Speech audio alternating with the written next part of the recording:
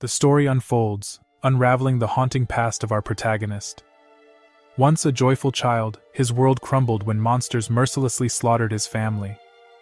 Witnessing his parents, his protectors, being devoured by the ghastly gnolls, he and his younger sister were left scarred.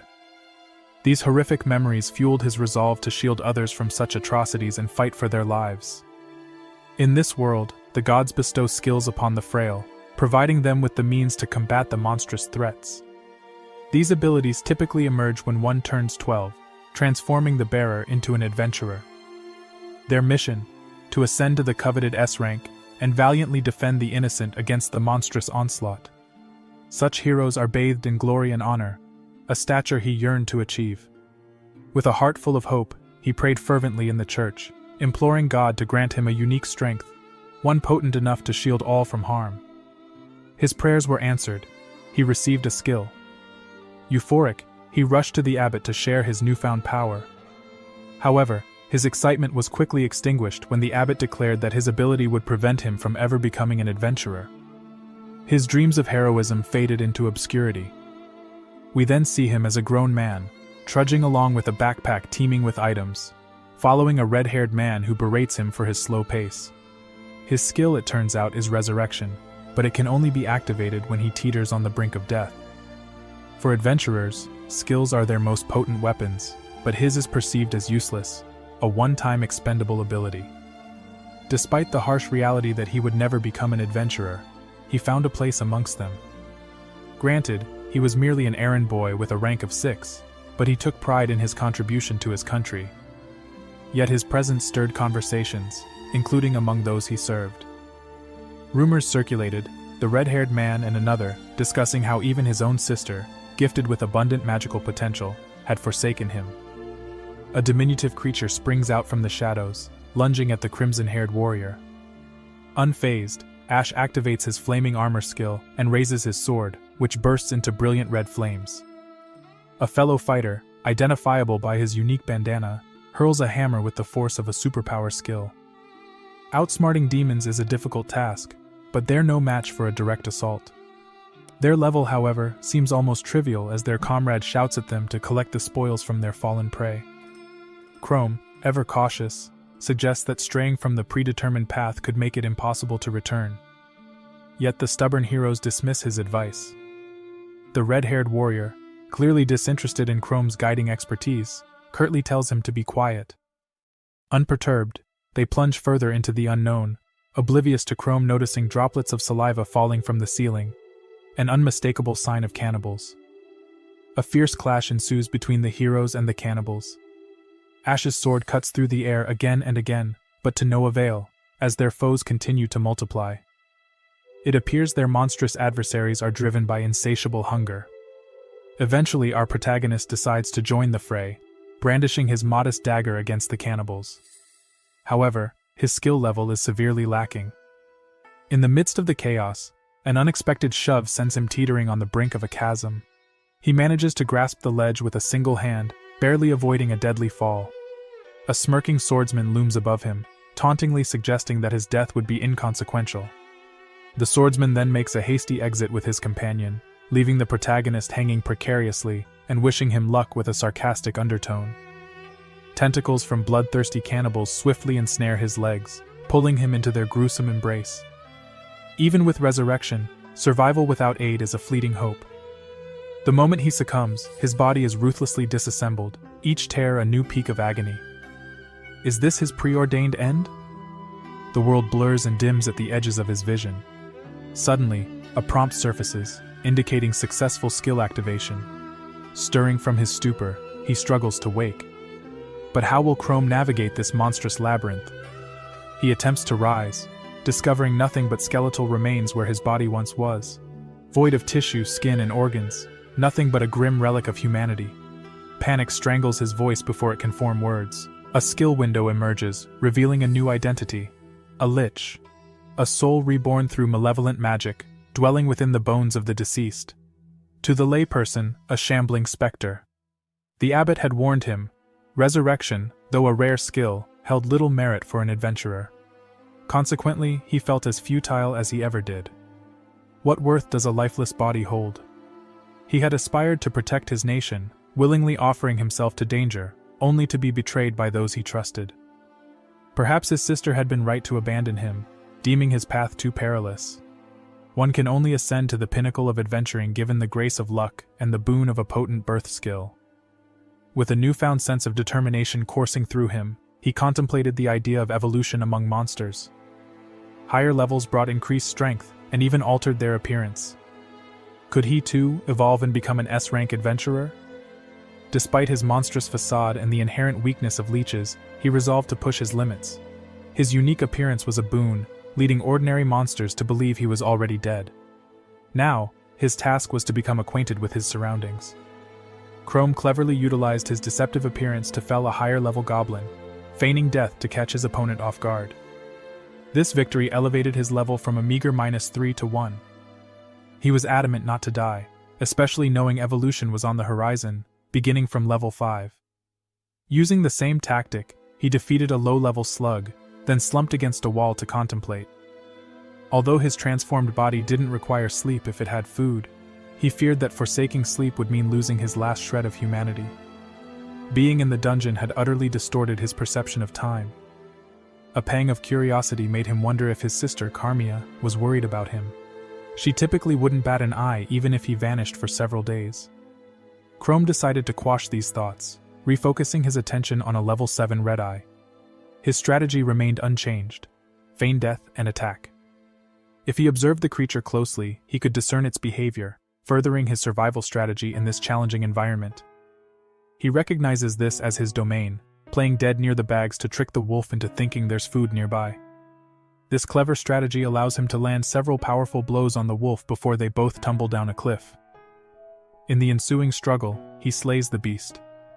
As a result, he ascends in rank, transforming into a ghoul. His attributes markedly improve, with his maximum level now reaching 20, and he gains the invaluable skill of regeneration. Ultimately, he is presented with the opportunity to regain his humanity. However, a powerful adventurer known as Guy is busy battling another creature. During the fight, Guy is injured, and quickly realizes that wielding a sword while bearing ghoul claws is impractical. Choosing to adapt, he turns to hand-to-hand combat. As he defeats more enemies, his level continues to rise, and his ghoul body begins to crave sustenance. Despite his deep-seated revulsion, he can't afford to reject even the grimy cape of a monster rat. Over the course of 3 days, Guy, now dubbed Chrome, relentlessly increases his level, eventually reaching 14. Thanks to his new regeneration skill, he can confidently engage in battle without worrying about his health. And due to his racial trait, fatigue is a foreign concept, even in the face of his newfound strength. His leveling pace quickens, as his ghoul form is significantly stronger than his past human self. After a while, Chrome takes a moment to ponder his past. He remembers the close bond he shared with his sister, a connection that had unfortunately faded over recent years. His unique skill set never allowed him to become an adventurer. Instead, he scraped by as a guide, earning a meager income that barely supported his family. In a twist of fate, Karmya discovered her latent magical abilities and embarked on the path of an adventurer. She cast aspersions on his aspirations, once dismissively calling him a weakling tethered to a foolish childhood fantasy, a person devoid of talent. As their interactions dwindled, her disdain for him only seemed to grow. Unexpectedly, the quiet tranquility of the cave was disrupted by unfamiliar noises that instantly drew his attention. To his surprise, the source of the sounds were not just humans, but also included someone he recognized: his sister. The dungeon, curiously, was situated near their village. Uncertain of their intentions and the potential danger, he knew he needed to make a swift exit. His sister was part of a team renowned for their potion-making skills. Given the gravity of their mission, it was clear that their presence in the cave had a purpose, one that was crucial to the survival of many. However, their focus was easily swayed. The mere sound of a ghoul's claw was enough to stir them into action, mistaking it for a threat. In the ensuing panic, Karma hastily deployed an ice arrow. A shard from the arrow lodged itself in his shoulder, hampering his escape and consequently leading to his discovery. The party, consisting of Lena, Reliant, Derek, Dean, and his sister, stumbled upon him. His sister proposed an offensive strategy, a blend of assault and defense against the presumed monster. He knew he had to devise a way to distract them and escape swiftly. However, his plans were foiled as Dean and Lena, with astonishing speed, lunged at him, landing immediate blows. The disparity in their levels was glaringly apparent. Evasion, it seemed, was no longer an option. With a grim resolve, he gripped his sword once again, ready to face the inevitable confrontation. Harnessing his fire ability, Chrome hurls a stone at Derek's weapon, catching him off guard. This provides an opportune moment for Chrome to launch his counterattack, lashing out with his claws to land a few potent strikes. Without wasting another second, he whirls around and makes a swift retreat. The others know it's unwise to pursue, but Reliant, in her fervor, dashes after him. Chrome, sensing the imminent danger, devises a quick plan. As Reliant prepares to unleash a flurry of attacks, he spins around and swiftly disarms her, snatching the sword from her hands. The sudden move leaves her stunned, the weapon vanished before she can even react. However, Chrome had overlooked his sister, whose icy barrage proves disastrous. An onslaught of ice spears impales his legs, causing his body to collapse in a heap. Despite his regenerative abilities, his strength is sapped, leaving him just enough energy to make an escape. His sister Karmya now summons an ice trident. He realizes that if he doesn't escape now, he may fall to his own kin. His leg, not fully healed, thwarts any attempt at an offensive move. In this desperate situation, only one idea flashes through his mind. Struggling to articulate, the ghoul manages to utter the girl's name. The sound of her name startles Karmya, causing her to miss her trident strike, much to Dean's disapproval. Seizing this moment of confusion, Chrome scrambles to his feet, intimidating Karmya before making another hasty retreat. Karmya is left pondering, finding the creature's intelligence unsettling, and its resemblance to the undead uncannily striking. Something seems amiss. Evading the adventurers, the ghoul manages to retreat to a safe distance, firmly resolving that he isn't yet prepared for such confrontations. His immediate plan is to battle monsters to level up. A fleeting thought crosses his mind. He hasn't seen his sister traversing the dungeons in what feels like forever. They used to explore these labyrinths together, but once her level escalated, she ceased joining him. He contemplates whether they took a different path, but, prioritizing safety, he decides to venture in the opposite direction. Soon, he realizes that a deeper, darker part of the dungeon lies in the direction the adventurers are heading towards. Besides, he muses, human bodies are not designed to endure the harsh conditions of the dungeon. The pressurized air saps their strength swiftly, and the longer they linger, the closer they inch towards signing their own death warrants. Approaching them would guarantee his demise, so he decides to observe from a safe distance. Meanwhile, the group stumbles upon the remains of a plundered adventurer. Despite the warnings from her comrades about the increasing danger, Karmya insists on pressing forward, asserting their preparedness. But the depths are fraught with danger. A plethora of monsters are drawn to the dense concentration of mana found there, and the unpredictability of what could occur is daunting. What is it that Karmya is risking her life for? Suddenly, a level 22 ogre materializes before them. The group reels back in shock at the gargantuan level, but their resolve is evident.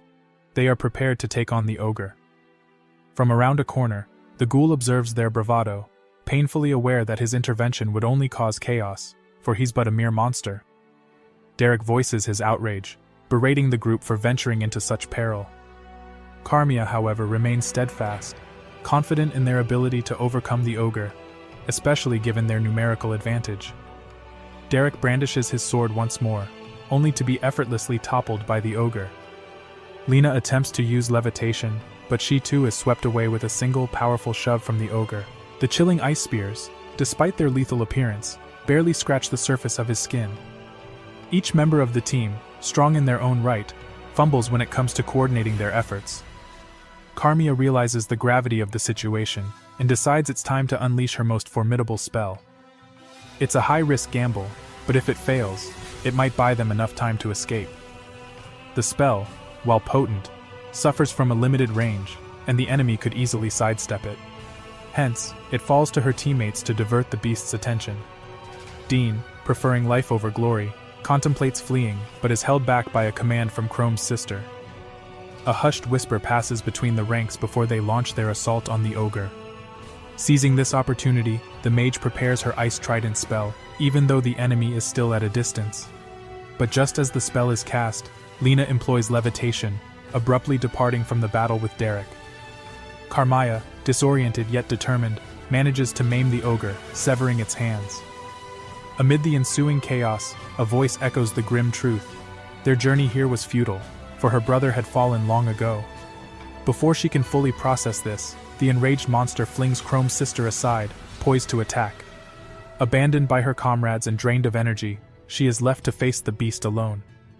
In an unexpected turn of events, the ghoul, who had not fled, leaps into action from his hidden corner. He lunges at the ogre with lethal intent. Chrome, seizing the moment of distraction, slashes at the monster. Even with a severed arm, the ogre's strength dwarfs the ghoul's. Attacks from the ice shards prove fruitless. Their situation grows dire, and it's clear that a new strategy is needed. One that allows them to exploit the ogre's blind spot. Our hero, hobbled by his one-armed state, resorts to a strategy of attrition. Agility and the impact of his strikes have been significantly reduced due to his impairment. Thus, his plan hinges on the creature's movements, knowing that the more it moves, the quicker it would lose patience. The monster, in its mounting frustration, lets out a deafening roar, baring its fangs and opening its mouth wide. It's in this critical moment that our hero, Chrome, seizes the opportunity. With a fearless charge, he thrusts his fist into the gaping maw of the beast, effectively sacrificing his arm. Unable to strike its chest or head, he resorts to this unconventional tactic, attacking from within. His plan works, and the ogre falls lifelessly to the ground, defeated. With the victory, Chrome's level ascends to 18, and a power of regeneration gifts him a new limb. His sister's derision weighs heavy on his heart, yet he can't bear to abandon her. He hoists her unconscious form onto his back and quickly retraces his steps toward the exit, reclaiming the sword he'd had since the beginning of his journey. Fortunately, he encounters a group of people near the entrance of the dungeon who he'd previously intimidated into granting him karma. Without missing a beat, he flees from the scene of his recent victory. As the rescued girl regains consciousness, she is informed by her rescuers that she was attacked by a ghoul and had fallen unconscious. Naturally, she is in shock, but she finds comfort in the sword she clings to, Chrome's sword, inscribed with the promise, "Wait for me." A reunion is inevitable, but for now, Chrome must continue his journey.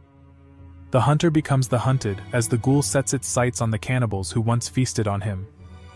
Convention dictates that monsters of the same rank avoid confrontation, and humans seldom linger in dungeons. But Chrome, it seems, is no conventional hero. He feasts on the flesh of the defeated ogre, musing that he's merely 2 levels away from his next evolution.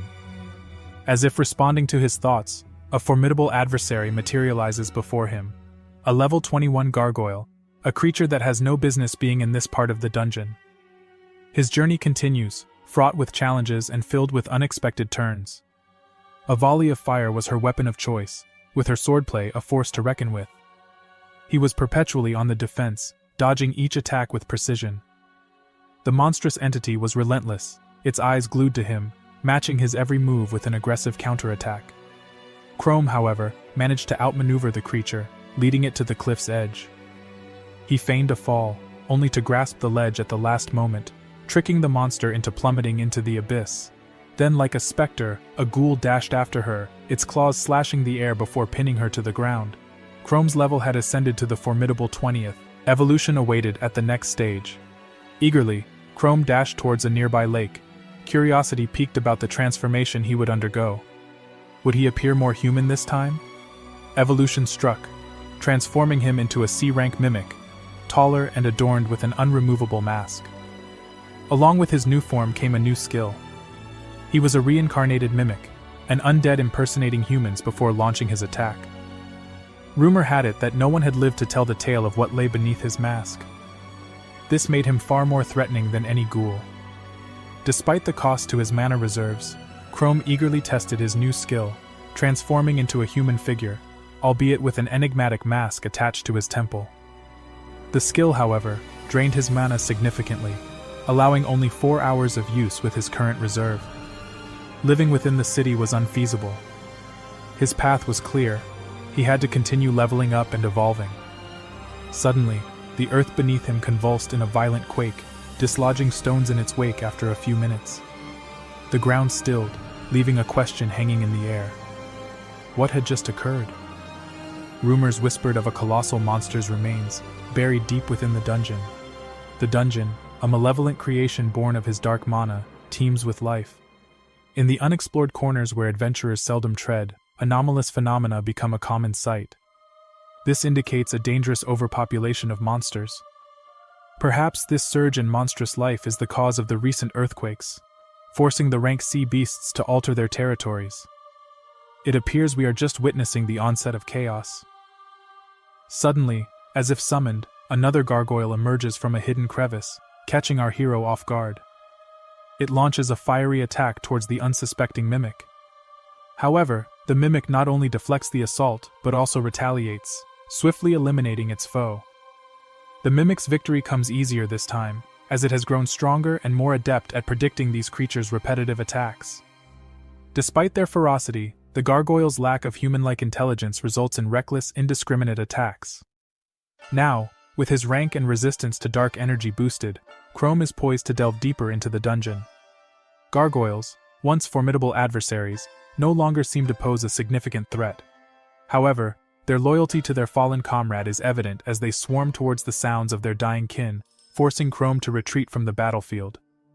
As the monsters start venturing beyond their usual habitats, a significant spike in their power levels is noticeable.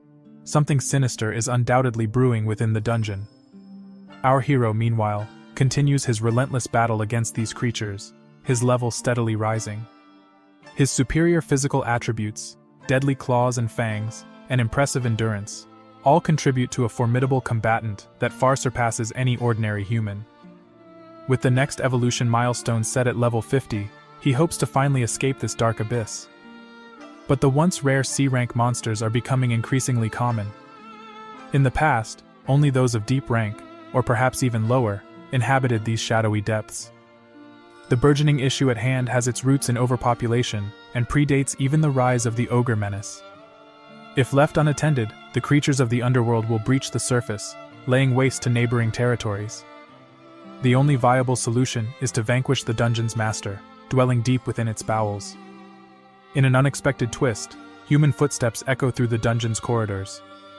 Level 20 witnesses the arrival of Frank Frey, with Guido Gillette appearing on the 19th, and Shelly Schultz on the 18th.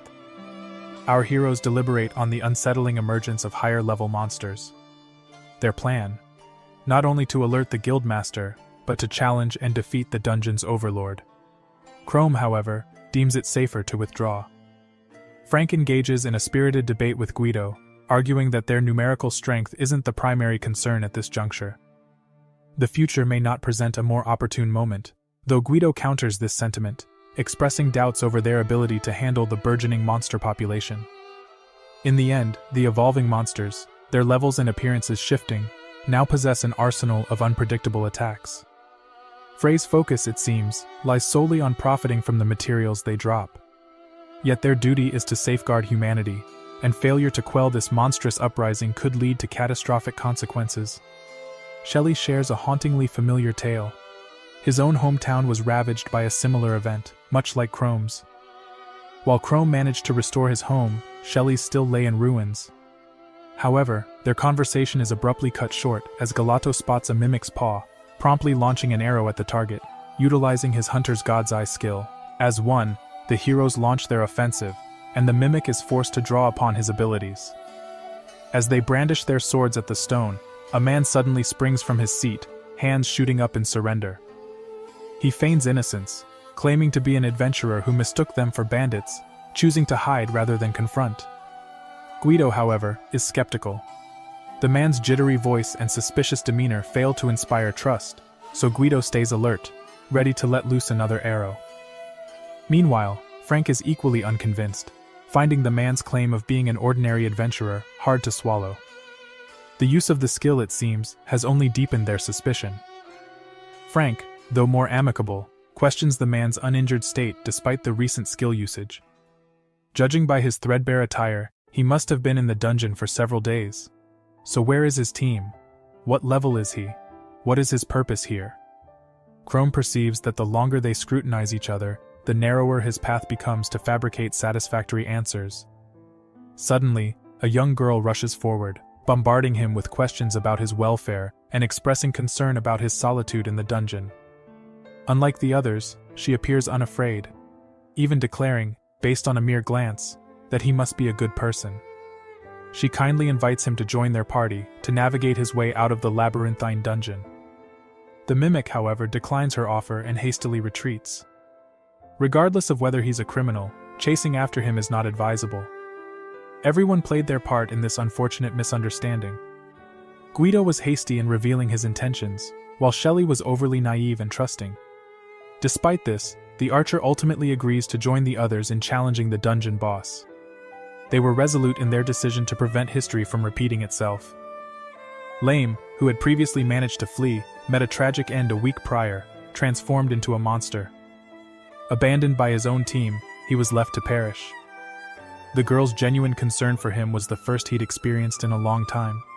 Perhaps he should trail behind them, he mused, to observe their combat strategies. Eventually, the heroes arrive at the den of the beast.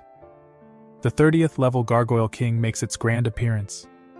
An immense creature that induces fear just by its sheer size, it possesses a colossal eye embedded in its solar plexus, which opens with a repulsive, loathsome sound. The pupil of this grotesque eye shoots a menacing glare at the heroes. As the king growls, his own eyes ignite with what appears to be infernal flames. This ominous display promises nothing good. With a roar that shakes the cavern, the Gargoyle King crosses his dual swords, his serrated teeth primed to rip apart the trio who dared to oppose him. Shelly gazes at the creature's formidable level 30 ranking, a cold knot of fear settling in her stomach. This was far beyond what they had anticipated, and they were woefully unprepared. Yet, retreating isn't in Shelly's nature. She is not one to back down at the first sight of adversity. Frank orders Schultz to follow his lead, signaling that he'll take the vanguard in the assault. Shelly silently acquiesces with a resolute nod. Frey, ever the strategist, cautions against prolonging a battle with a foe that outmatches them so drastically. Quick, decisive action is paramount. Gripping his weapon tightly, he channels his mana into it. Boldly, he launches his attack on the Gargoyle King, employing his signature cutting wave skill. The monstrous beast effortlessly parries the assault, a reaction Frey had anticipated, yet it creates an opening for a subsequent attack. The commander lifts his sword overhead, aiming to strike once more, hoping for a different outcome. But his attempt proves futile. A flash of sparks erupts from the clash, and Frank's dismay is palpable. He hadn't even managed to mar the king's tough hide. That's when Shelly springs into action, seizing the opportunity she had been waiting for. Charging forward without a hint of fear, she knows that the monster's strength is formidable, but his speed is lacking. The Gargoyle King drops his guard once more, and the girl strikes with a swift, sharp swing of her sword. Another bright flash illuminates the cavern. Yet her effort, much like those before, yields no result. An arrow launching from his bow aimed directly at the monstrous king. But the pointed arrowhead shattered upon impact, behaving more like fragile glass than the iron it was forged from. Gilland, soaked in a cold, fear-induced sweat, grimly accepted their hopeless situation. The rest of the team shared his sentiments. Their arrows were futile against the king's impenetrable defense. Frank, his breath ragged from the relentless onslaught, calculated their chances of victory, only to arrive at a grim realization. This monstrous adversary had formidable defenses, but moved sluggishly. However, even with this weakness, their enemy was too resilient. Their traditional weapons, swords and arrows, were rendered useless against such armor. Their only shot at damage seemed to be the king's exposed eyeballs. The monster was not patient enough to let them regroup. He brandished his enormous sword, striking a powerful blow against the team's commander. Frey barely held on, gritting his teeth in pain, his mind racing to formulate a strategy amidst the chaos. If he failed to devise a plan, they risked leaving the dungeon empty-handed, or worse, not leaving at all. The monster's predatory gaze settled on Frank, and suddenly, the floor beneath them glowed a sinister red. Frey found himself standing at the center of a luminescent star, encased within a perfectly symmetrical circle. He appeared minuscule in comparison to the monstrous king. The sudden illumination beneath him sent Frank into a frenzy, realizing that the king wielded magic, a development that did nothing to improve their dire circumstances.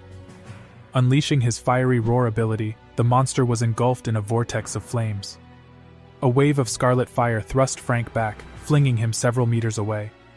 Emerging from the dust, Frey staunchly grips his bleeding arm. His sleeve, half charred, barely conceals the wound underneath. His breath, heavy and strained, forms clouds of steam in the chilly air. He glances back at his comrade Shelly. From the outside, she seems unscathed, but her faltering confidence is clear as day. Time is of the essence, and the ticking clock echoes ominously in Frey's mind.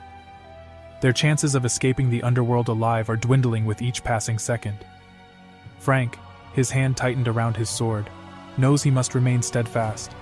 As a leader, he can't afford to show any signs of weakness. If he lets them glimpse a shred of doubt, of the possibility they might not win, their morale will crumble. Retreat is not an option. Swinging his sword, Frank employs the cutting wave skill, the surrounding space shimmering with an ethereal blue glow. Sensing an opportunity that might not come again, Frey decides it's time to act. Fearlessly, he launches himself into the heart of the flaming chaos. Shelly, her courage flaring against her fear of death, yells after him. Has he really decided to use that last resort tactic? The monster bellows in fury, and in response, Frey unleashes his most powerful attack, decapitation. Few monsters survive this lethal blow. His sword arcs through the air, trailing blue lightning, while the flames greedily consume the oxygen around him. In a swift turn, he signals to Guido to initiate his part of the plan. Guido swiftly nocks an arrow, shouting in disbelief at the commander's reckless behavior. Nonetheless, the arrow is loosed from the bowstring, cleaving the air, bathed in a vibrant green light. A bolt finds its mark, embedded in the regal blue eye of the king, positioned precisely in the midst of the gargoyle's stomach, which it appears he purposely left exposed. Frank sticks his landing, relief washing over him at the prospect of a full-on assault at last. The only task left is to strike the decisive blow, allowing them to relish the taste of victory. But it's too early to let down their guard. The commander's eyes remain intently focused on the king's every move. The monster appears irked by the fact that it could still sustain damage. The king hurls a wave of crimson magic at a man desperately trying to defend himself with a sword. With a swift motion, the king disarms him, causing Frank to stumble and collapse. The commander's body lies still, yet the faint rhythm of his breath offers a glimmer of hope.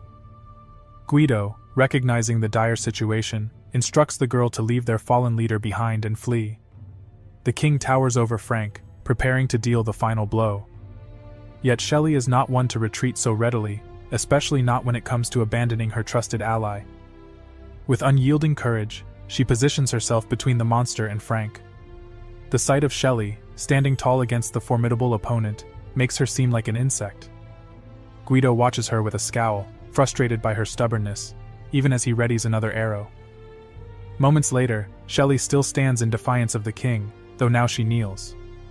Blood trickles down her face as she leans on her sword, staving off the exhaustion threatening to pull her down.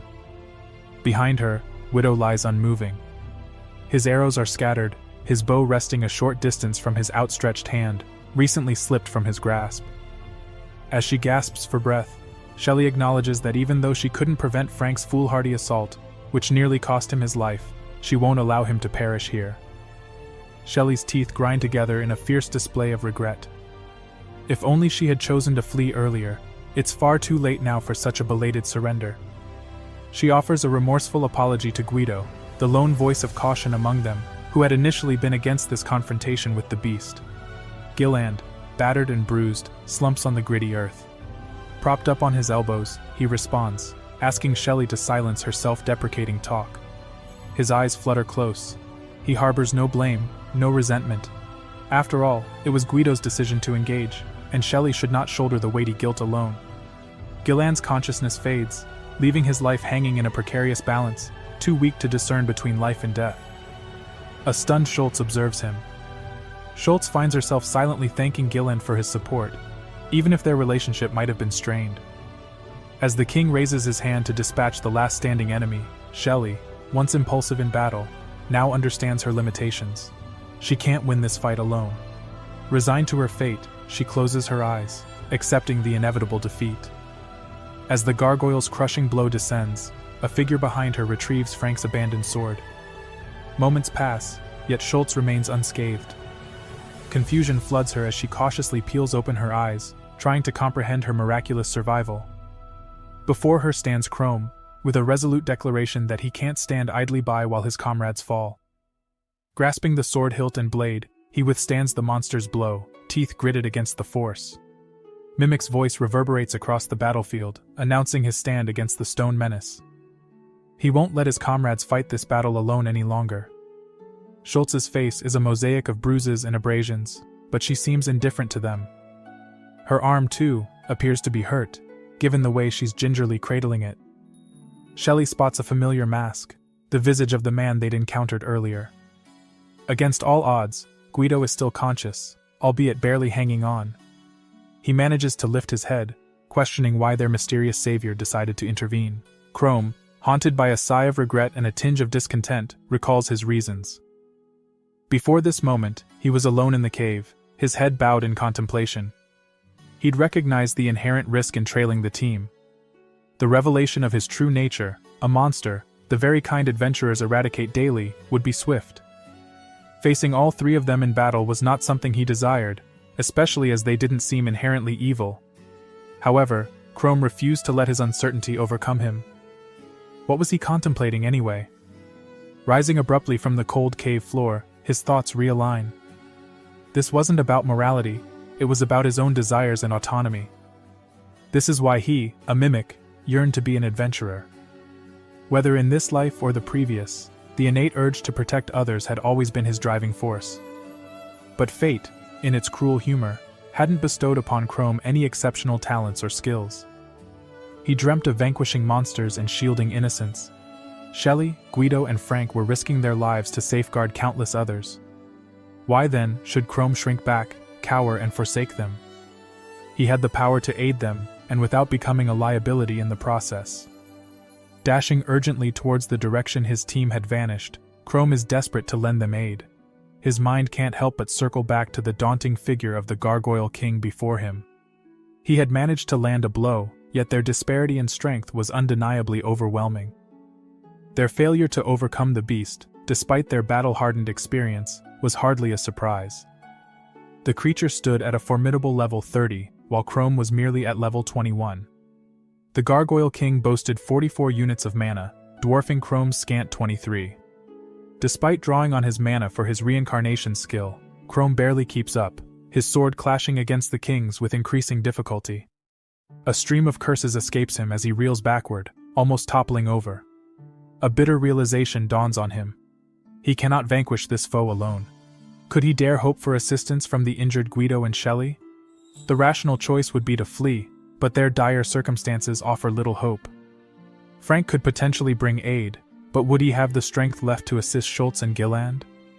Despite their desperate struggle, the humans had inflicted some damage on the beast.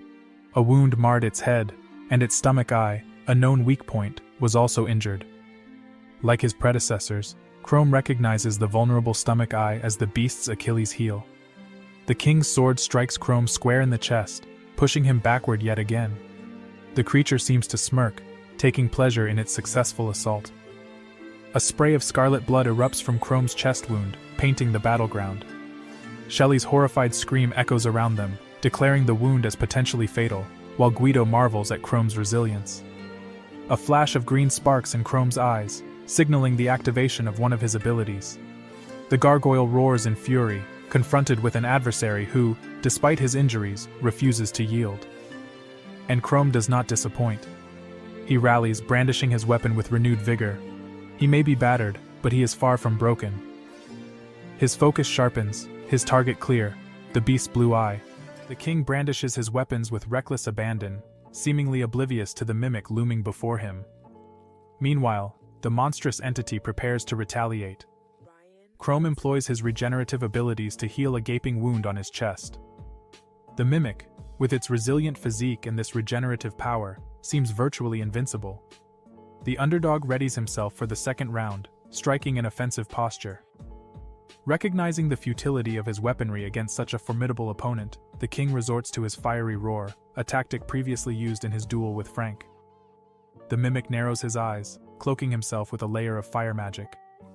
Chrome, demonstrating quick reflexes, leaps away from the impending flames.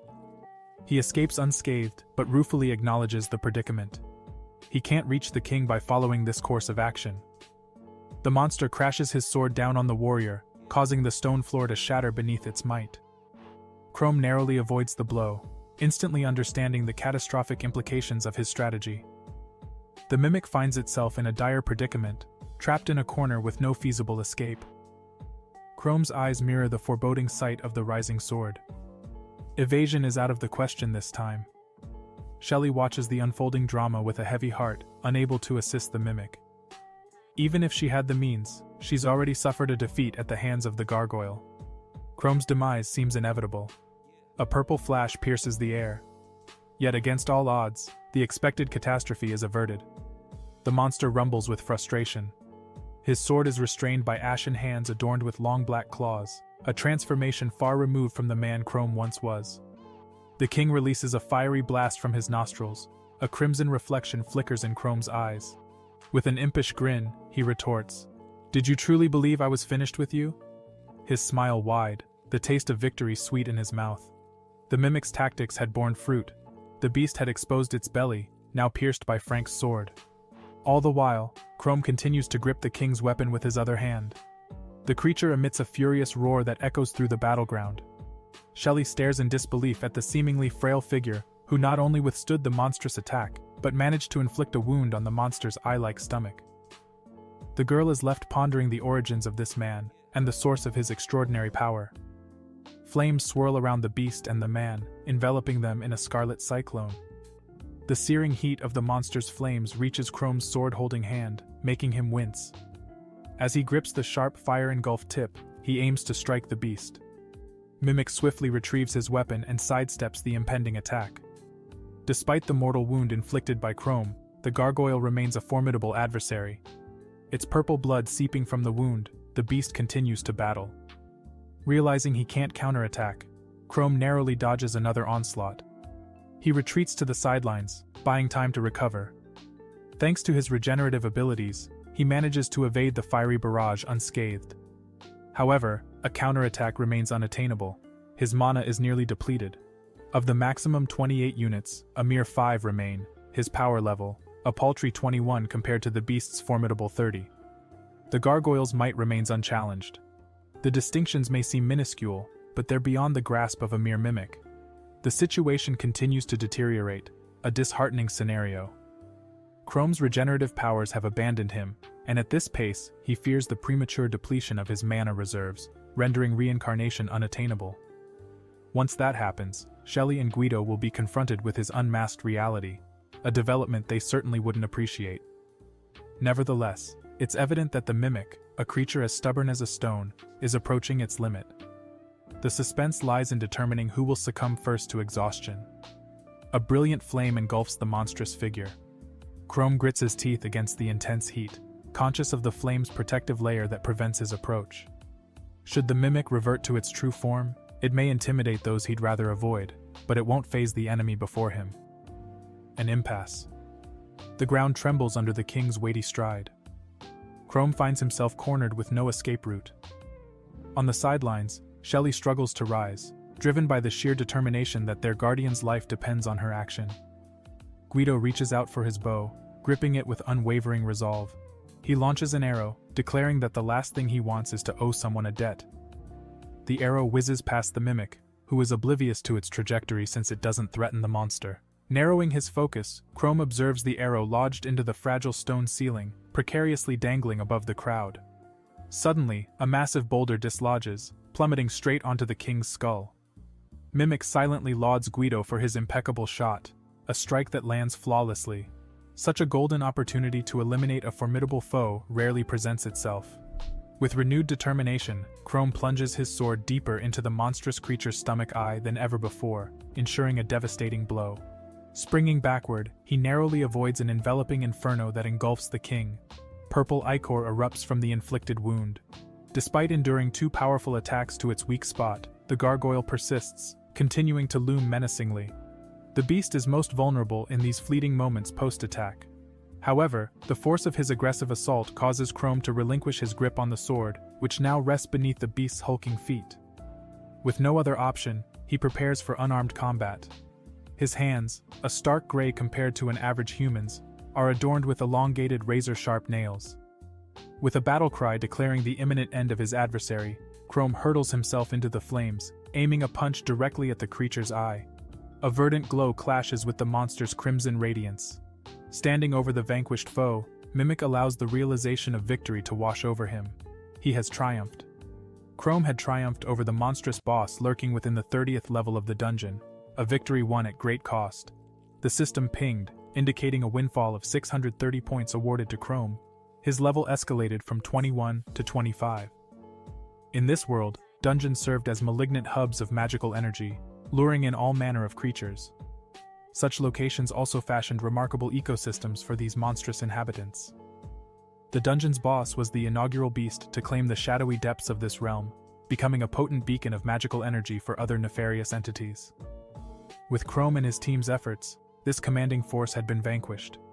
The rampant propagation of monsters would cease temporarily. The loss of their leader would significantly disrupt the hierarchy among the creatures, requiring some time for equilibrium to be re-established.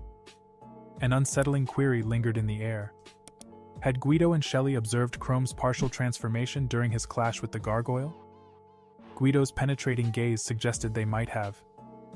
His eyes seared into Chrome's back as Jillian contemplated the recent events. It was irrefutable. This unassuming hero had saved them all. While the seasoned adventurers faltered against the dungeon boss, Chrome did not merely slay the king, he single-handedly bested him, delivering the final decisive blow with nothing more than his bare hands.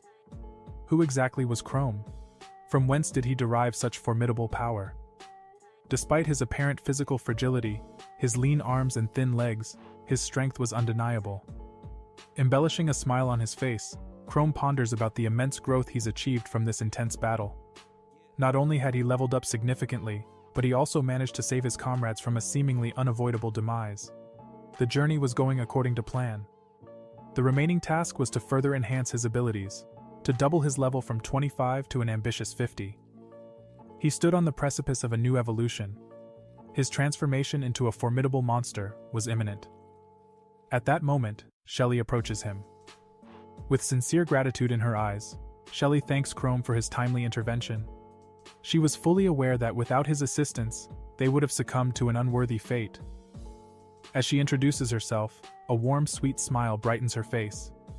Chrome, in his haste, closes the information window, ensuring Schultz remains unaware of his non-human origins. Shelly politely urges Chrome to share his identity. His anxiety increases with every passing moment. His mana was critically low. The clock was ticking. If he didn't replenish it soon, he would revert to his monstrous form, losing all semblances of his human disguise. His skill, Reincarnation, allowed him to maintain his human facade temporarily at the cost of a mana unit every 10 minutes. With only 2 mana units left, he had a mere 20 minutes before his transformation. Now was the crucial time to act, before it became irreversibly late. As Shelly, driven by curiosity, reaches out to touch Chrome's shoulder, hoping to finally learn his name, Chrome makes a rash decision. In his current predicament, it was the only logical course of action. He abruptly bolts away, leaving a perplexed Shelly behind. The situation is dire, teetering on the brink of calamity. Maintaining a strong facade is no longer viable, especially for Shelly's keen eyes. She would be crestfallen to witness him in such a state. Schultz watches with an air of melancholy as the mysterious stranger retreats, once again avoiding any form of camaraderie. Guido too observes the retreating silhouette of the runaway, his gaze locked onto the enigmatic figure. This stranger baffles Guido, his behavior a tangled web of curiosities. The newcomer ambles towards the lifeless husk of the defeated monster, remarking on the fact that the stranger hasn't claimed his rightful trophy, the beast's boss. The king's eye, a testament to the cessation of the dungeon's overpopulation, lay untouched. Such a successful mission could rake in a hefty sum, yet it was entirely disregarded. Shelly finds herself in awe of this man. The elusive hero neither claimed the reward nor shared his identity. His humility was as profound as his strength. Guido, on the other hand, harbors a more cynical outlook. He finds it hard to believe that such altruistic individuals exist. Yet the question of the reward is of little concern to him. His curiosity is piqued by a more profound question. Why was this stranger here alone? And how did he manage to heal wounds that would have been fatal to anyone else? Could the dungeon possess such restorative powers? As these thoughts churn in Guido's mind, Frank suddenly pushes himself off the ground, his legs shaky yet determined. In a tone laced with contempt, Frank chides Guido for his overthinking. The young man can hardly believe that their commander is still among the living. In response, Frank points out that the stranger had come to their aid, saving their lives without expecting anything in return. There is no sense in scrutinizing a gift horse, he muses, for no ulterior motive lies hidden beneath the stranger's actions. Guido hesitates before agreeing with the commander's plan.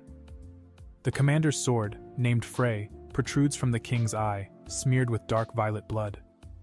Taking a deep breath, Guido grasps the hilt of the weapon with both hands, dropping to his knees to carefully extract the embedded eye. Meanwhile, Frank instructs a subordinate to proceed with caution, emphasizing the worth of the eye. It's not just a valuable artifact, but an incredibly costly one. Shelly, however, is skeptical, questioning whether they should be doing this given they didn't defeat the gargoyle themselves. Frank dismisses Shelly's concerns. He insists they need the organ as evidence that the dungeon has been neutralized. Should they cross paths with their adversary again, Frank assures, they'll hand over the guild reward. Shelly isn't convinced they'll encounter the gargoyle again, but is curiously excited about the prospect. Elsewhere in the depths of the dungeon, Chrome takes a moment to regain his composure, hand resting on his knee. His breath comes out in ragged puffs. He had narrowly escaped. The creature was teetering on the brink. Chrome might have held out longer, but the frequent use of his regeneration ability had sapped a significant amount of his mana. On a positive note, at the 25th level, he has a reservoir of 36 mana points. With a sigh of relief, Chrome lowers himself onto a rock, adjusting the mask on his face. If the reincarnation ability only consumed 1 mana point every 10 minutes, he could sustain himself for well over 6 hours. With some careful calculations, Chrome deduces that half of his mana could be regenerated in half a day. This gives him hope that he can find a secure shelter within the village. Elsewhere, Karm sleeps soundly, her dreams occupied with thoughts about her mischievous brother's whereabouts. Chrome, gathering his strength, prepares for the challenges to come. In order to validate his theory, it's imperative for him to escape this dungeon. High above the kingdom of Liburg, clouds gently drift across the azure sky. Within the Adventurers Guild, murmurs circulate as members exchange intrigued queries. Could it be true that Frank, Guido, and Shelly have resolved the monster overpopulation crisis plaguing a Western dungeon? Some express astonishment at the sheer thought that these three even defeated a monster. Given everyone's understanding of these creatures' strength, this is no small feat. Amidst all this, Frey maintains an enigmatic smile, attempting to mask his obvious delight. Meanwhile, Shelly's expression is clouded with confusion and an undertone of sadness. She's clearly still preoccupied with thoughts of Chrome, who managed to escape. And in typical fashion, Guido seems displeased with the unfolding events, expressing discontent in every possible way. Frank, skillfully weaving his tale, asserts the authenticity of their exploits, discussing their victory over the formidable monster. He confesses that he has never before encountered such a formidable boss. Yet, had it not been for their triumvirate, the Western dungeon would have rapidly transformed into a monstrous breeding ground, spilling over with creatures threatening the unsuspecting civilians. Enter Guildmaster Hans, a figure whose long gray beard suggests a lifetime of wisdom. His round glasses perched precariously on his nose, he appears incredulous, struggling to comprehend how merely 3 adventurers could overcome an underworld boss of superior level. With characteristic nonchalance, Frank concedes that it wasn't just the 3 of them. The master wasn't wrong. Upon hearing this, Hans furrows his brows, a look of bewilderment clouding his face. He seeks clarification, to which Shelly steps forward, energetically gesturing with her hands. She affirms the validity of Frank's statement, ready to share their true story. Deep within the labyrinthine dungeon, they had encountered a young stranger who aided them in their triumph over the boss. Tans cocks his head slightly to one side, his gaze filled with bewilderment as he regards Shelly. Was she suggesting that their victory over the dungeon's overseer was made possible only with the assistance of this mysterious boy?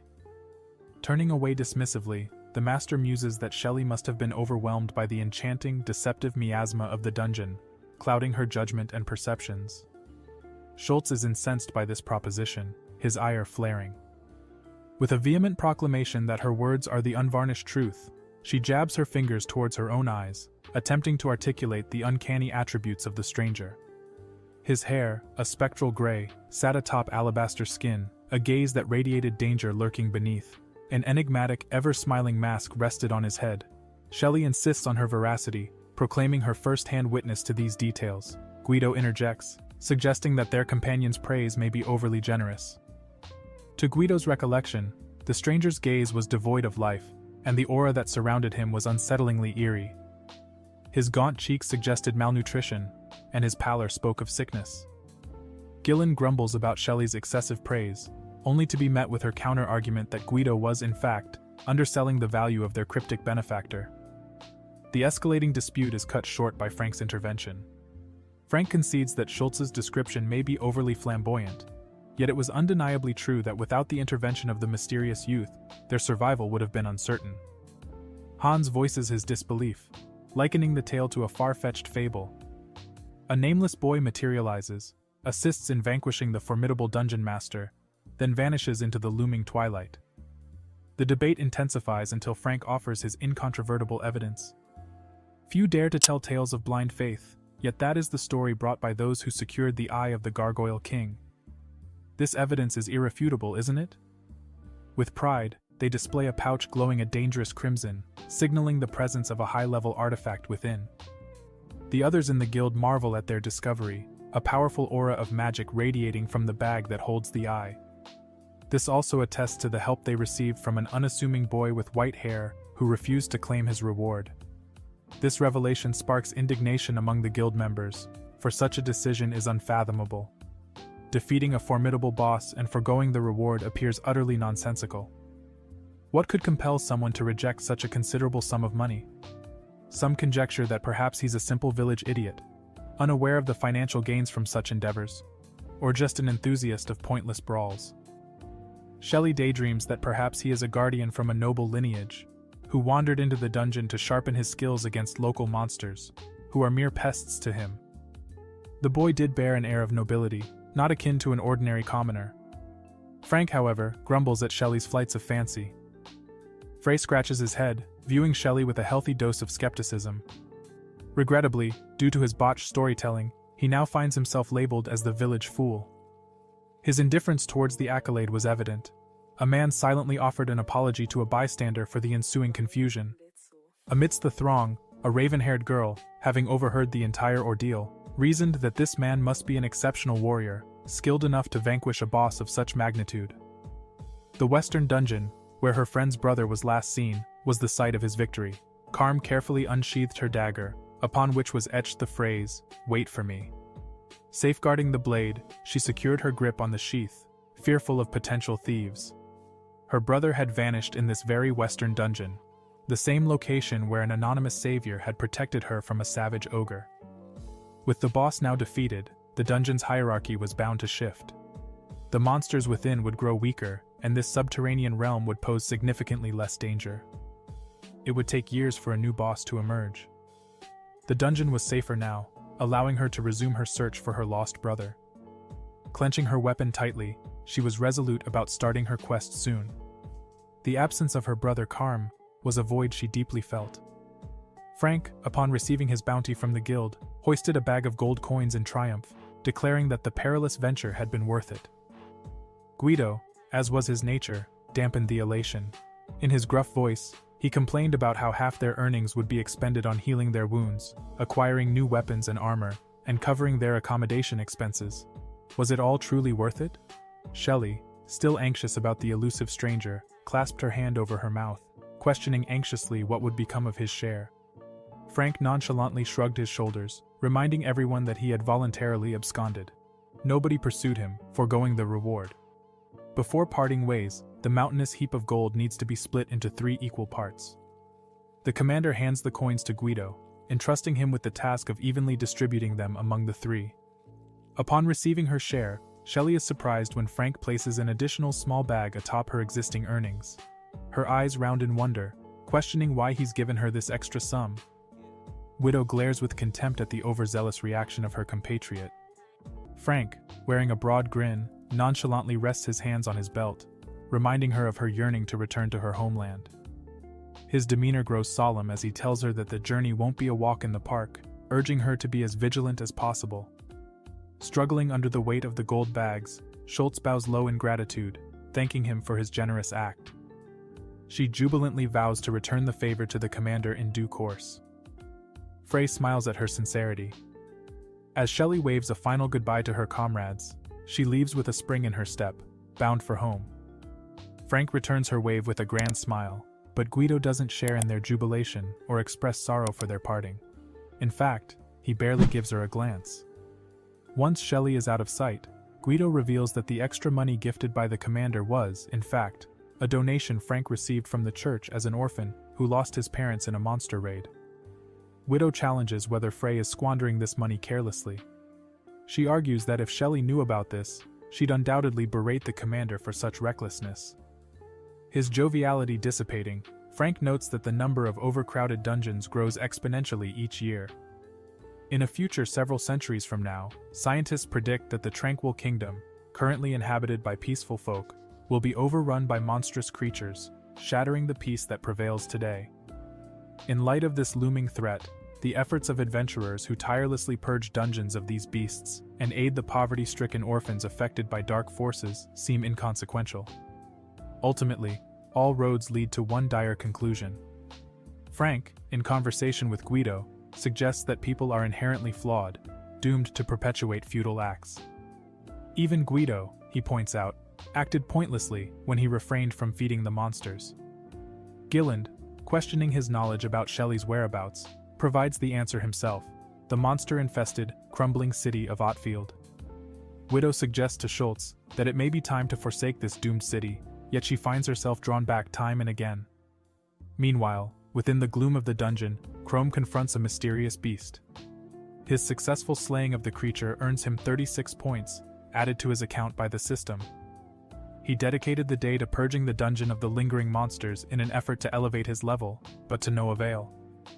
The status window mockingly displayed level 25 out of a potential 50. The monster population within the dungeon dwindled, for no new ones emerged. Upon the demise of the dungeon boss, eager adventurers will swarm the dungeon within days, seeking valuable resources from the carcasses of the slain monsters. Chrome realized there was no longer any benefit to remaining within the hollow dungeon. He had exhausted his efforts, ransacking every nook and cranny for creatures to defeat in hopes of leveling up before reintegrating into the village. However, his current level, despite his intensive dungeon clearance to augment his mana for reincarnation, proved insufficient for entry into Lame City. His true objective lay in returning to the heart of the kingdom, the capital city, Karmya. Despite the bustle of the crowd, he knew he'd stick out like a sore thumb. In the seclusion of the underworld, his sharp fangs and extensive facial bruises could be veiled within the shadows. Such a trick, however, would be futile within the heart of the capital. So, where could Chrome seek refuge? A memory suddenly flashed within Chrome's mind. His friend Ash had once vehemently declared he wouldn't set foot in Atfield even if his life depended on it. Ash refused to venture there despite the allure of promised riches, for the place was synonymous with death. Perplexed, Chrome, still disguised, asked why Atfield held such a dire reputation among its residents. The reaction he received was pure incredulity. Did Chrome truly not understand the horrors that besieged the city? After a horrific monster attack, Atfield had morphed into a desolate ghost town. In the wake of rampant monster invasions, looting, widespread chaos, and rampant murder, the city was indifferent to individual plights. No sane person would willingly venture into this decaying metropolis. Chrome pondered on this memory, realizing that the lawlessness rampant in Atfield might serve as the perfect cover for his unique circumstances. His plan was to use his power of reincarnation to transform into a human, and then wear a hooded cloak during the day to conceal his fangs and his unnaturally pale skin. These safety precautions seemed more than sufficient. Upon reaching Atfield, Chrome could check into a hotel and seclude himself within its confines, recuperating his mana to maintain his human form. Moreover, Chrome had managed to gather several monster remains that could fetch a good price in Atfield, providing him with enough resources for food and shelter. All in all, Chrome was convinced his plan was nothing short of brilliant. Emerging from the shadows of the dungeon, the man steps into the light of the sun. His destination, the town of Atfield. The scene that meets his eyes paints a picture of desolation and destruction, as if a hurricane had rampaged through the streets. Cracked walls, fragments of stone and splintered wooden beams lie strewn at the foot of the buildings. This man, Chrome, once a mimic, now walks among these ruins, ruminating aloud on the fallen city. Atfield had become a refuge for society's misfits and outcasts in the wake of monster attacks from the dungeon. As Chrome recalls, dark whispers taint its reputation as the most dangerous city in their country. Yet life persists here, as Chrome observes, and not just among hardened criminals. Despite its ominous reputation, Chrome feels a sense of satisfaction in this melancholic place. Thanks to his transformation, he walks among people now, unjudged, unfeared. Yet he remains vigilant. His first order of business, acquiring clothes. And he must remember to curb his enthusiastic smiles. His fangs might draw unwanted attention. For now, Chrome can maintain his human guise for approximately 6 hours before reverting back to his monstrous form, concealed behind a mask. He needs to secure a low-cost inn where he can safely recover his mana overnight. But first on his agenda, Chrome decides, is to visit the local guild headquarters. As he nears the guild, he prepares his offering, 3 red monster stones, each from creatures surpassing level 20, and lays them out on the counter. A guildsman scrutinizes the bounty laid before him, skepticism etched into his face as he queries how such a seemingly frail and delicate individual could amass such a collection. At first glance, the young man, known as Chrome, is far from imposing. His physique is slender, lacking any discernible muscle. His equipment isn't anything to write home about either. Chrome chuckles, a touch of awkwardness in his laugh, and humbly credits his impressive haul to his exceptional skill. The stones Chrome has brought are coveted gargoyle eyes, obtained from the menacing western dungeon. Their sale could garner him sufficient funds to comfortably subsist in the city for a significant amount of time. The guildsman's weighty hand deposits a disappointing sum of 500 gold pieces onto the table. Chrome's eyes widen in disbelief. This is a far cry from the reward he had anticipated. The guildsman surely jests. Such precious ingredients would fetch a price tenfold in the capital, accompanied by profuse gratitude. Eventually, the guildsman suggests that Chrome should take his bounty to the capital instead. With that suggestion, the man reignites Chrome's simmering frustration, reminding him that they are not in the affluent capital, but instead stuck in a remote, forlorn place known as OTT Field. Perhaps the stones were illicitly acquired, he insinuates. How was he, a simple guild employee, supposed to discern? The guildsman clarifies that they do not investigate the level and rank of adventurers at this guild outpost. Furthermore, they don't concern themselves with how a person came into possession of such items, be it through lawful means or otherwise. Even if Chrome were to saunter in here drenched in blood, not a soul would bat an eye or dare to question him. If the mimic finds anything unsatisfactory, let it fall apart on all ends, and seek out a buyer who'll pay more and ask fewer pointed questions. Chrome resolves to depart with 500 coins, but this doesn't signify his defeat. He was merely swindled. This money, at best, would last for 3 days, or in the worst-case scenario, even less. Furthermore, the mimic isn't familiar with the local customs, inhibiting his ability to trade. Chrome's path is obstructed by a towering blonde man who instantly pegs him as a greenhorn. Upon being questioned about his intentions, the man introduces himself as Jeff, a local adventurer so well known that even the town rats would recognize him. He informs Chrome that newcomers here are fodder for the vultures, so it would be in his best interest to familiarize himself with the local regulations post-haste. Chrome had never encountered any such rules in Atfield. He ponders whether Jeff is trustworthy. The adventurer abruptly seizes Chrome by the frail fabric of his black tunic, pinning him against the wall to assert his dominance. Chrome hadn't anticipated such a reception within mere minutes of his arrival in the city. Jeff demands payment for the stones, which he assumes Chrome stole, promising to watch his back in Atfield in return. Chrome is incensed at this blatant audacity. An audacious adventurer appears, determined to coerce him. In this unfamiliar locale, who else might be lurking in the shadows? Grasping his wrist and asserting his independence, Chrome retorts that he doesn't require any form of external protection. Jeff counters, stating that such a frail figure will barely survive a day in the perilous OTT field. But Mimic cuts him off mid-sentence. With a swift and firm shove, Mimic displaces his adversary, causing him to tumble to the ground as unceremoniously as a potato falling from an overfilled sack. A stunned Jeff queries the audacity of the act. Comrades behind the adventurer immediately start to chide him, their idol Jeff, for his inability to handle a seeming bag of bones. It seems as though he's lost his footing on the unyielding asphalt.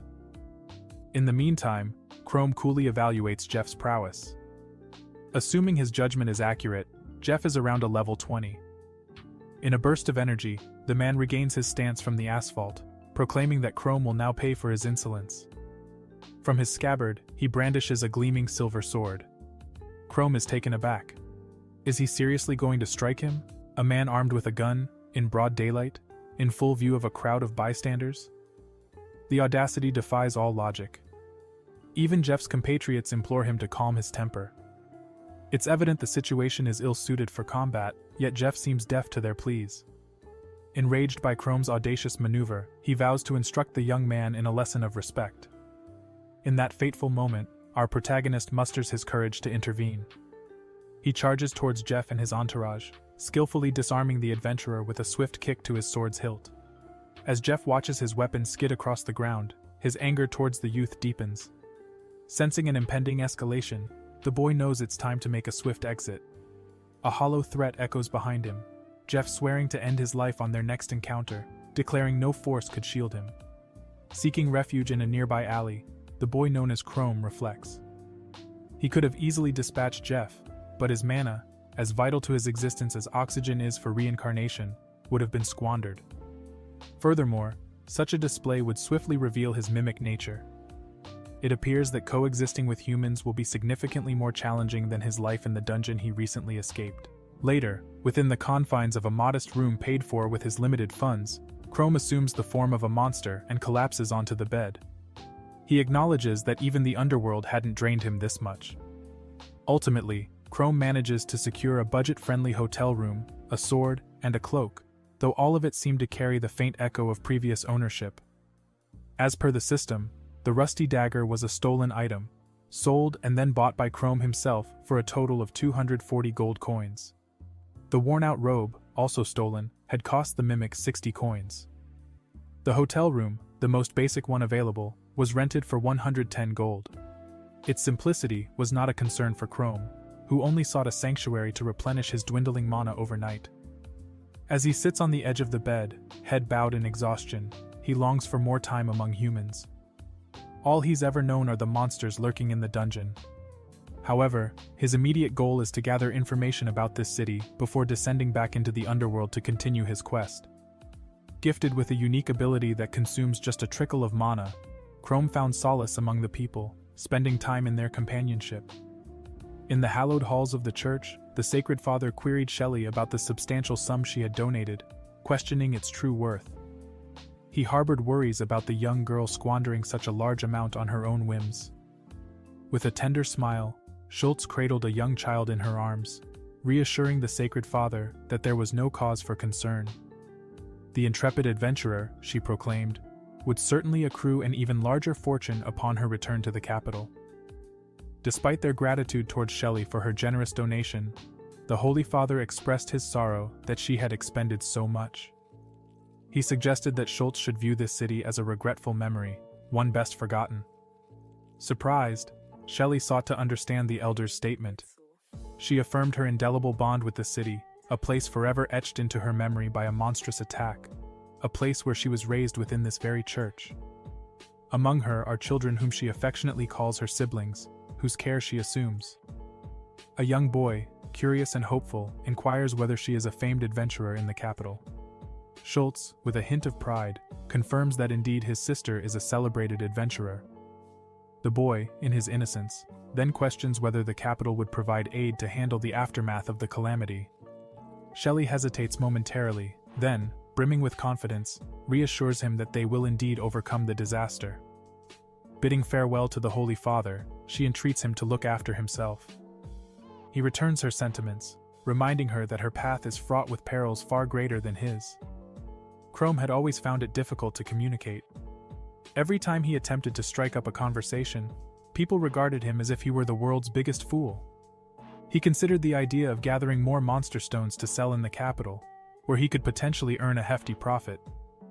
Yet, this plan was swiftly dismissed. It was simply too risky. The capital was heavily guarded, and just reaching it would cost Chrome a fortune. The alleys of Atfield were teeming with poverty-stricken individuals, yet they blended seamlessly into the cityscape. Unfazed, Chrome wandered amongst them, barely aware of their presence. He realized that he would be apprehended swiftly in the capital if he aroused suspicion. In Atfield, however, he could stroll freely. Everyone was odd in their own way. Additionally, venturing towards the country's heart, Chrome risked bumping into old faces he'd rather avoid. Like Ash, who still remembered their deadly encounter in the dungeon. Earning substantial wealth in Atfield was also unlikely, but this didn't bother Chrome. As he was lost in his thoughts, he failed to notice Mimic. Instead, he was greeted by Shelly, who instantly recognized him as their savior. Near the capital, Chrome stood still, his expression unreadable. "Look, it's the same boy!" Schultz exclaimed. Chrome opened his mouth to speak but was interrupted. What was Shelly doing in such a forsaken place? Her face was radiant with joy at this unexpected reunion. "Do you remember me?" she asked excitedly, not waiting for his reply before continuing. "We met in a cave. You bravely rescued me and my comrades from the Gargoyle King. I never expected to see you so soon." Chrome didn't voice his thoughts, but internally he was thinking that he hadn't exactly planned to see her again either. If Mimic's memory served him correctly, her name was Shelly Schultz. Within the troop of adventurers led by Frank Guido, Schultz was, to Chrome's recollection, the least experienced, resting at the rather humble level 18. Yet a question tugged persistently at his mind. Why was she even here? These folks hardly seemed like menacing outlaws, but rather like wanderers from the capital. But for what purpose? Chrome knew that his silent brooding would draw more suspicion than his previous, unsuccessful attempts to blend in. Determined to evade discovery this time, he braced himself to flee. Shelly, eager to learn his name that he'd conveniently never shared, approached. Chrome, claiming a case of mistaken identity, spun on his heel and bolted, leaving Shelly standing, her eyes wide with surprise. As she chased after him, Shelly recalled Frank's words, his suspicion that Chrome might be an escaped convict. Perhaps Frank had been onto something. This theory could explain the man's mysterious presence in Atfield. Yet, Schultz found it hard to digest. Her inherent kindness wouldn't allow it. Even so, she wasn't interested in probing into Chrome's past. While pursuing Chrome, she called out, just wanting to express her gratitude for his heroics in saving her life. Nothing more, nothing less. Chrome, however, seemed deaf to her words. Did she know his true identity, he wondered, his circumstances growing increasingly precarious? Schultz halted in the middle of the road, gasping for breath. She had lost sight of the enigmatic man, despite her swift pace. Surprisingly, he had outmatched her, an accomplished adventurer. A challenging decision awaited Shelly at this juncture. Uncertain, Chrome stood at the crossroads. Which path had he taken? Trapped in a cul-de-sac, he was at a disadvantage. However, a glimmer of hope existed. Shelly was nowhere to be seen, buying him time. But he knew it was only a matter of time before she would catch up. Left with no choice, Chrome decided to use the Mimic's claws as a makeshift escape route. He pressed himself against the very wall he'd sought refuge against, his long claws digging into the cold surface. He began to ascend, inch by inch. His freedom was in sight, his hand reaching out for the top of the barrier when disaster struck. His treasured sword clattered onto the asphalt below. He wasn't ready to abandon it. He'd exchanged 240 gold pieces for the weapon, a sum not simply found scattered on the streets. Torn between his escape and the sword, he chose the latter. Chrome launched himself from the wall, chasing after his fallen weapon. The landing, however, was far from gentle. Wincing, he rubbed his lower back, berating himself for the reckless leap. Who in their right mind would jump from such a height? In his distraction, Chrome hadn't noticed Shelly's arrival. She loomed over him, a shocked expression painting her features as she inquired about his daring jump. The gravity of his situation dawned on the Mimic when Chrome admitted the height of his leap, sending a cold sweat trickling down his back. He was in deep water indeed. Managing to regain his footing, he found Shelly offering apologies, her eyes filled with concern. She'd chased him, unintentionally spooking him. Yet, it was clear from her remorse that this was far from her intentions. The man implores her not to harbor such delusions about him. After all, he'd initially tried to evade her. Apparently, Chrome had overheard her vowing not to pry into his past, and now he brings up her earlier declaration. With a casual air, Schultz confirms this. She genuinely doesn't care about his past misdeeds. To her, what truly matters is his recent heroics, saving her and their comrades. Chrome, standing in the gloomy western dungeon, observes Schultz with a hint of skepticism. He'd been fearful of encountering those from his past, who might view him as a monstrous creature rather than the man they once knew. Yet here was Schultz, the sole person in Atfield willing to interact with him, overlooking his troubled past. Her kindness towards him was a stark contrast to the indifferent attitudes of the other Atfield residents. For the third time, Shelly inquires about his name. The persistent questioning leaves him slightly disconcerted, but he responds, "My name is Chrome Clank." Upon hearing his response, Shelly claps her hands in delight, exclaiming that his name is incredibly beautiful. Internally, he hopes that revealing his true identity, rather than an alias, will not result in future regrets. Finally, Chrome decides to reciprocate. "Your name is Shelly, isn't it?" Unable to hold back his curiosity, he asks her what she's doing in this desolate city. However, noticing her subtly uncomfortable reaction to his question, he immediately apologizes. He admits that he'd acted thoughtlessly in posing the question. After all, it was none of his business. He reassures her that she doesn't need to respond if she doesn't want to. Schultz's smile assures that all is well. He insists that there's no cause for concern. As he turns to leave, he mentions that he actually resides in the capital, visiting Atfield only to see relatives connected to the church. This city is the birthplace of Shelly, a detail that stirs fond memories in him. Shelly, recalling her yearly family visits, bears witness to the city's gradual descent into danger. It reminds her of Frank's remark about her hometown being overwhelmed by monsters, a memory that summons images of a dungeon brimming with creatures. This revelation enlightens Chrome, helping him understand why Atfield has turned into a sanctuary for criminals. It's a bitter pill to swallow, but it's a puzzle piece that fits. Chrome concedes this is his first time in Atfield, expressing curiosity about its past safety conditions. Shelly decides it's time to delve into the glory days of Atfield. While it never rivaled the grandeur of the kingdom's capital, the city once brimmed with life, its inhabitants cherishing it with unwavering love. However, the good times were marred by the looming shadow of a nearby dungeon, where a burgeoning monster population stirred fear in the hearts of the townsfolk. As a young girl, Shelly could only watch as the local adventurers struggled to curb the impending menace, which eventually gave rise to monster camps on the city's outskirts and its trade routes. Atfield's trade activities began to dwindle, compelling the wealthy and the nobility to seek refuge and prospects in safer cities. This mass exodus left Atfield in a state of decline, its former vibrancy replaced by an influx of criminals. While these newcomers did fend off the monsters, they also transformed the city into a hotbed for thievery and lawlessness. Shelley's narrative, tinted with melancholy, paints a stark picture of the city's current plight. The criminals, while providing protection, exploit the local residents, forever demanding money that they scarcely have. Their tyranny is unchecked, their actions unhindered, and their power unopposed. With solemn determination, Shelly announced her intent to become a top-tier adventurer, vowing to restore tranquility to Atfield, a place that once thrived in calm and serenity. Chrome audibly gasped, uttering her name in sheer astonishment. Within the sacred walls of the church where Shelly spent her childhood, a young boy chimed in. He vowed to become an adventurer upon reaching adulthood, promising to defend the city in tandem with Shelly's older sister. To affirm his resolution, he demonstrated a special ability, hinting at the unique skill he possessed. A fireball began to coalesce in his hands. As an orphan, he pledged to dedicate all his future earnings to the church to support his chosen family, which included the benevolent Holy Father who raised them. He was convinced that Shelly would be profoundly moved by his heartfelt promise. Suddenly, the peaceful ambiance was disturbed by the sound of approaching footsteps. The Holy Father stiffened, alarmed by the unexpected visitors.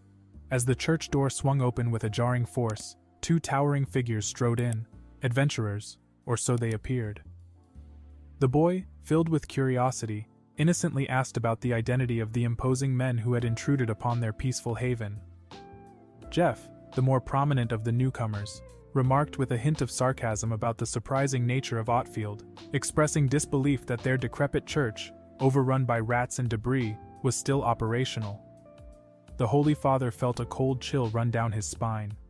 He immediately recognized these men as representatives of the Red Dragon Gang, a ruthless syndicate exerting a stranglehold over the city. Without wasting any time, Jeff clarified the purpose of their visit. Their gang was suffering from a diminishing workforce, and they believed that the Holy Father, with his assortment of capable youngsters, could help remedy this issue. With an ominous tone, the man mentioned they carried a direct order from the gang's leader, an ultimatum that couldn't be declined or circumvented. The Holy Father realized the grim implications of defying their demand. Indeed, lurking in the teacher's shadow was a boy who had recently shown off his exceptional abilities. He was trembling, consumed by an unnamed fear.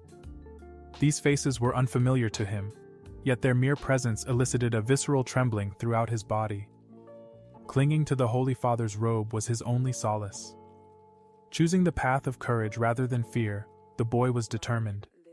He had power, and he yearned to be as strong as Shelly's elder sister, a beacon of strength who protected the vulnerable. A man, who arrived with Jeff, scoffed at the trials of looking after children, and suggested that the old man lighten his burden by turning them over. Occasionally, the Holy Father would sink to his knees, tears streaking his face, begging them not to involve the children in this matter. Touching his forehead to the floor, the man proposed a trade, suggesting they take the children if they so desired. Jeff merely smirked, finding the old man's ignorance amusing. They certainly had no use for a feeble, aging man. The Red Dragons were in dire need of fresh recruits to mold into their image, according to their gang's code. The Holy Father would only prove a hindrance. An orphan stepped forward, stuttering but determined, vowing to stand up to those who threatened his loved ones, especially the Holy Father. A 5-pointed yellow star flared into existence on his palm. The clergyman called for the boy, Tails, to cease. Ignoring the plea, Tails boldly directed his fireball skill towards the Red Dragons. Jeff was not perturbed by such a meager show of force. On the contrary, he found the boy's ability intriguing. His companion effortlessly repelled the fiery projectile. To a seasoned warrior, the attack was feeble. Tails was crestfallen.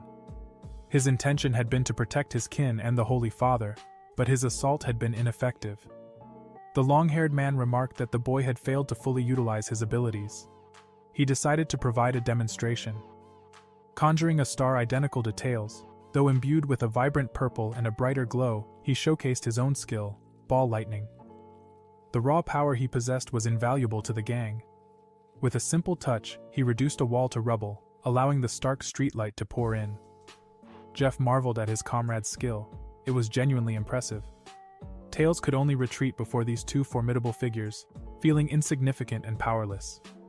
He realized he was ill-equipped to challenge them, his hopes dwindling as he faced the harsh reality.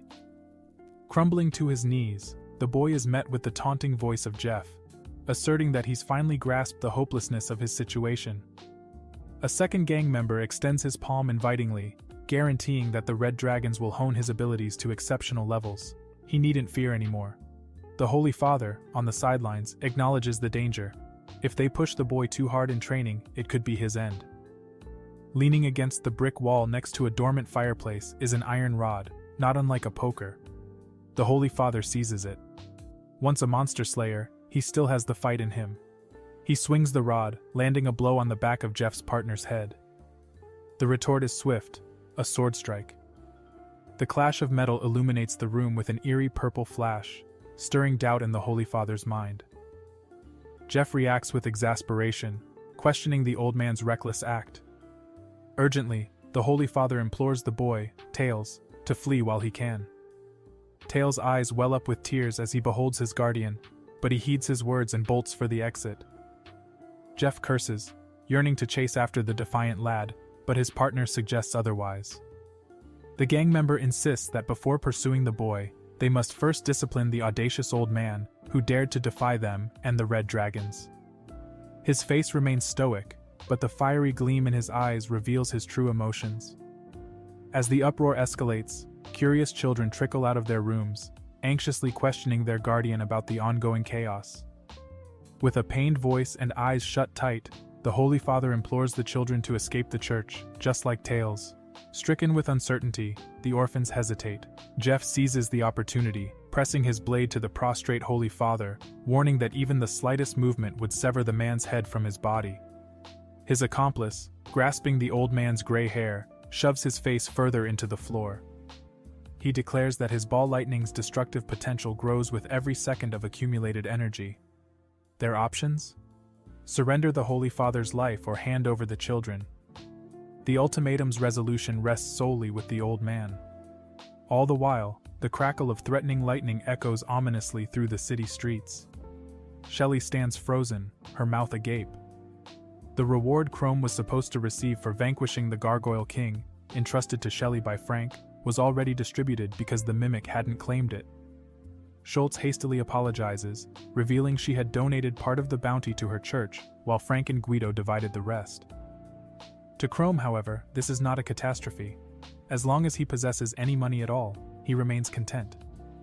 He brandishes a half-empty sack of coins, requesting a loan of 200 gold pieces, no more, no less. Shelly informs him she has none, hastily rifling through her pockets in search of her own purse. Chrome starts to say that he would appreciate a detailed account of the local dungeons where he plans to venture in order to level up, but a shrill, childlike voice interrupts, calling out to Shelly. Shelly whirls around to find a tearful Tail, panting heavily from a lengthy sprint. The boy halts before her, struggling to stifle his sobs. Schultz drops to his knees, hurriedly cautioning Tail about the dangers of navigating the streets alone. It's far too perilous for such a young child. However, the boy ignores her advice, blurting out that malevolent intruders have infiltrated their church and are threatening to slaughter everyone. "Most revered father," begins Shelly, rising from her kneeling position. She turns to Chrome, urgency etched in her expression. "I must depart immediately. Please, forgive my abruptness." She could see Chrome's understanding dawn. They hadn't sought the Holy Father out for himself, but for the welfare of the children. Compelled by this realization, he decides to accompany her. Shelly was his trusted source of information within Atfield. Losing her to bandits due to recklessness would be an unaffordable mistake. Chrome was reminded of the value of family bonds, however painful they might be. His own childhood memories, intertwined with his younger sister's, weighed heavily on him. In return for Shelly's unconditional kindness, he was determined to protect her. As they prepared to leave, the fractured walls of the church emerged into view. Within those walls, an old man groaned, wincing from pain as a bandit harshly applied a flaming orb to his back. He was cruel enough to cause pain, yet cautious enough to avoid killing. The bandit, Jeff, criticized the old man's stubbornness. A horrifying wound had marred the back of the clergyman. Brutally, Jeff stepped on his head, asserting that he had no intention of becoming a killer. "Submit, old man. This stubbornness of yours helps no one here," Jeff barked. He wondered aloud why the Holy Father insisted on sheltering street children who, in his view, would be better recruits for their gang. Could it be pride, he mused, that made the Holy Father refuse? If so, Jeff mocked, it was a ridiculous reason, certainly not worth dying over after such an impertinent diatribe. Jeff defiantly spat, the globule of saliva landing precisely on the forehead of the clergyman. Despite the pain welling up in his eyes, the holy man refused to let his tears fall. He loved these orphans with all his heart, children who had been cruelly abandoned only to be preyed upon by the red dragons. He swore he would endure any torment, any torture to demonstrate his unwavering love. He would never abandon them to the brutal hands of these hoodlums. An ugly sneer twisted Jeff's face. He couldn't fathom the audacity of the old man, challenging him so brazenly. His accomplice chimed in, expressing his irritation at the drawn-out ordeal. He addressed the terrified children huddled in the room, instructing them to witness the demise of their supposed guardian, promising it would be as pathetic as it was painful. He raised his hand, adorned with a glowing star symbol, ready to unleash his wrath upon the clergyman. Suddenly, through a gap in the wall, courtesy of the dragons themselves, Shelly and Chrome burst in. Chrome took the lead, the shock and horror on his face quickly replaced by determination. With a sword gripped tightly in his hand, he demanded to know what these goons were doing. Jeff's accomplice retorted, reminding him that it was unwise to meddle in the affairs of the Red Dragons. Suspicion crossed Jeff's face. He was sure he recognized the pale lad from somewhere. Shelly, too, pieced together the terrifying reality. They were facing the notorious Red Dragons, a gang infamous for its ruthless reign over the city. The companion asserts that since Chrome lacks even the most rudimentary understanding of their territory's rules, he'll demonstrate what happens to intruders who overstep their bounds. To emphasize his serious intent, he conjures a fireball in front of him. The Holy Father softly murmurs Shelly's name, clearly reluctant to involve such an innocent soul in this escalating situation due to his presence. Jeff, meanwhile, makes a startling realization about the figure standing before him. It's the same audacious youth who previously fled in cowardice. The sight of him indeed jogged Jeff's memory. With a cocky grin that he can't contain, Jeff points at him. Chrome also recognizes this character. He is none other than the notorious thug from the guild, who had first showcased Atfield's unique brand of hospitality, swinging his sword with the reckless abandon of a child playing with a toy. Jeff brazenly declares that there is no one in their company who can stand against him, even the cowardly Chrome, a sentiment echoed by the long-haired accomplice. The Holy Father, weakened and still sprawled on the ground, lifts his head just enough to plead with Shelly and the unidentified youth to escape from this dangerous situation as quickly as possible. His concern is especially for the young pupil whose skill level does not match that of the formidable Red Dragons. Such vulnerable individuals would usually invite Jeff's derision. However, if Schultz decides to cross swords with him today, they too will become targets. Ignoring the Holy Father's rasping warnings, Jeff laughs off Chrome's tentative jabs with his sword, a piece of equipment that Chrome had so dearly invested 240 gold in. Jeff notices the courage etched on Chrome's face, but his slender physique betrays his inexperience. This is clearly Chrome's baptism of fire, a confrontation where not just his life is at stake, but also those of the Holy Father and Shelly. There's a profound misunderstanding, he realizes. Ghastly creatures that he's battled, life hanging in the balance, flicker across his mind's eye. Even the mighty Gargoyle King, the beast that led him to Shelly. Chrome, with a swift disclaimer, assures him that no mistake should be made. Never has he encountered a weaker adversary than Jeff on this winding journey. His brows arch in surprise. That isn't the response he'd been anticipating. Chrome is the first to launch an attack. Jeff, teeth clenched in frustration, can't help but acknowledge his foe's startling speed and unexpected strength. But surely, his chromium level couldn't surpass Jeff's, could it? It's a prospect he finds inconceivable. Begrudgingly, he dismisses such a possibility. Jeff refuses to accept this version of the truth. He brandishes his sword, but before he can deliver a significant blow, the mimic makes a soft contact with the blade's edge to his chest, enveloping them both in a brilliant emerald light. Jeff's leg buckles beneath him, sending him sprawling onto the worn wooden floorboards. He'd leaped back in an attempt to weaken the incoming strike, but it was still potent enough to skewer him, as if he were nothing more than a piece of meat ready for roasting. Jeff cautiously pats his chest, relieved to find no sign of a wound. Chrome looms over him, a towering figure. The tremor coursing through him is not fear, but pure, unadulterated fury at this man whose conduct rivals the vilest of creatures. Perspiration trickles down his face. The young man could easily dispatch him now, and no decree from the leader of the Red Dragons could spare him. In a chilling realization, Jeff felt his body tremble uncontrollably. How could Mimic, of all people, instill such fear in him? Witnessing the relentless taunting of his friend, Mimic's long-haired companion decides it's time to intervene. With a swift, commanding motion, he lifts his hand skyward, invoking a purple star that shrouds them all, as lightning streaks down with unrelenting force towards Chrome's position. Narrowly avoiding the lethal strike, Chrome leaps back just in time. Without giving Chrome a moment to catch his breath, the man lunges forward, brandishing his sword for an attack, but Chrome is swift, and skillfully parries the incoming blow. He remarks that dealing with Jeff's punches is one thing, but surviving his own ferocious onslaught is another. The fact that Chrome can deflect multiple attacks so easily indicates that he's far from being an ordinary opponent. Yet it baffles Chrome why he chose to wage war against the formidable Red Dragons, all for the sake of a dilapidated church and its few remaining children. As Chrome contemplates his predicament, he realizes he's already activated his skill, one he cannot reverse even amidst the chaos of Atfield. Furthermore, the man he's facing far surpasses his human form and strength. Jeff, who had been knocked down, takes advantage of the momentary distraction and scrambles to his feet. It was unthinkable to him that anyone could challenge the formidable Rado. In his arrogance, Jeff convinces himself that Chrome is now vulnerable, his back exposed. But Shelly steps in to thwart his murderous intent. With an iron resolve, she engages Jeff, determined to fight until her last breath. For the sake of the children, their beloved Holy Father and their sanctuary, she declares that Jeff will have to contend with her now. A vein bulges with fury on Jeff's temple. He senses disdain from everyone in the room, a feeling that fuels his resolve. He vows to make them rue their contempt. As Shelly and Jeff clash, sparks fly from their weapons, each strike infused with their mutual animosity. Schultz struggles to match Jeff's pace. It's clear that Jeff holds the upper hand, his level of skill far superior. He is faster, stronger, and far more menacing.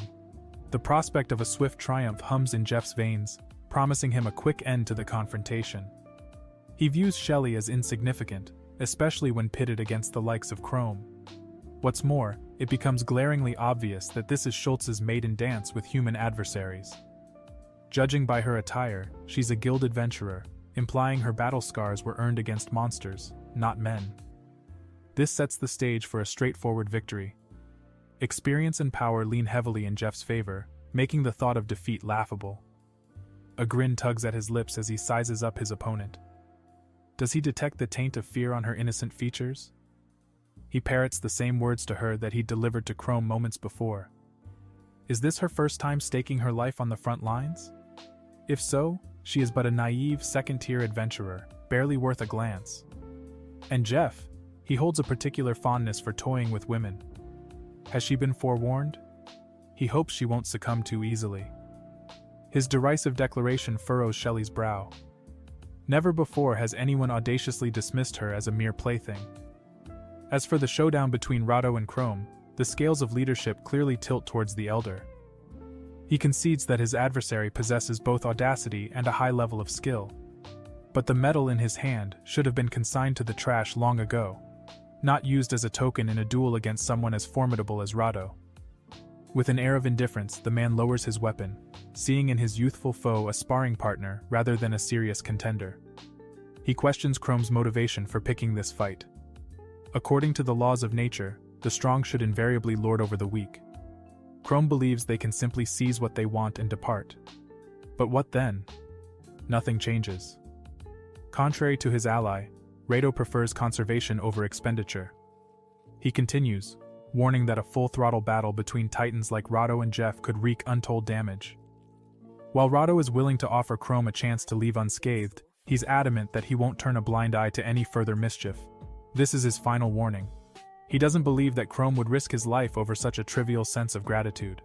A bystander questions whether it's necessary to cease their conflict, asserting that it won't alter the current predicament. Nevertheless, throughout his life, Chrome has encountered numerous insufferable individuals, Rado being one of them.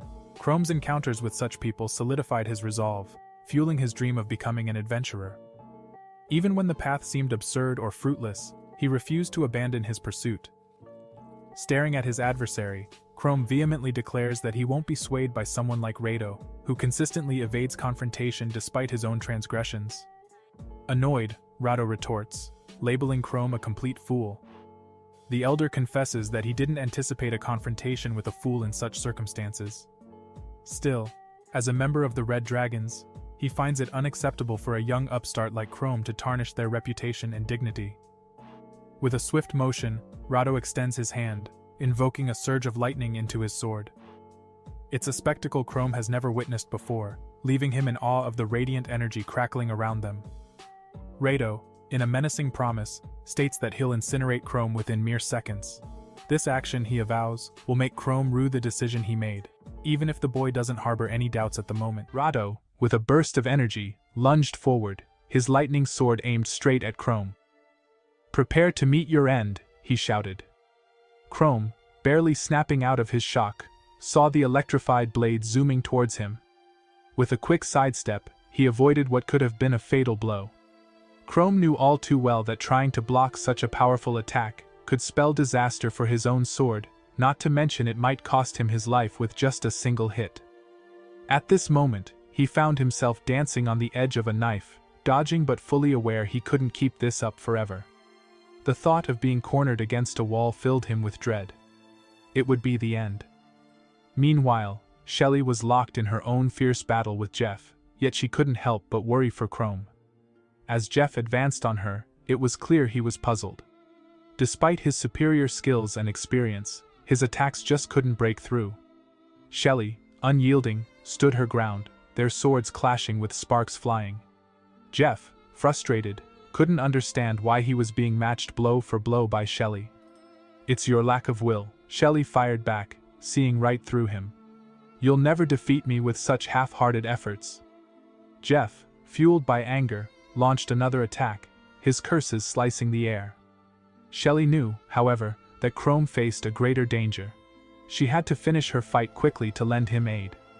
Over with Chrome, he leaped away as Rado's lightning-infused sword struck the ground, leaving a scorched mark.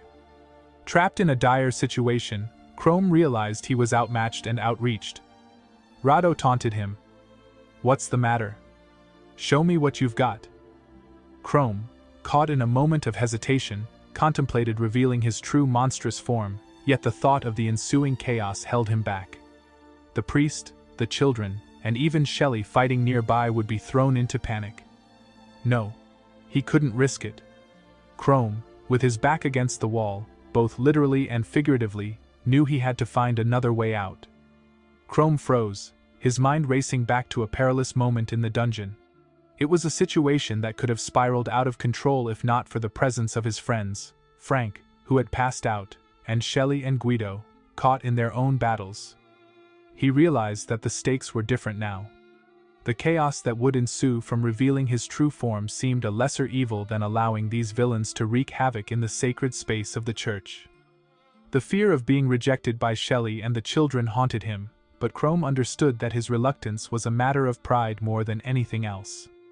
As he hesitated, Rado, electricity crackling around his sword, taunted Chrome, suggesting that if he wasn't going to fight with all his might, he might as well accept his fate. Rado then unleashed a fearsome combination of spells, a display of power that sent Chrome reeling back, a searing pain shooting through his arm as he hit the ground. Chrome looked up just in time to see Rado charging at him, ready to deliver the final blow. Rado's voice filled with scorn. "Is that all you've got?" With his back against the ground, Chrome saw the sword coming down towards him. In a desperate attempt to defend himself, Chrome raised his own sword, but it was no match for Rado's lightning-imbued blade. Chrome's sword shattered upon impact, and he felt the agonizing pain of the lightning sword piercing his stomach. The priest and onlookers feared the worst, thinking Chrome was done for. Yet as Rado attempted to withdraw his sword, something unexpected happened. The blade seemed stuck, as if lodged in stone. In an astonishing turn of events, Rado's attack became the key to his own downfall. As he watched in disbelief, Chrome miraculously began to heal, trapping the lightning sword within himself. Rado was taken aback by the unexpected sight of Chrome's wounds changing color, signaling something extraordinary. Despite the sword piercing him, Chrome maintained a composed demeanor, astonishing Rado with his calmness in the face of danger and a chilling aura that hinted at something more than human. With a grave expression, Chrome seized the moment, his strategy unfolding. He had cleverly baited Rado into stabbing him, only to transform the skin on his stomach into that of a monster's, enabling him to regenerate. Rado, witnessing Chrome's fearsome presence, could only question what kind of being he was facing. But Chrome didn't pause to explain. Instead, he launched a powerful counterattack, landing a devastating uppercut on Rado. The blow was so forceful that Rado lost consciousness, collapsing to the ground in defeat, his last thoughts filled with disbelief. Chrome stood victorious, even as he held on to the sword still embedded in him. The priest and others present were astounded by Chrome's ability to overcome Rado, the formidable lightning wielder. Meanwhile, Jeff, still engaged in combat with Shelly, was stunned by Rado's defeat. Chrome, showing no signs of fatigue, confidently removed the sword from his wound and challenged Jeff, indicating his readiness for another battle. Shelly joined in, making it clear that Jeff now faced them both. In desperation, Jeff unleashed a poison mist, enveloping the area in a toxic cloud as he made his escape through a broken window, leaving behind a warning of the consequences of crossing them in Atfield. As the dust settled, Chrome and Shelly could only watch as Jeff disappeared. They had successfully driven off their attackers, at least for the moment. Chrome utilized his regeneration ability to heal his wound, reflecting on the ordeal and the potential challenges of maintaining his human guise in future battles. The encounter left him with a sense of unease, contemplating the difficulties that lay ahead. The priest, now in a stable condition along with the children, expressed his gratitude towards Shelly and Chrome. Chrome was taken aback, realizing the priest knew his name, hinting at a deeper connection or knowledge.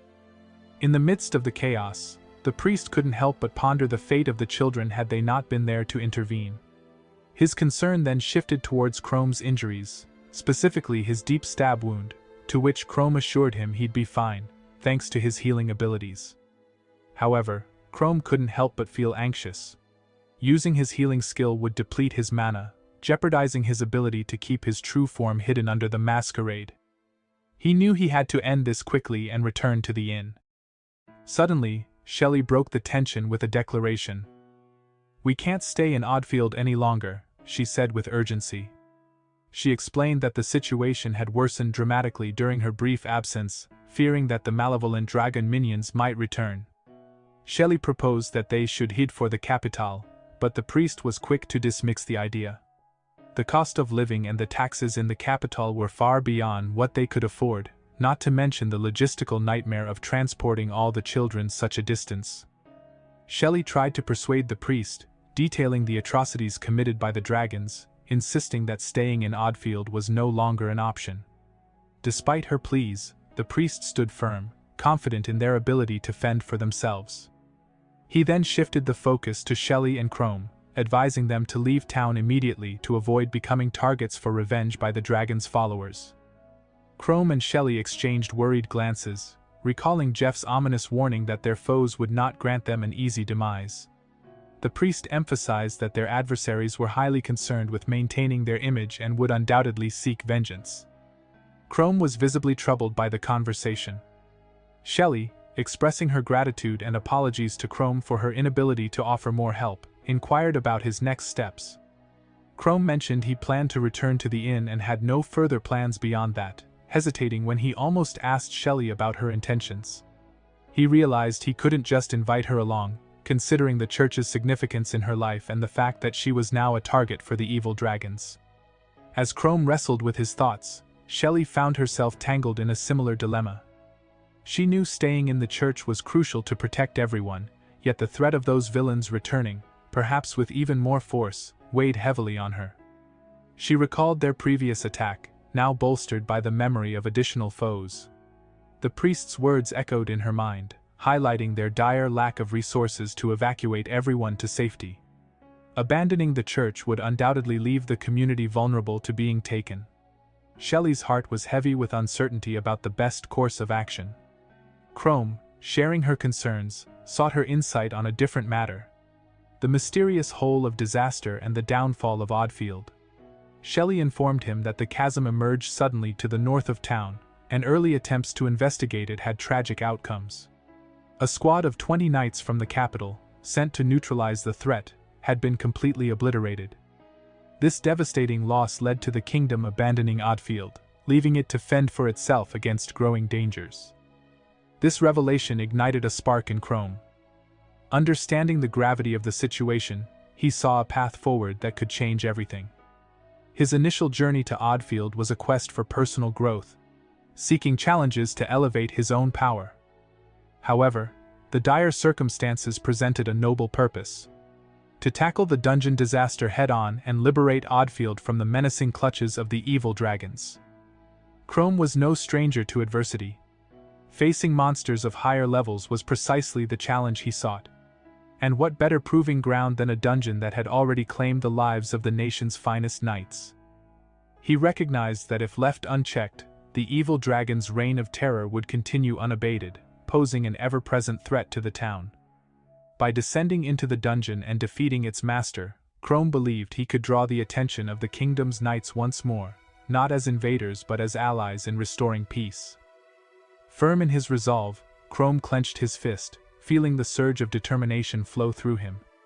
He was ready to venture into the depths, to face whatever horrors awaited, and to emerge victorious. His goal was clear: to save Atfield, to ascend to his next form, and to prove his might against the dungeon's darkest depths. Meanwhile, in the shadowy recesses of the evil dragon's lair, Jeff found himself kneeling before Galrude, the leader of this fearsome band. With a heavy heart and a sense of urgency, Jeff began to report. He recounted how their plan to capture slaves was interrupted by an unexpected foe, and even Rado was defeated. Jeff, with a hint of malice in his grin, informed them about a somber young lad named Chrome who was responsible. Convinced of Chrome's imminent downfall, Jeff felt a twisted satisfaction. Yet Galdo, upon hearing Jeff's tale, immediately accused him of fleeing the moment Rado fell, catching Jeff off guard. Galdo, the formidable leader of the evil dragons, radiated a chilling presence, questioning Jeff's respect for him with a tone that brooked no argument. Jeff, stumbling over his words, hastily affirmed Galdo's greatness and unmatched prowess. But when Galdo's weapon thudded into the ground right next to Jeff, sending a wave of fear through him, it was clear that intimidation was Galdo's aim. "Who do you truly fear?" Galdo pressed. "Me or the boy, Chrome?"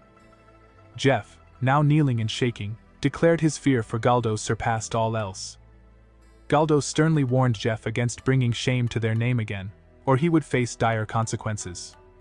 Jeff, witnessing Galdo's menacing aura, remembered his rise to power was marked by sheer brutality and exceptional strength, earning him the moniker, the on-field monster, a title Jeff knew Galdo took pride in. He couldn't shake off the feeling that Galdo would indeed make good on his threat.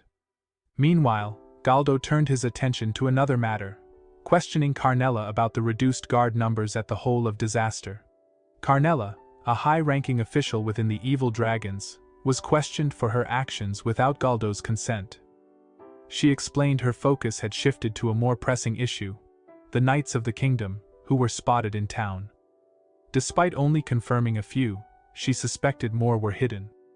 She had dedicated her efforts to tracking them down, prompting Galdo's irritation at the Knight's audacity. Galdo, with a mix of annoyance and ambition, vowed to deal with the Knights as harshly as he had dealt with past challengers, believing a direct confrontation might not be wise. Carnella, understanding the gravity of the situation, hinted at a more strategic approach to handling the Knights, rather than risking everything in a frontal assault. Carnella shared her thoughts, suggesting they stay put for a bit. She believed the Knights might be poking around the Cataclysm pit and proposed they hold off until she had a clearer idea of their intentions. Meanwhile, Chrome, perched on a rooftop, surveyed the city stretching out to the north. The Cataclysm pit, a gaping maw leading to dungeons that plagued Atfield, was unmistakably visible. Feeling rejuvenated after resting at an inn, his mana and stamina fully replenished, Chrome was more than ready to take on whatever lay ahead. He scanned the pre-dawn streets, puzzled by the early risers. Suddenly, chaos erupted as a cyclopean creature, wielding a blazing orb, launched fire at the bystanders. Panic spread as flames danced across the ground and people cried out for help, lamenting the absence of the town's dragon overlord's protection. Amidst the turmoil, a figure stepped forward, declaring themselves an adventurer, and urged those unharmed and able to escort the children to safety. A brave soul brandished his sword, offering his aid, but his courage faltered at the monster's next charge. The adventurer summoned a radiant barrier of holy magic and advanced on the monster with sword drawn.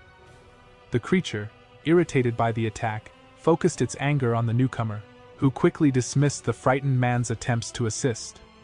From his vantage point, Chrome observed the scene unnoticed. Suddenly, the monster's attention shifted, taken aback by an unseen threat. In a flash, Chrome leaped from the rooftop, striking the creature with precision.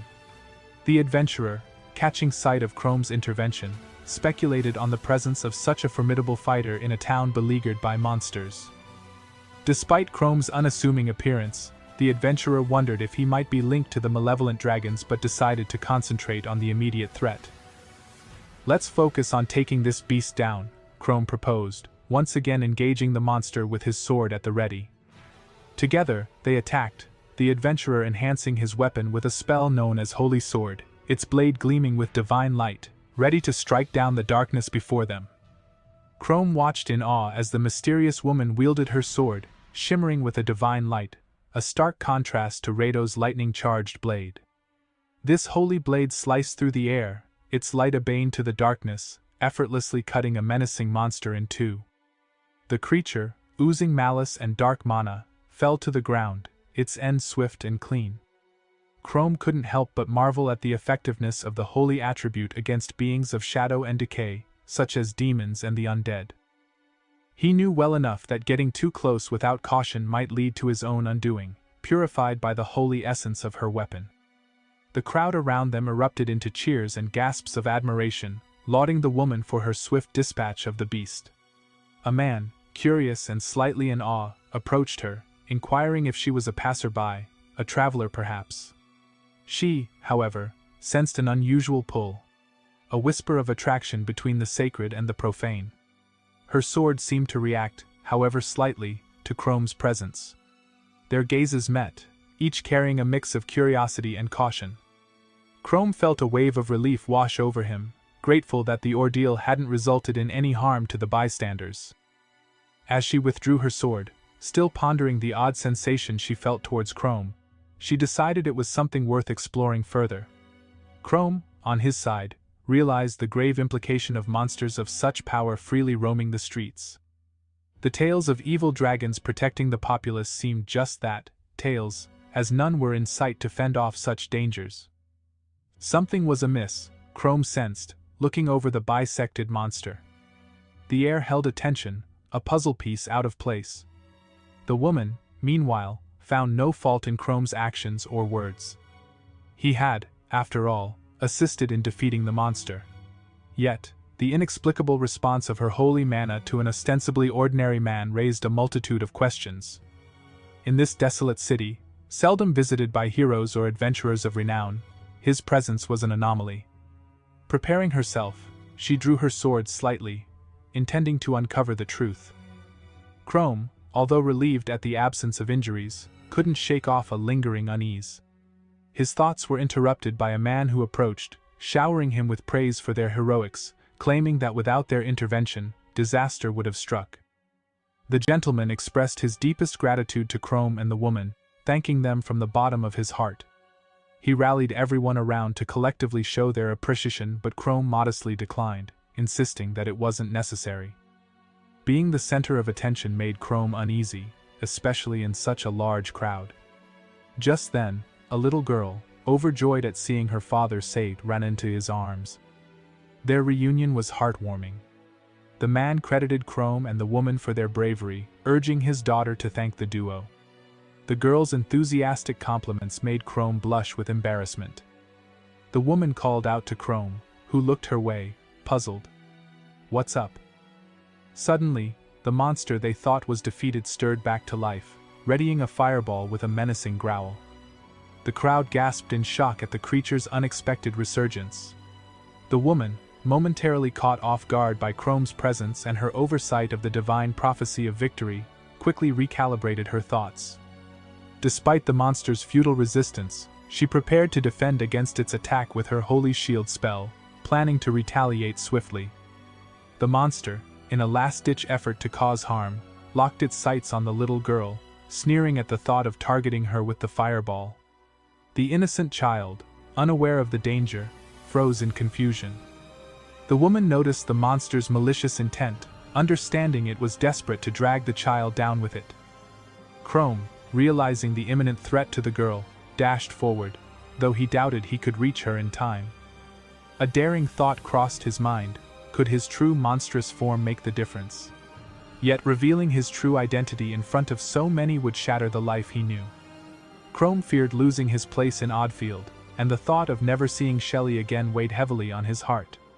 In a moment of self-reproach, he remembered his commitment to making a difference in the world, the very reason he embarked on the path of an adventurer. Chrome, in a decisive moment, removed his mask. Suddenly, a hand with elongated, razor-sharp claws intercepted an incoming fireball. The father, in a panic, called out for his daughter, Mallow, as the fierce fireball hurtled towards her. With no means to defend herself, Mallow shut her eyes tight, bracing for impact.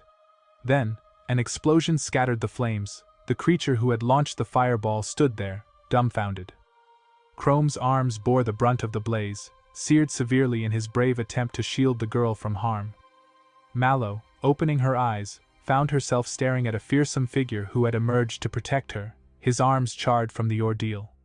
Chrome had shifted into his monstrous form to save her, revealing his true nature as a shapeshifter to all who witnessed the scene.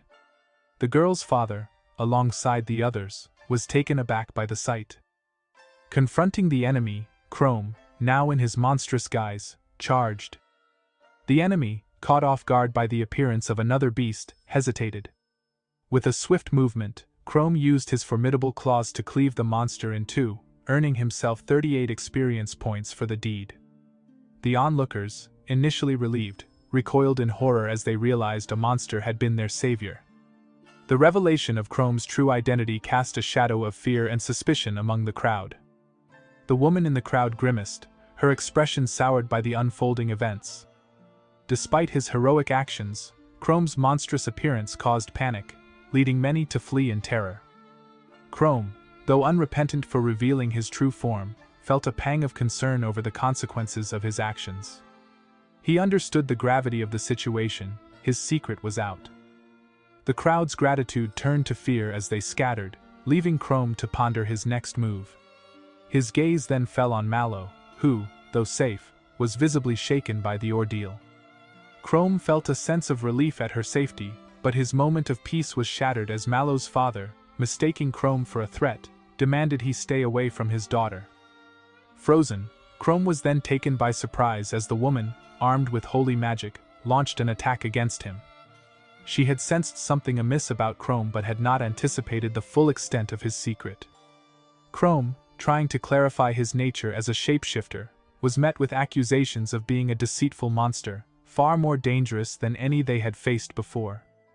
The townspeople were in a frenzy, their hearts pounding with fear as they scrambled for any weapon they could find.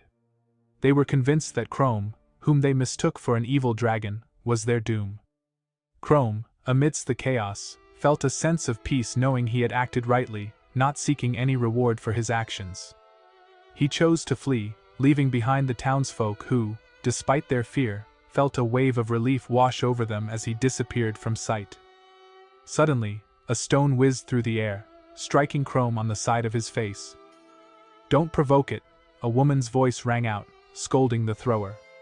This woman, pondering Chrome's actions and abilities, realized he was no ordinary shapeshifter. His ability to communicate and reason marked him as a far more dangerous entity, one she believed must be stopped before he could escape. A young girl approached the woman, eyes filled with curiosity and concern. "Are you going to kill him?" she inquired. The woman, firm in her conviction, labeled Chrome a man-eating monster, a threat that had to be eradicated. The girl's father, echoing the sentiment, tried to convince his daughter of the danger Chrome posed. Yet, the girl saw things differently. She remembered how Chrome, despite his fearsome appearance, had battled the true monster, safeguarding the town. Her father dismissed her thoughts as mere coincidence, unable to see the truth behind Chrome's actions. The girl, tears streaming down her face, insisted that Chrome had been protective, especially towards her, a gesture that went unnoticed by the others until now. Ashamed, the townspeople began to question their rush to judgment. Meanwhile, the woman, identified as Mira, was determined to pursue Chrome. However, she was halted by a firm hand on her shoulder. Captain Ellen, addressing her by name, cautioned against attracting unwanted attention, emphasizing the need to remain undetected by the evil dragons. Mira tried to justify her actions, arguing the presence of lurking dangers, but Captain Ellen stood firm, warning that any rash actions could alert the dragons and compromise the Royal Knight's order and the safety of the region. Unnecessary confrontations could compromise their mission, Ellen cautioned, emphasizing the need for stealth. Agreeing, Mira sheathed her sword and shared with Ellen the unexpected turn their mission took. A monster had appeared in the town, and not just any creature, but a shapeshifter with intelligence far surpassing that of ordinary monsters. "Why did you engage with the demon despite instructions for discretion?" Ellen inquired, highlighting the importance of their mission, which held potential ramifications for the nation's safety. Mira attempted to justify her actions, but Ellen cut her off, stressing that their task transcended individual encounters and was crucial for the broader objective. Drawing his sword, he made it clear to Mira that he wouldn't hesitate to eliminate any obstacle to their mission, even if it meant threatening her. With the blade pointed at her throat, Mira apologized.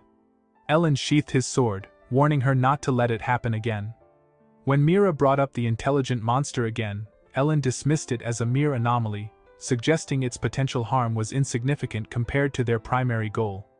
He elucidated that their focus should be on the abandoned city and the investigation of a man linked to the monster crisis, rather than being sidetracked by lesser threats. This revelation shocked Mira, but she acknowledged the priority was tracking the Red Man, cited in connection with the disaster. With a firm resolve, Mira agreed, though Ellen eyed her with suspicion, sensing her inner turmoil. Meanwhile, Chrome had ceased his frantic dash, finding himself at the precipice of the ominous hole of disaster.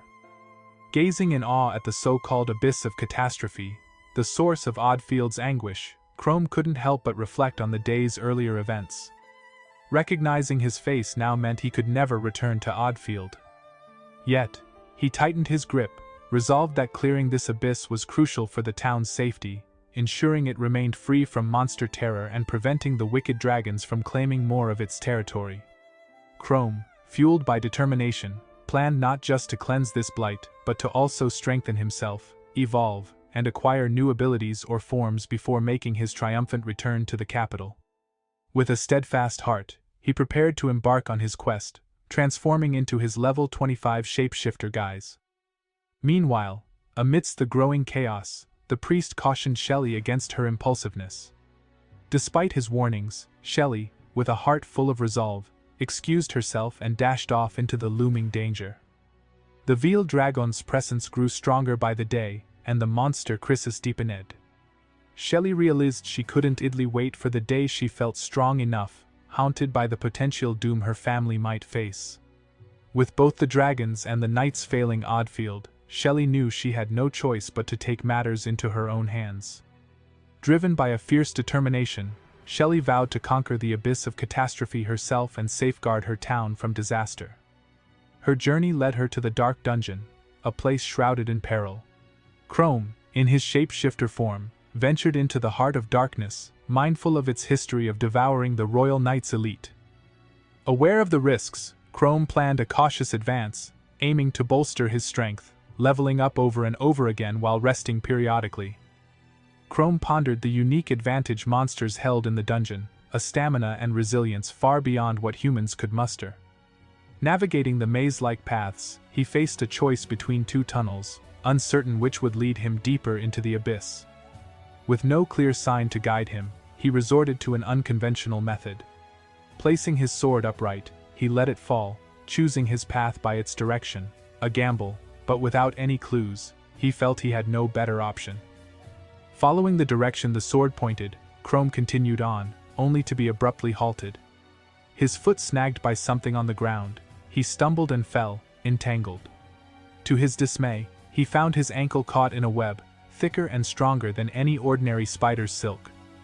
Surely, no spider large enough to weave such a trap exists, he mused, just as two monstrous spiders emerged, proving him wrong. These weren't ordinary spiders. They were demon spiders, each formidable and unique in their own right. One boasted a maximum health of 76 and a mana pool of 32, while its companion had a slightly lower vitality at 72 but nearly matched in magical strength with 31 mana. Chrome was taken aback as they appeared, ready to attack without hesitation. The spiders cast a spell, and magical symbols formed in the air, signaling the imminent launch of their earth magic, stone bullets. Tied down by the web, Chrome realized his predicament. He was a sitting duck, unable to dodge. The spiders, cunning in their strategy, seemed to prefer wearing down their prey from afar after ensnaring them. Determined not to fall victim to their tactic, Chrome reached for his sword, confident he could slice through the web. but as he grasped his blade, one of the spiders shot another sticky web, this time capturing his arm. Caught in their trap, Chrome understood he was in a dire battle against foes that fought with guile and cunning, a situation requiring not just strength but swift thinking to escape. Chrome was caught off guard by another swift attack. This time, the spiders had him trapped from both sides, ensnaring one of his feet and both arms with their webs. They seemed to mock him with their chittering, almost as if they were laughing at his predicament. But for Chrome, their attempt to bind him might just have given him the advantage he needed. He quickly seized the web that bound one of his arms and yanked it with all his might. The sudden pull caught the demon spiders off guard, dragging them through the air towards him. As they collided mid-flight, their grip on the web slackened, and they released their hold, still caught in the momentum towards Chrome. One spider wore an expression of utter disbelief, staring down the length of Chrome's newly extended, razor-sharp claws, ready to strike. Seizing the moment, Chrome lunged at the now vulnerable creatures, his claws slicing through them with deadly precision. The two demon spiders dropped to the ground, defeated, granting Chrome 108 experience points from each, a significant boost. His experience surged, propelling him from level 25 to 26 in an instant. Chrome reflected on the efficiency of leveling up in this area, considering the presence of level 23 monsters in the shallower regions of the dungeon. Now standing at level 26 and contemplating the road to his next evolution, he pondered the pace at which he could potentially advance. The idea of evolving before facing the dungeon's boss was enticing, though he knew better than to count on everything going smoothly. Fighting monsters of similar levels had proven beneficial, but battling those even slightly above his level could yield even greater rewards. Chrome couldn't help but hope for the encounter of higher-level monsters as he ventured deeper into the dungeon. While wandering, a sudden noise caught Chrome's attention, drawing his gaze to its source. In the distance, the menacing glare of a monster's eyes shone brightly. It was the formidable demon spider, boasting a level of 37 with a maximum health of 198 and mana points at 68 out of 83, its size and appearance nothing short of terrifying. Chrome, though he had braced himself for formidable foes, was taken aback by the sudden emergence of such a powerful creature. Its 6 glowing eyes fixed on him.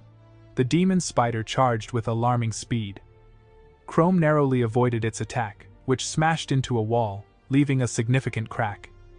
The close call and the monster's unexpected agility, despite its massive form, startled Chrome. He quickly got to his feet, deciding to flee while he still had the chance. Aware that even at level 36, this creature was more daunting than the Gargoyle King he had previously encountered. Chrome doubted he could survive a confrontation. As he dashed away, images of the Royal Knight Squad's defeat flashed through his mind, his pace quickening with fear as the demon spider pursued him.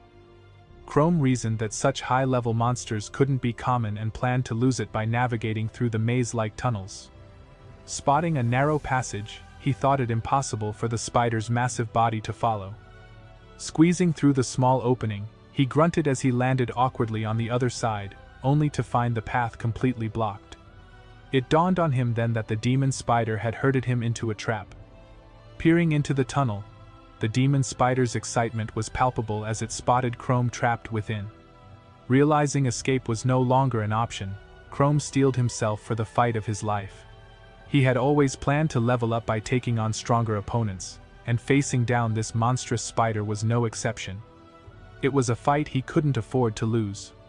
Preparing for battle, Chrome readied his sword, determined to overcome this challenge as if his very survival depended on it. The demon spider, sensing its prey's resolve, prepared to launch its attack, squeezing its massive form towards the tunnel's entrance. It slammed its massive head against the wall, forcefully expanding the entrance of the tunnel.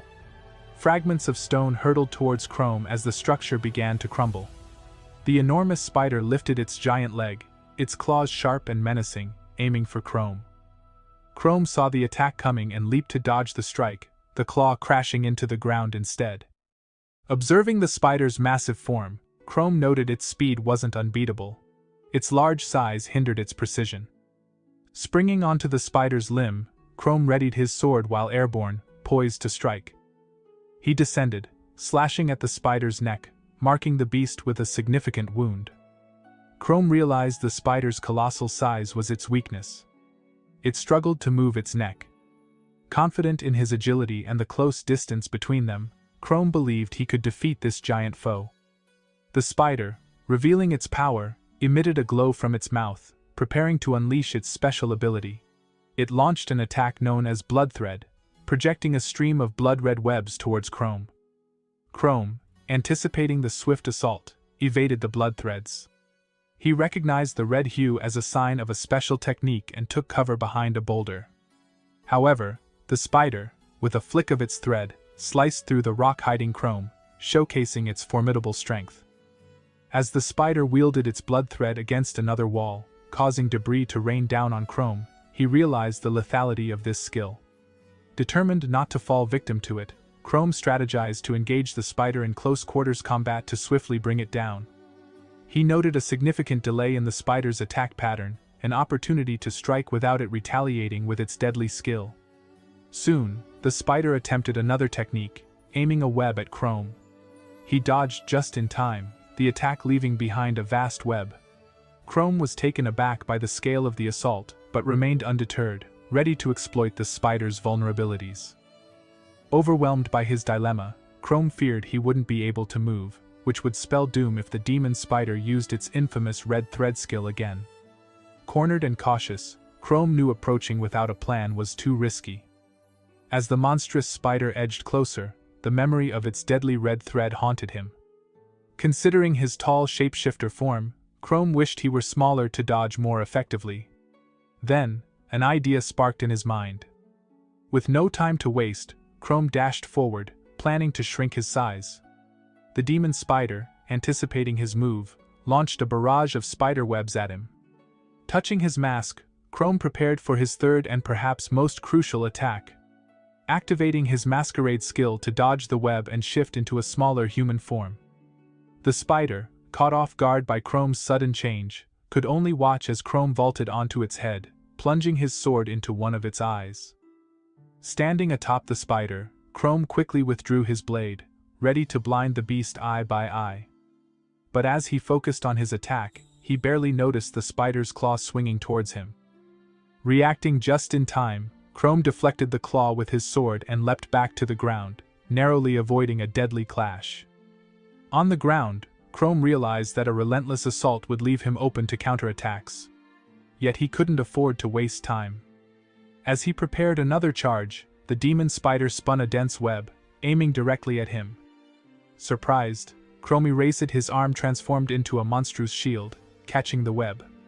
Struggle ensued as he found the web too tough to cut through. Suddenly, the spider yanked the web, pulling Chrome towards its gaping maw, ready to devour him. Chrome, caught and soaring through the air, faced the beast's open mouth with a mix of fear and determination. Realizing this was his moment, sword in hand, he prepared for what might be his final strike. Chrome, now more determined than ever, refuses to back down.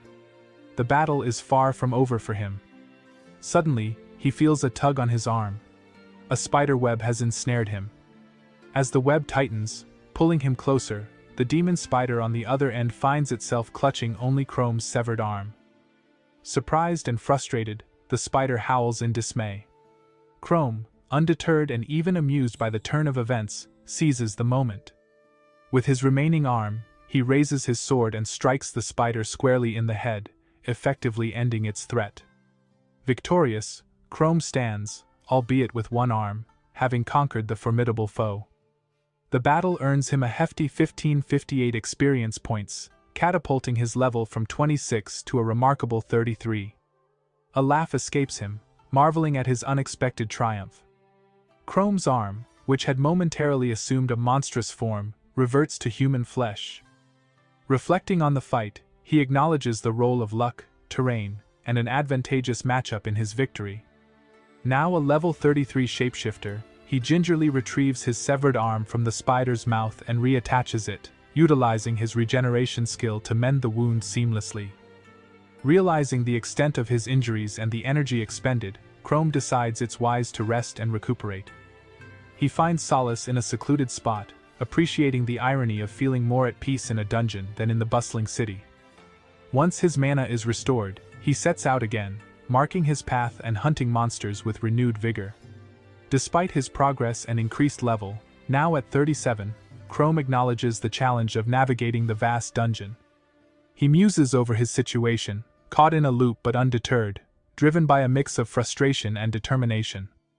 Hunger strikes, and Chrome considers another meal of demon spider, revisiting his recent conquest.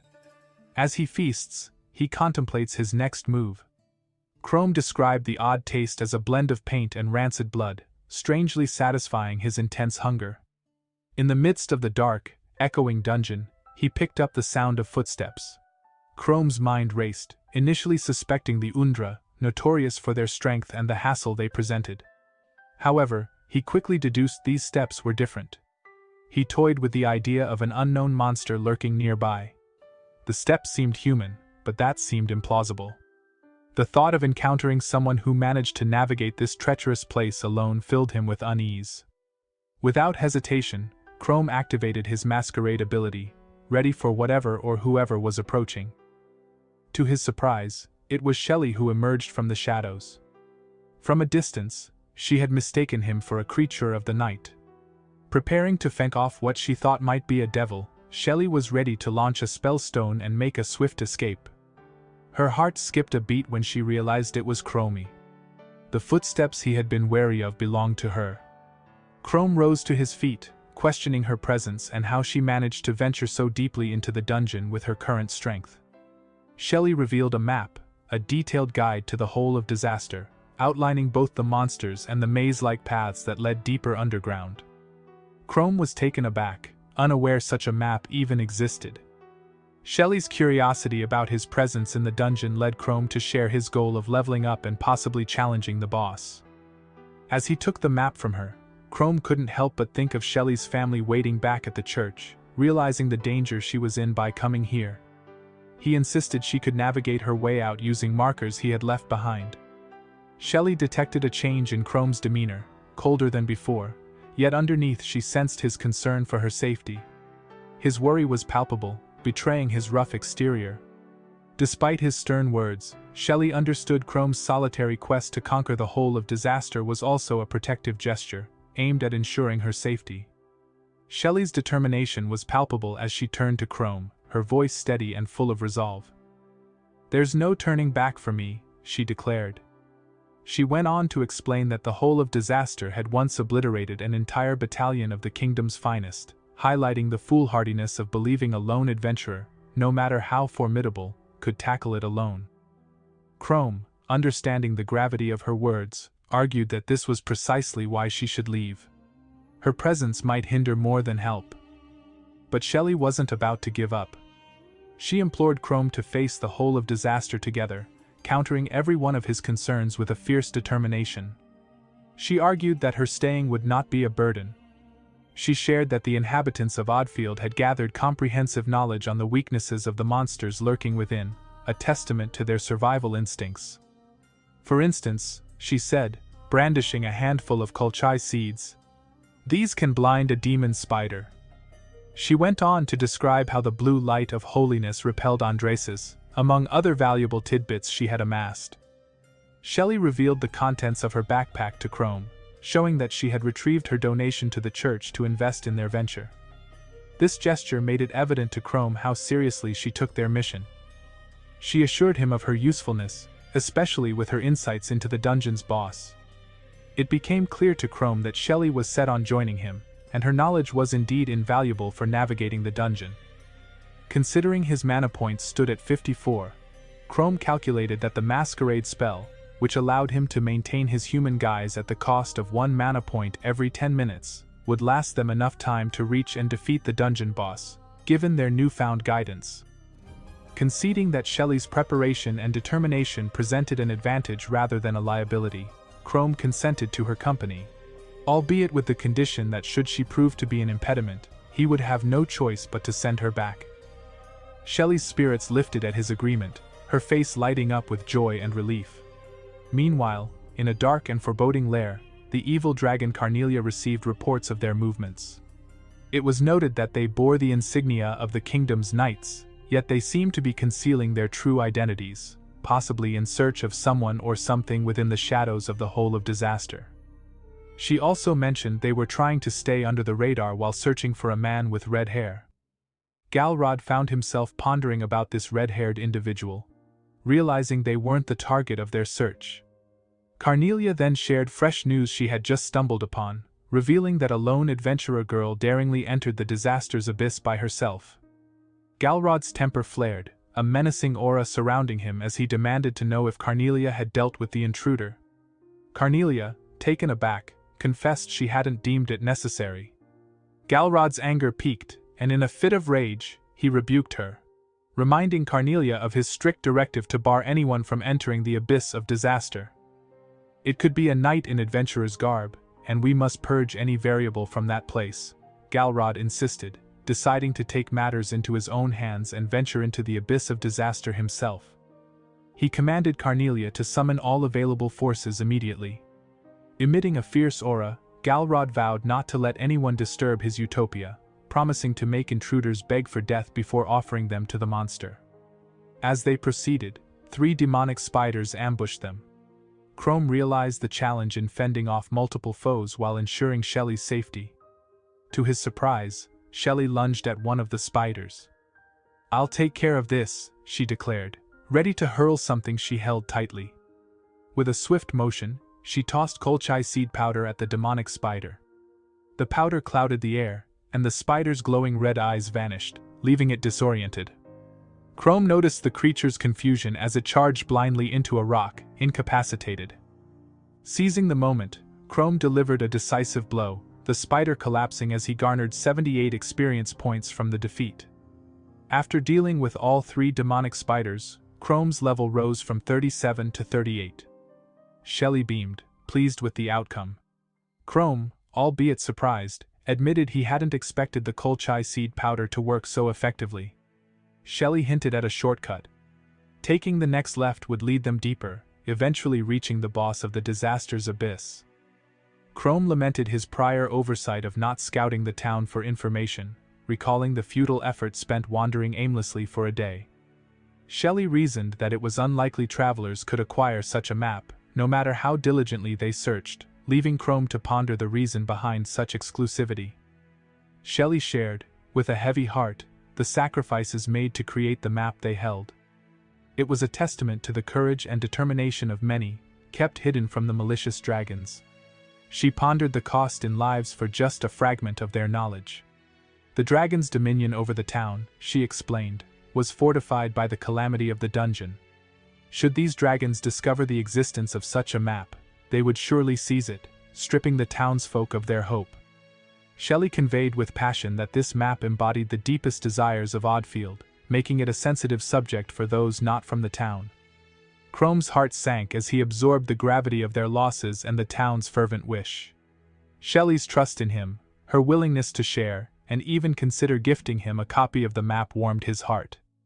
As Chrome called out to her, Shelly's attention turned to him.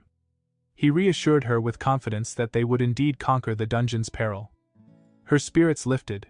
She admired his dedication, seeing it as a sign of his genuine kindness. Especially since he initially claimed his visit was merely to enhance his own strength. Their journey took a sudden, dark turn when eerie eyes pierced the gloom. Chrome was taken aback by a grotesque creature, a spider with the face and arms of a human, lurking within its web.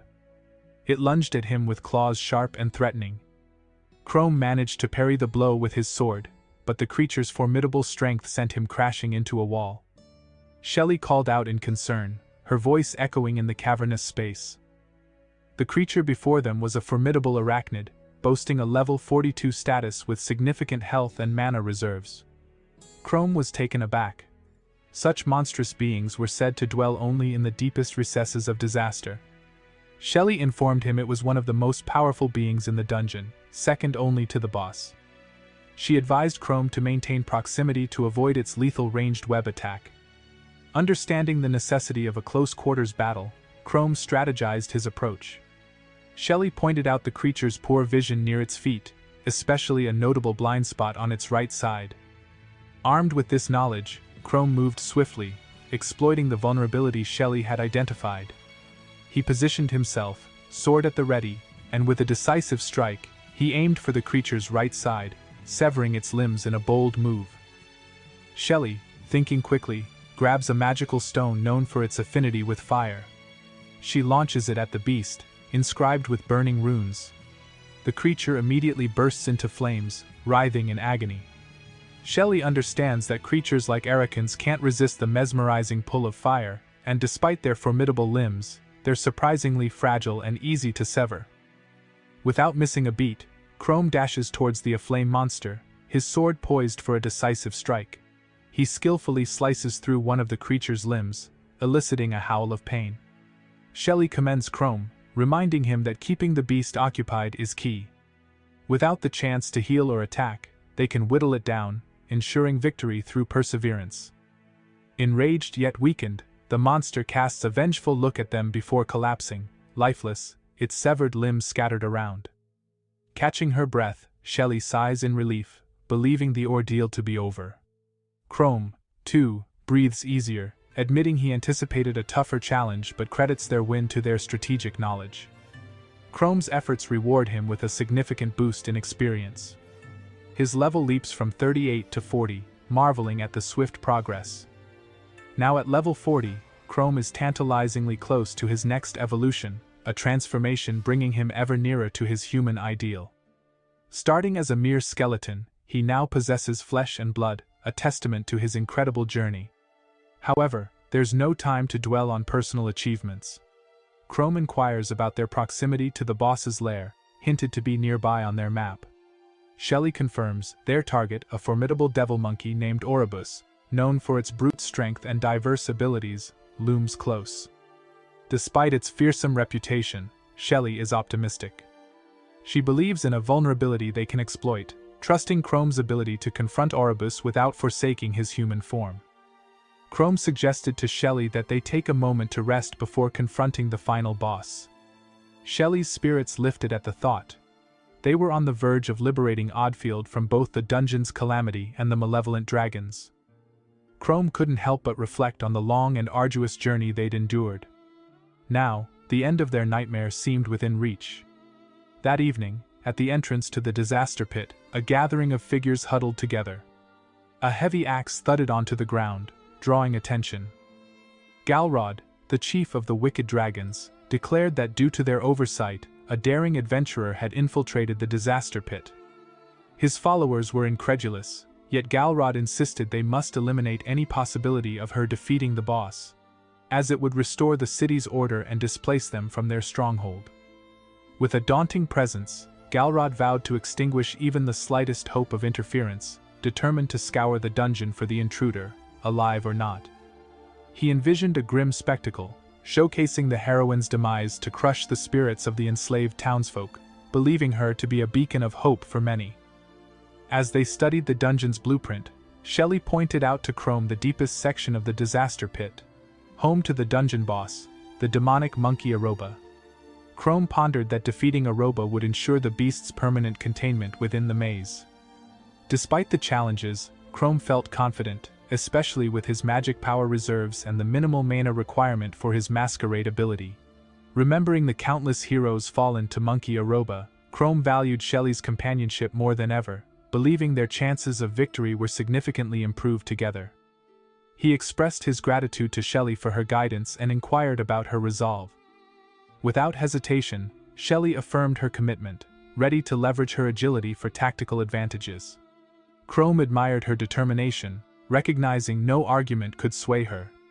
Shelly was driven by memories of her family and a steadfast resolve to see their mission through, even at the greatest personal cost. Continuing their descent, the duo navigated the dungeon's twisted paths. Suddenly, their journey was interrupted by an unexpected menace. Looming monsters emerged from the shadows. Chrome was acutely aware they were facing the very creature that had terrorized Atfield. The dungeon boss known as Oribaz, a level 52 nightmare. Shelly, catching sight of the beast, understood the gravity of their challenge. Oribaz, notorious for its devastating speed and lethal claws, had ended many adventurers who dared confront it. Chrome realized a direct confrontation in his human form would spell instant defeat. Shelly confirmed Orobaz's speed was unmatched, yet she revealed a crucial detail. Its agility was limited to straight-line movements, hindered by its disproportionately small feet. This weakness offered them a sliver of hope. Chrome, seizing on this, decided to exploit Orobaz's limited maneuverability by adopting a zigzag approach in his attack. As Chrome dashed in unpredictable patterns, Orobaz pursued with surprising speed, its growls echoing menacingly. Despite its supposed disadvantage, the beast closed in rapidly. Shelly's advice to stay constantly on the move proved invaluable, enabling Chrome to evade the creature's deadly swipes. A direct hit from Orobaz would be disastrous, but Chrome's nimble dodging kept him safe for the moment. Then, Orobaz lunged, its claw aiming to end the battle, but Chrome saw his chance.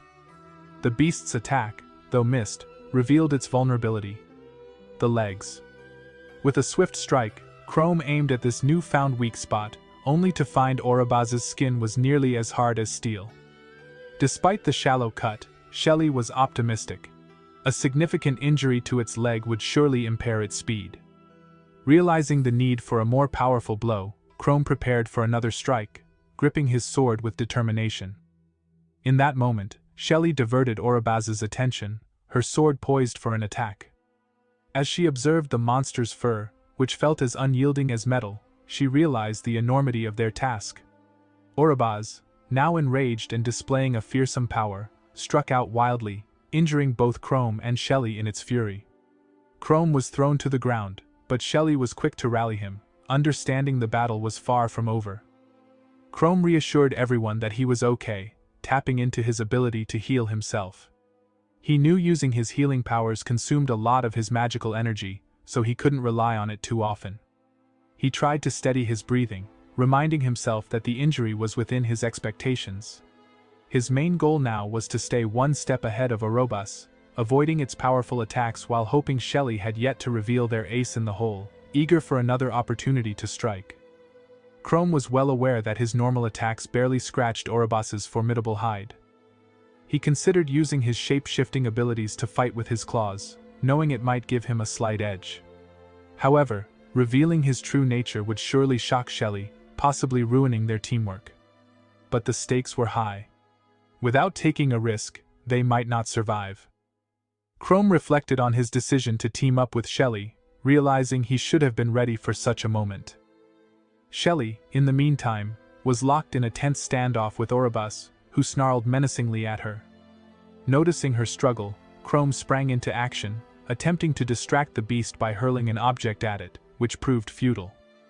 He then targeted Orobaz's tail with a swift slash of his sword, earning a growl and retaliatory strike from the monster. Although the attack did little more than grab its attention, it was a start. Chrome continued his evasive maneuvers, zigzagging to escape Orobaz's pursuit. However, he realized the creature was adapting, closing off any chance of attack. Frustrated, Orobaz unleashed its devil's poison breath, a deadly skill that enveloped the area in a toxic mist, making close combat nearly impossible. Chrome understood that this was Orobaz's response to his persistent dodging. But Chrome and Shelly had anticipated this move. Shelly quickly acted, tossing a small pouch toward Orobaz, which the monster slashed open.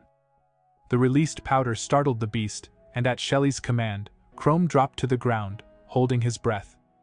The powder, derived from the toxic parachrome mushroom, caused Orobaz to choke, severely impairing its senses. Seizing the moment, Shelly instructed Chrome to pull back briefly as she prepared to use the spellstone she had mentioned earlier. Chrome watched as Shelly launched the spellstone towards Orobaz, which caught the monster's attention just as it tried to recover from the surprise attack. Orobaz's unique tail had the ability to detect the warmth of living beings from every direction. Yet, this remarkable trait had its downside. If something could mimic the heat signature of a living creature, the Oroba would be fooled by it. Shelly noticed its frustration, its senses overwhelmed and agitated to the point of fury. When the Oroba let out a ferocious scream, accompanied by its body's mighty roar, it was clear they had managed to unsettle this formidable beast. From its perspective, a seemingly defenseless creature had dared to come close, exacerbating its already confused state. Spotting a vulnerability on the Aroba, Shelly prepared to strike, aiming directly at the beast's injury. Chrome, meanwhile, doubted her strength to sever its limb merely with her blade.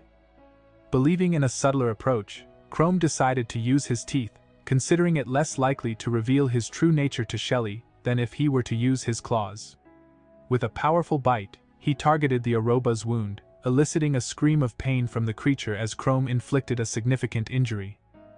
Retreating, Chrome observed the wound he had made, while Shelly beamed at their success in crippling the Aroba's greatest asset, its speed. Despite the Aroba's strength, their strategic advantage had begun to show. They had managed to neutralize the Aroba's potent breath attack, its senses, and now, its mobility. With confidence, Shelly lifted her sword, and Chrome charged, aiming to sever the Aroba's tail completely. Chrome believed in their relentless attack, understanding that persistence was key to overcoming the creature's resilience. Suddenly, Chrome noticed the Aroba's leg beginning to heal, revealing its regenerative capabilities. Realizing the urgency, Chrome knew they had to finish the fight before the Aroba could fully recover.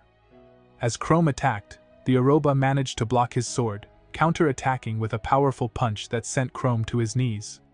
Shelly, concerned, called out to him as he grappled with the beast's unexpected strength. Despite the Aroba's dire state, Chrome refused to accept defeat, motivated by the belief that their loss would extinguish the last flicker of hope for Atfield. With renewed determination, Chrome charged again, leaping over the Aroba with his sword drawn. Shelly watched, anxious, as Chrome's initial strike seemed to leave the Aroba unscathed. Undeterred, Chrome prepared for another attack, channeling all his strength into a decisive blow that finally penetrated the Aroba's chest.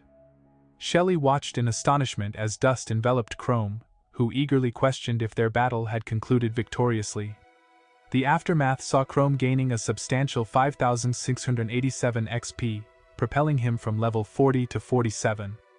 Overwhelmed with joy at the unexpected experience gain, Chrome couldn't contain his laughter, reveling in the victory and the end of their arduous battle. Shelly couldn't hold back her tears of joy as she realized they had triumphed over the mastermind behind the calamity. She fell to her knees, overwhelmed with relief, knowing that everyone in Atfield was now safe from harm. Chrome noticed her tears and understood immediately. "It hit me all at once," she confessed. "The moment I knew it was finally over." Shelly had feared her efforts to take down Orobus would be her last. She believed she wouldn't have stood a chance against such a foe without Chrome's intervention, nor would her family have survived. Chrome, filled with a profound sense of gratitude, shared his feelings with Shelly, amazed at their victory. With the dungeon now cleared, he proposed sending knights to purge the realm of the malevolent dragons. As he healed his wounded arm, a surge of regeneration magic flowed through him. He momentarily panicked, realizing he hadn't checked his magical energy reserves. Running out now would certainly spoil their victory celebration. Peeking at his remaining magic, Chrome was relieved to see just enough left to avoid revealing his monstrous nature, a secret he guarded closely. With a shy smile, Chrome revealed he was nearing another evolution, just 3 levels away. In their world, evolving allowed a monster to inch closer to their true essence, possibly mirroring their innermost wishes. Shelly, curious about his sudden joy, prompted him to share. "I've gained so much from this adventure," he beamed. Shelly shared her own progress, having ascended from level 19 to 28, excited to surprise their friends Guido and Frank with her new strength. She then apologized to Chrome, feeling guilty for taking a share of the experience despite her limited combat skills. Chrome quickly reassured her, insisting her contributions were invaluable. Amidst their conversation, Shelly's guard dropped as she relaxed, only to remind Chrome of the dangers that still lay ahead on their journey back. She proposed reporting their success to the capital to organize the expulsion of the remaining evil dragons. As fatigue began to set in, Chrome suggested a brief rest before securing the boss's magical stone. Shelly agreed but was abruptly cut off when she noticed a looming threat. Reacting instantly, she protected Chrome from a sudden blaze. Knocked to the ground, Chrome called out to her in panic, spotting 2 figures advancing on them. "Why? Why are there so many evil dragons in this dungeon?" he demanded. Stepping forward from the shadows was Galrad, the notorious leader of the evil dragons. Shelly trembled at the sight of him, realizing the gravity of their situation. Chrome couldn't help but question his own humanity, considering his formidable stature. It was Jeff, burning with a desire to end their lives. Shelly, with unyielding determination, declared their tyranny at an end, following their victory over the Urubas. She urged the villains to flee before the city's knights arrived. However, their taunts came harshly, ridiculing Shelly and Chrome for their confidence, especially after defeating demons far stronger than any knight. A feat they claimed Galrad could have easily accomplished himself. Shelly countered, emphasizing the immense sacrifices required to vanquish such a beast, a fact the villain dismissively attributed to their own actions against the knights and their deceit involving a counterfeit map and an ambush amidst monster battles. The adversary bragged about their heinous acts against the knights and the desecration of women, enraging Chrome with their vile boasts. Galrad clarified a crucial misunderstanding. They had no intention of abandoning Atfield. He outlined a sinister plan to maintain control through fear, occasional monster releases, and even manufacturing their own atrocities to solidify their rule. Galrad's declaration of their efforts as merely an inconvenience to his grand scheme of domination left Shelly in disbelief. He commanded his men to capture Chrome and Shelly, subjecting them to brutal torture before feeding them alive to monsters, all for daring to challenge his authority. Chrome realized the grim reality: neither he nor Shelly had the strength to continue fighting. With his health and magic power dwindling, Chrome reflected on their dire situation, acknowledging their role in the recent turmoil and the seemingly insurmountable challenge of defeating the dungeon's overseer. Chrome, facing Shelly's apology for dragging him into this hopeless fight for Atfield, found a renewed sense of resolve. Reflecting on his journey from being considered worthless to becoming a determined adventurer, he refused to surrender to despair. Despite his trials and transformations, Chrome's spirit remained unbroken. Faced with bandits and nearing defeat, he clenched his fists, unwilling to give up. This moment of adversity wasn't the end, but another challenge to overcome. A testament to his relentless will to persevere, fight, and reclaim his humanity, no matter the odds. Chrome couldn't shake the feeling that he had already faced death once before, and he wasn't about to let fear hold him back now. Shelly, tears streaming down her face, shouted out to Chrome, breaking his contemplation. Chrome felt a pang of guilt for letting his guard down, especially when Shelly took a hit meant for him. It was time he stepped up to protect her. Their adversary, sneering with disdain, lunged forward, unleashing a powerful attack. Chrome, with newfound resolve, parried the striker with his sword, but the man's scorn didn't wane as he landed a blow on Chrome's body. Shelly, struggling to rise, kept her thoughts on Chrome, while Jeff, emboldened and malicious, raised his sword high. He proclaimed his intent to kill them and then turn his wrath upon the innocent children in the church. Chrome's anger flared at Jeff's threat, but it was Shelly's glance that reignited his determination. Jeff's vile words continued, suggesting they torment the elderly priest to the brink of despair. Shelly, from the ground, offered a silent apology to the priest and the others present. Chrome, gripping his sword tightly, engaged Jeff once more, their blades clashing. Suddenly, arrows flew towards Chrome, striking him and causing his blood to scatter. Jeff taunted him, relishing the thought of offering them up to a monstrous fate alive. However, an unexpected twist occurred as a monstrous claw deflected Jeff's sword, leaving him stunned and questioning Chrome's capabilities. With a powerful punch, Chrome sent Jeff sprawling to the ground. Shelly, watching the scene unfold, was baffled. She had never known Chrome to possess such monstrous strength or a healing ability. The sight of his arm sent a wave of unease through her. Galraud, observing the turn of events, found the situation intriguing. Chrome, undeterred, removed the arrows from his body, reflecting on Shelly's earlier kindness. Her naive trust in him, a stranger, had given him the strength to escape the dungeon and face his fears. Their reunion in Atfield had been a turning point for him, and her pursuit when he fled had touched him deeply. Now, facing her, Chrome worried about her reaction to his true form, fearing it might feel like a betrayal. But there was no time for doubts. Chrome stood firm, challenging their foes who hesitated, sensing the shift in power. The man, defiant to the end, vowed to send Chrome to his doom, raising his sword for another attack. Chrome's response was fearless, ready to confront whatever came next, determined to protect Shelly and the others, no matter the cost. In a moment of desperation, Chrome activated his hidden ability, the Masquerade skill. His adversary, charging at him with lethal intent, was abruptly bisected, his upper body tumbling to the ground. Chrome, absorbing the aftermath, found himself 567 XP richer. Jeff watched in disbelief as Chrome transformed into a fearsome beast, a sight far beyond the realms of any ordinary skill. For Chrome, taking a life was a new experience, yet it felt eerily instinctive. Perhaps it was the adrenaline, the survival instinct, or maybe it was the monster within embracing its nature. The realization dawned on them all. Capturing this creature alive was no longer an option. They had to eliminate the threat it posed. Shelly, still piecing together the truth about Chrome's true identity, felt a mix of shock and betrayal. Chrome, now Chrome in his monstrous form, regretted deceiving her even as he fled. Despite her possible misconceptions about him, Chrome was determined to halt their assailants. As Chrome charged at his foes, arrows launched in his direction were effortlessly deflected off his formidable hide.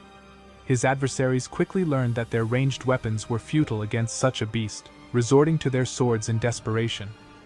Chrome seized this moment to activate his regeneration ability, fully aware that a direct sword hit could still spell doom. Despite his enhanced strength and deadly claws, Chrome understood the gravity of his situation. Yet, he also recognized the fear his monstrous appearance instilled in his enemies, a fear he intended to use to his advantage. When one attacker leaped towards him, Chrome's defensive move not only blocked the assault but also revealed the fear in his opponent's eyes. Seizing the opportunity, Chrome's roar and aggressive posture caused the man to falter. In a swift series of movements, Chrome disarmed one man and decapitated another. His raw power was undeniable as he punched another assailant so hard that the man's face was driven into the ground, earning Chrome additional XP and bringing his level from 47 to 48. Galrod, observing from afar, grew increasingly frustrated as Chrome's strength seemed to surge with each passing moment. The tide of battle was turning. The men's fear and confusion were palpable, their fighting spirit waning.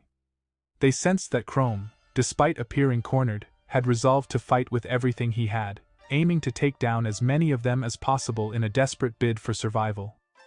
The tension escalated as the battlefield became a whirlwind of chaos around Chrome. Faced with a new onslaught of foes, Chrome realized the gravity of the situation.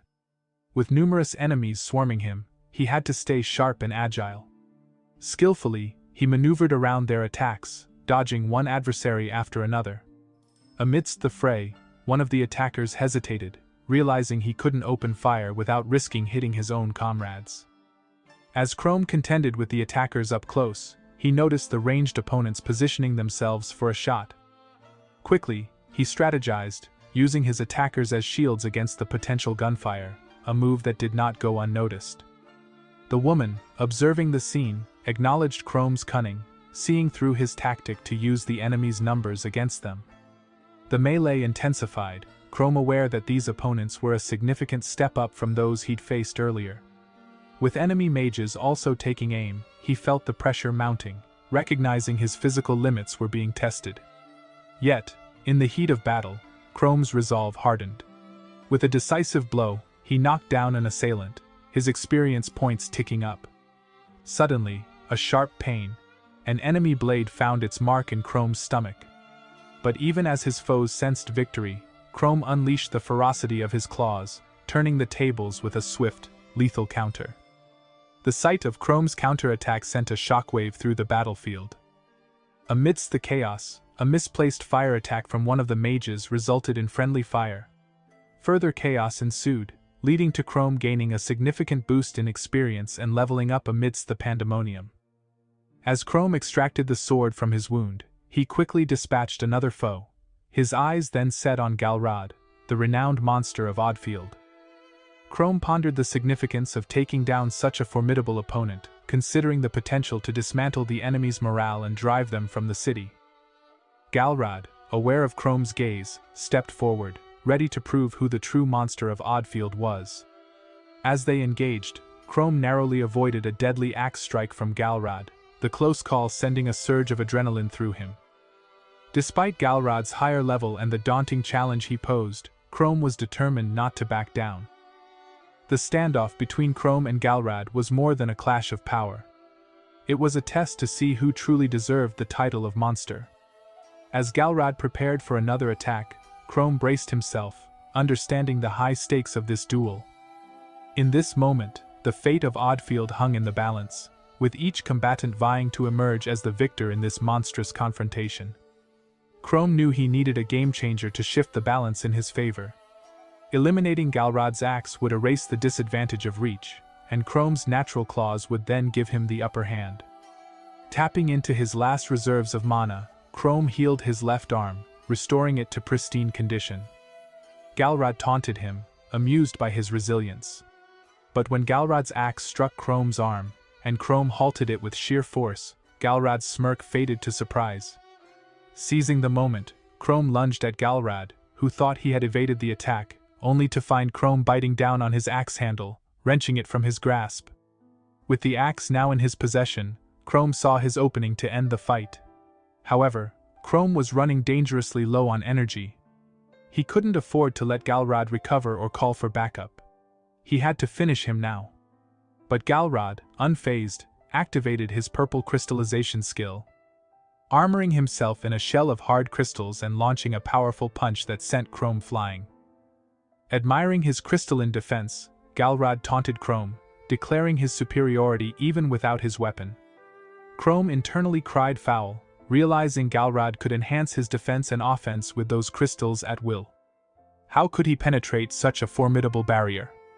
As Chrome lay on the ground, contemplating his next move, Galrad relished the thought of instilling fear into him. Galrad's past, marked by hardship and abuse, flashed before him. The day he first unlocked his skill, he believed it was divine intervention. A chance to escape the cycle of violence and fear at home. Yet, the same power that saved him branded him a monster in his mother's eyes. A label that drove him to embrace his dark nature fully. With his mana depleted, Chrome felt the weight of defeat. But then, a glimmer of hope appeared. A sword within reach. Grabbing it, Chrome dodged Galrad's next attack, sword in hand, ready to face his adversary once more. Galrad sneered, believing Chrome was on the brink of defeat, and taunted, "What good will that sword do you now?" Encouraging his leader to finish Chrome off, Chrome made a surprising move by throwing his sword. Galra swiftly dodged, mocking Chrome's poor aim. Yet, Chrome's true target was not Galra. His sword was aimed at Jeff, striking him unexpectedly. Jeff fell, granting Chrome a crucial 101 XP which pushed him from level 49 to 50. Galra dismissed the move as a desperate flail, unable to see its true purpose. With this newfound level, Chrome was presented with the opportunity to evolve. Evolution for a monster meant a step closer to its ultimate form. However, in Chrome's heart, there was no desire to become more human-like. His only wish was for the strength to defeat Galrad and protect Shelly, along with the entire town of Atfield. Resolved to accept any form, however monstrous, if it granted him the power he sought, Chrome began his transformation in front of a bewildered Galrad. As Chrome evolved, he became a doppelganger, a creature of nightmares capable of driving its victims mad with illusions and stealing their identities. This new form gave him access to terrifying abilities: regeneration, masquerade, phantom, and dream eater. Galrad, now facing this evolved being, was filled with irritation and disbelief. Undeterred, Galrad launched an attack, but Chrome, now more powerful, effortlessly stopped his fist. Utilizing his Dream Eater ability, Chrome inflicted a deep wound in Galrad's stomach, draining his mana and causing a sensation of dread and confusion to swirl within him. With the stolen mana, Chrome healed himself, feeling invincible. Galrad, now truly fearing the creature before him, commanded his minions to attack. One shot an arrow while another cast a spell of fire. Chrome, confident in his new abilities, prepared to defend himself. His 4 hands raised, eyes opening on his palms, he unleashed his phantom skill. This ability manipulated illusions to control others, becoming more potent with the fear of its victims. Despite taking damage from the arrow and fire, the lady believed she had triumphed, yet Chrome emerged, shrouded in a fearsome aura that widened her eyes in shock. It was Galraud, who had been struck by an arrow and erupted in fury. The woman, shaking, tried to grasp the unfolding events. Galraud, visibly irritated, demanded to know their target. Chrome, with renewed vigor, unleashed his claws, slashing at Galraud. This intervention allowed Chrome to recover his energy and prevent the henchman from further interference. It seemed this would mark Galraud's downfall. Yet, Galraud, taking offense at being underestimated, especially as the terror of Atfield, attempted to retaliate with his crystallized fist, only for Chrome to catch his arm effortlessly. Galraud speculated that the eerie glow emanating from Chrome was some form of illusion technique designed to incite fear, but he was convinced he could withstand it by stealing his mind. However, when Chrome deployed his phantom skill once more, Galraud was taken aback by visions of his deceased father accusing him of murder, causing him to lash out in panic. The illusion shifted disturbingly, revealing his mother on the day he had killed her, further plunging Galraud into confusion and fear. The surroundings morphed eerily as he confronted more phantoms, one of which, mimicking his father, threatened dire retribution. In reality, Chrome had already overpowered him, leaving Galraud defeated and bleeding out on the ground. This victory against the dragon boss netted Chrome a significant experience boost, propelling his level from 50 to 51. This battle heralded his third evolution, the doppelganger, endowing him with immense power and two new skills: Phantom and Dream Eater. These abilities not only allowed Chrome to manipulate his foes' fears through illusions, but also to siphon their memories and mana. As Chrome pondered his newfound powers, the woman called out to Galraud, mistakenly thinking the battle was still theirs to win. However, facing Chrome's overpowering presence, their hope disintegrated. Chrome's shout sent them fleeing in terror. The heart of the chaos, Orobas, has been vanquished. The malevolent dragon's leader lies defeated, their ranks shattered. With their head gone, Chrome doubts they could ever orchestrate such havoc on the nights Galraud warned of. Together, Chrome and Shelly have brought peace to ODF, hopeful that the children can now live without fear. Chrome catches a glimpse of Shelly, noticing the terror in her eyes. He realizes she must be grappling with the revelation that her fellow adventurer is not entirely human. Silently, Chrome steps away, pondering over Shelly's shock. It was inevitable she'd be stunned, yet he finds some solace in this. Having already exposed his monstrous side in town, remaining in Atfield isn't an option. Chrome reflects on how disbelief might have been Shelly's first reaction if rumors were all she had, potentially leading her to seek him out again.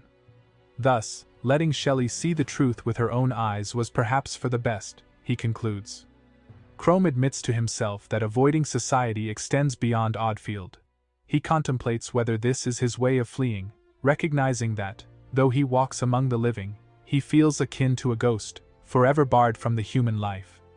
Encounters with his sister would inevitably lead to this revelation. Chrome doesn't see himself as a tragic hero, despite once being frail, for he has saved an entire city.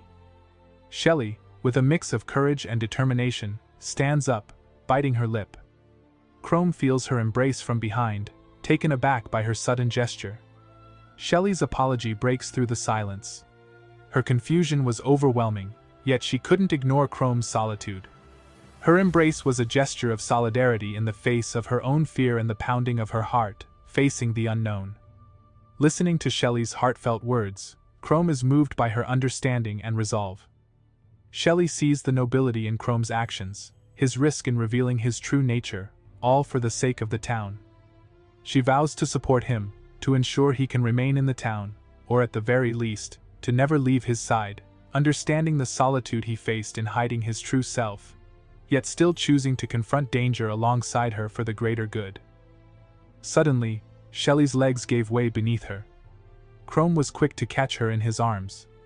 She had overexerted herself, her voice barely a whisper as she apologized, saying she was just a bit weary. Chrome noticed her eyes flutter shut. She was injured and utterly spent. Yet, she had found the strength to stand and offer him words of encouragement. Chrome felt a wave of gratitude towards Shelly. In his heart, though, he wished she wouldn't be so close to someone like him. A creature of shadows and fears. Shelly's innocence and her belief in his acceptance by the townsfolk touched him deeply. Yet Chrome worried that her association with him could bring her danger and trouble. As he pondered, Chrome's hand lifted almost of its own accord. He remembered the power of Dream Eater, a mystical ability that allowed one to delve into and alter others' memories. The thought crossed his mind to erase all memory of himself from Shelly's mind, to protect her. But then, her encouraging words echoed in his mind, bringing a smile to his face. When Shelly regained consciousness, she found herself surrounded by concerned faces asking her what had occurred. Disoriented, she inquired about her whereabouts. A man explained that a monstrous roar had been heard outside the town, and they found her shortly after. Shelly's memory came rushing back. The descent into the disaster, the battle against Oribes, the attack by the evil dragons. But one question lingered on her lips. "Where's Chrome, the man with the white skin?" The man's reply sank her heart. She was the only one found. Chrome realized then that he couldn't bring himself to erase her memories. 2 days later, the disaster area was reported cleared, stirring astonishment at the defeat of the devil monkey. The town breathed a sigh of relief, free from the fear of monsters. The announcement of a new feudal lord's arrival was made, alongside plans to celebrate annually the day Shelly, now hailed as a hero, defeated the devil monkey. Though Shelly humbly suggested her presence was merely coincidental, the town was abuzz with the news of the disaster's boss being vanquished. Though not an immediate end to all threats, it marked a significant turn towards peace for Atfield. As the evil dragons retreated and the town edged towards tranquility, Shelly couldn't help but attribute it all to Chrome. Her thoughts filled with concern and wonder about his whereabouts. Chrome had become a beacon of hope, the hero who had freed them from their darkest hour. Meanwhile, someone's gaze was fixed on a warning poster pinned to the wall. "Aren't you going to join us for a drink?" they were asked, but they declined. The person remarked that they were celebrating a new hero, yet there they were, absorbed in the poster as if it held all the secrets of the universe. It depicted a monster that had terrorized the town, harming a child, a creature capable of mimicking human form and speech.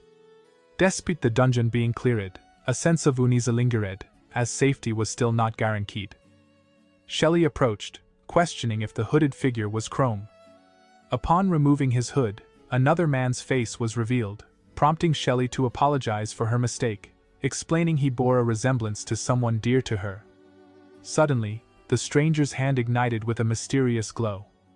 It was indeed Chrome, utilizing his phantom ability to conceal his true identity, as he couldn't afford to be recognized as the monster known to many. He thanked Shelly for her past acceptance, which had given him the courage to face Karmya once again. Following his evolution, Chrome discovered his magical prowess had significantly increased, aligning more with a spellcaster's abilities than those of a mere shapeshifter.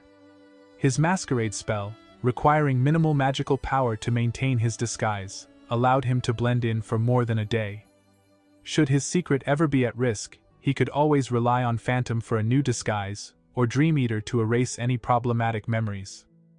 Confident in his abilities, Chrome decided it was time to return to his hometown of Rockdad.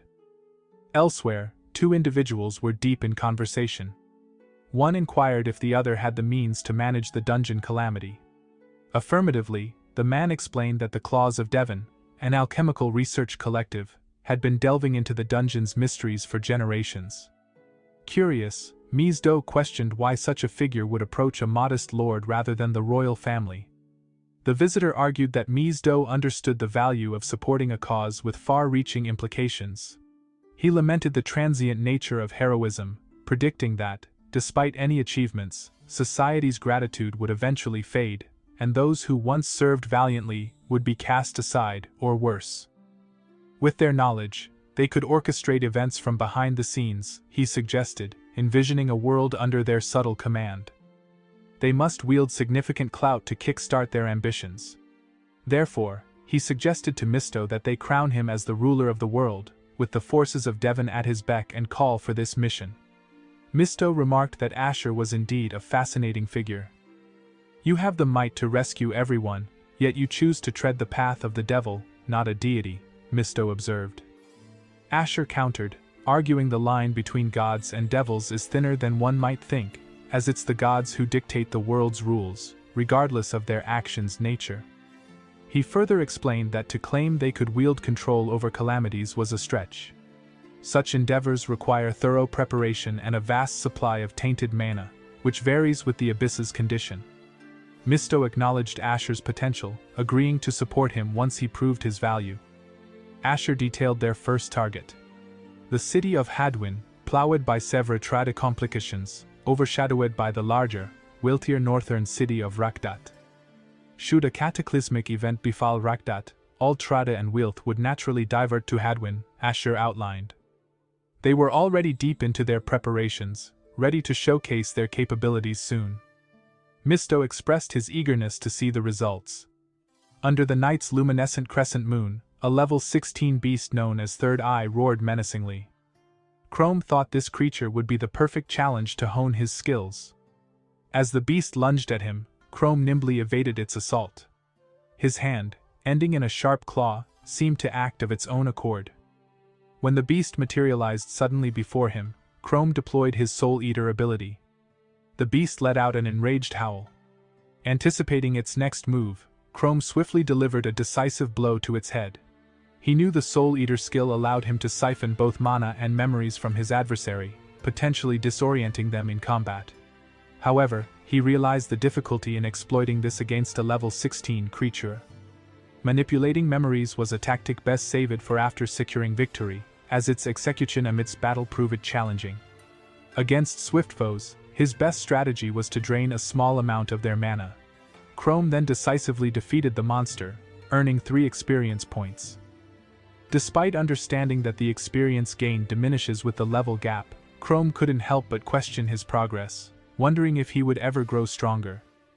Chrome eyed the fallen creature with a mix of curiosity and concern, its form unfamiliar and its power unsettlingly high for the area's usual standards. He couldn't shake the feeling that this could be a bad sign. After ensuring the beast was no longer a threat, Chrome decided to make the most of the situation, cooking and consuming his vanquished foe. Looking towards the horizon, he could almost see the outlines of Rakdat, the place he called home. He pondered on his ability to sustain the masquerade, the magical disguise allowing him to appear human, by siphoning mana from such beasts. Staying human was not just a matter of convenience or avoiding panic among the townsfolk. Remaining in his true form too long affected his psyche in ways he disliked. Firmly, Chrome focused on the thought of his sister, promising silently that he'd be home soon. In a tavern, the sound of a mug slamming against a table cut through the chatter. A man attempted to pacify his companion, suggesting that the difficulty in recruiting new members was to be expected, but frustration boiled over. The man was convinced they were being deliberately avoided. Enter Karmya, her voice cutting through the tension as she confronted them about her brother's last known venture into the dungeon with them. Arthur's response was defensive, demanding to know what she was insinuating. Karmya was direct, accusing them of abandoning her brother, Chrome, to fend for himself in the depths of the dungeon during their hasty retreat. Arthur, his anger mounting, turned the accusation back on Karmya, suggesting that it was her spread of rumors that made them pariahs. The argument escalated, with Arthur becoming visibly shaken and aggressive, particularly when his actions since the incident were questioned. In a fit of rage, he denied any wrongdoing, insisting that their survival had necessitated the tough decision, and refused to bear the blame for Chrome's fate or accept the label of a murderer. Yet, the image of Karmya's accusatory gaze haunted him, fueling his anger and determination not to forgive her for tarnishing their reputation. Elsewhere, a woman's excited pace brought her face to face with Fenrir, a dungeon boss exuding a threatening presence. The fearsome dungeon creature halted in its tracks, a low growl escaping its throat. It seemed taken aback by the item the woman presented, an item that clearly bore the mark of its master. The fury in its eyes dimmed, replaced by a flicker of recognition.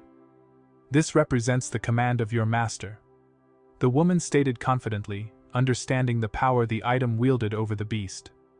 She explained that the creature had duties to fulfill on behalf of their master, urging it to follow her lead. "We're heading to Rock Dad," she declared, indicating their new destination with authority. Meanwhile, Chrome wandered the streets at night, reflecting on the long time since he last saw his home. His heart was full of empathy, and he felt a certain security in his abilities, especially his skill in illusions, which could easily get him out of any trouble with the guards.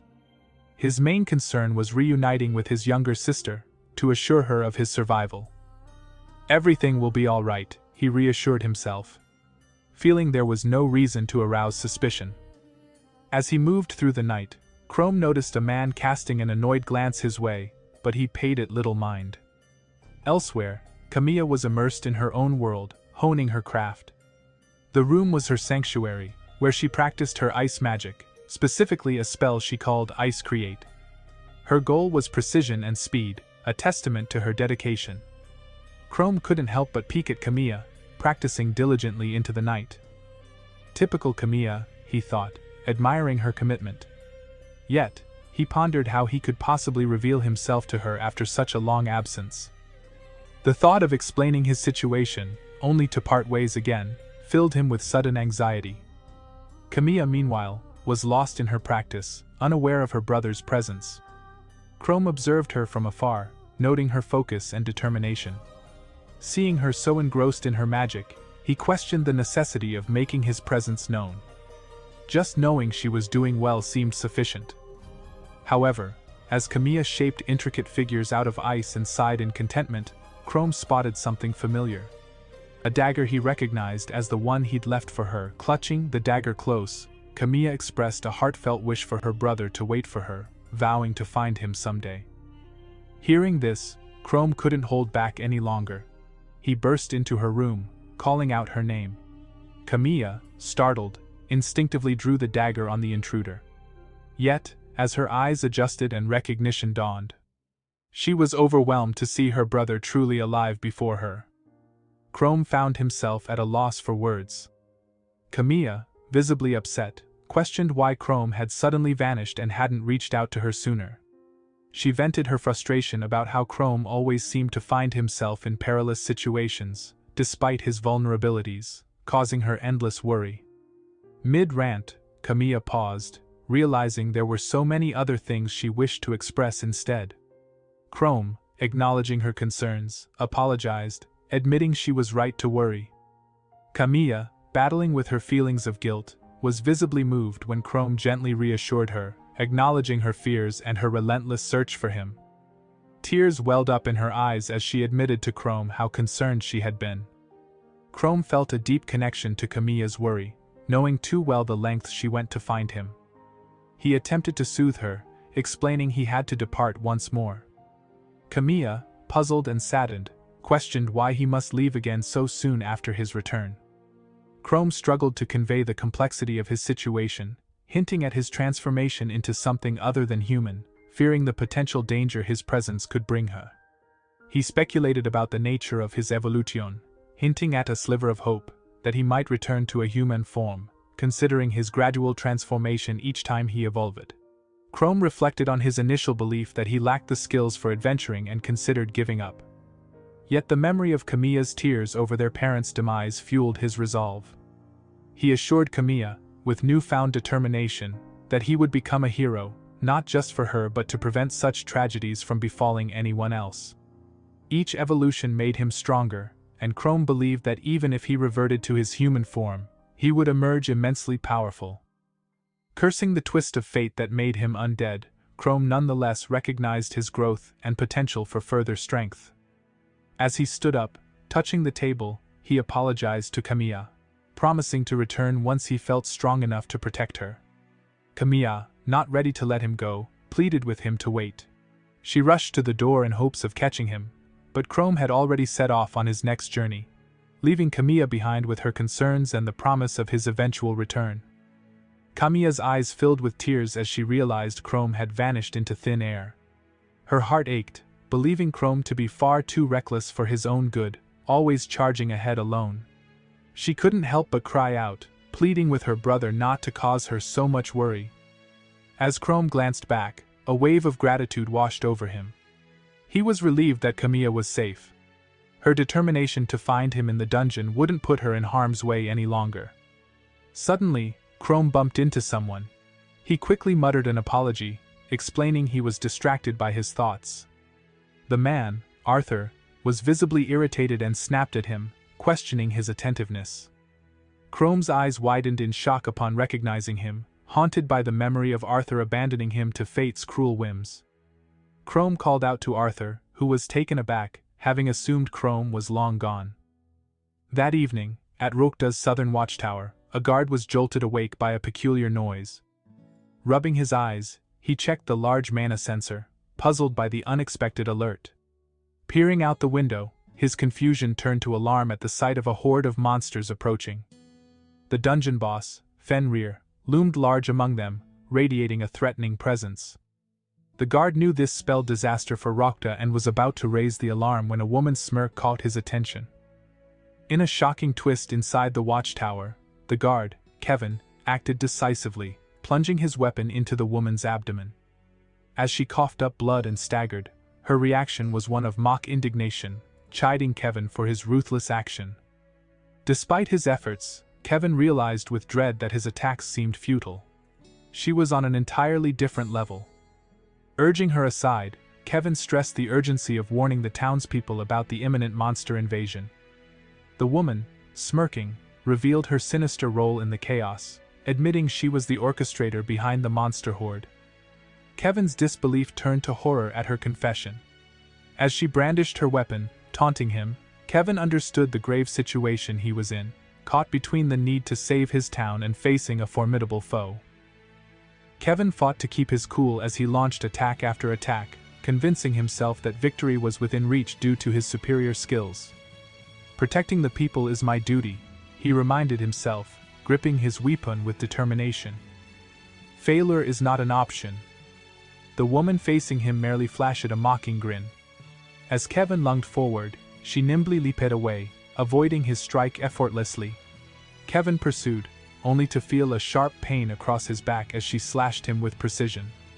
Stunned by her agility, Kevin wondered how his attacks had ever landed. He crumbled to the ground, her laughter ringing in his ears. "A little pain makes the game more fun," she taunted, reveling in his dashed hopes. She questioned Kevin about the city's defense plans against a potential monster invasion from the south, clearly intending to dismantle their efforts as she had with him.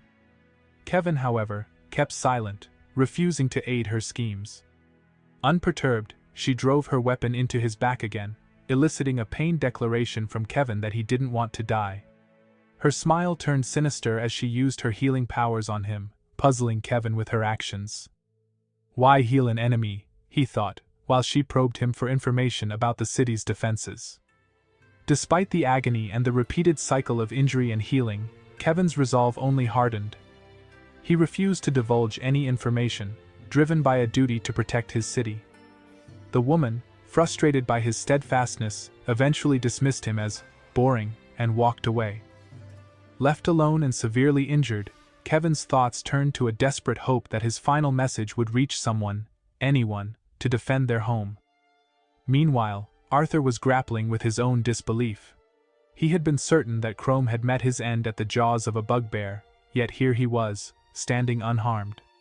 Chrome himself was considering the complications of his unexpected encounter, pondering the use of his illusion skills to alter his appearance.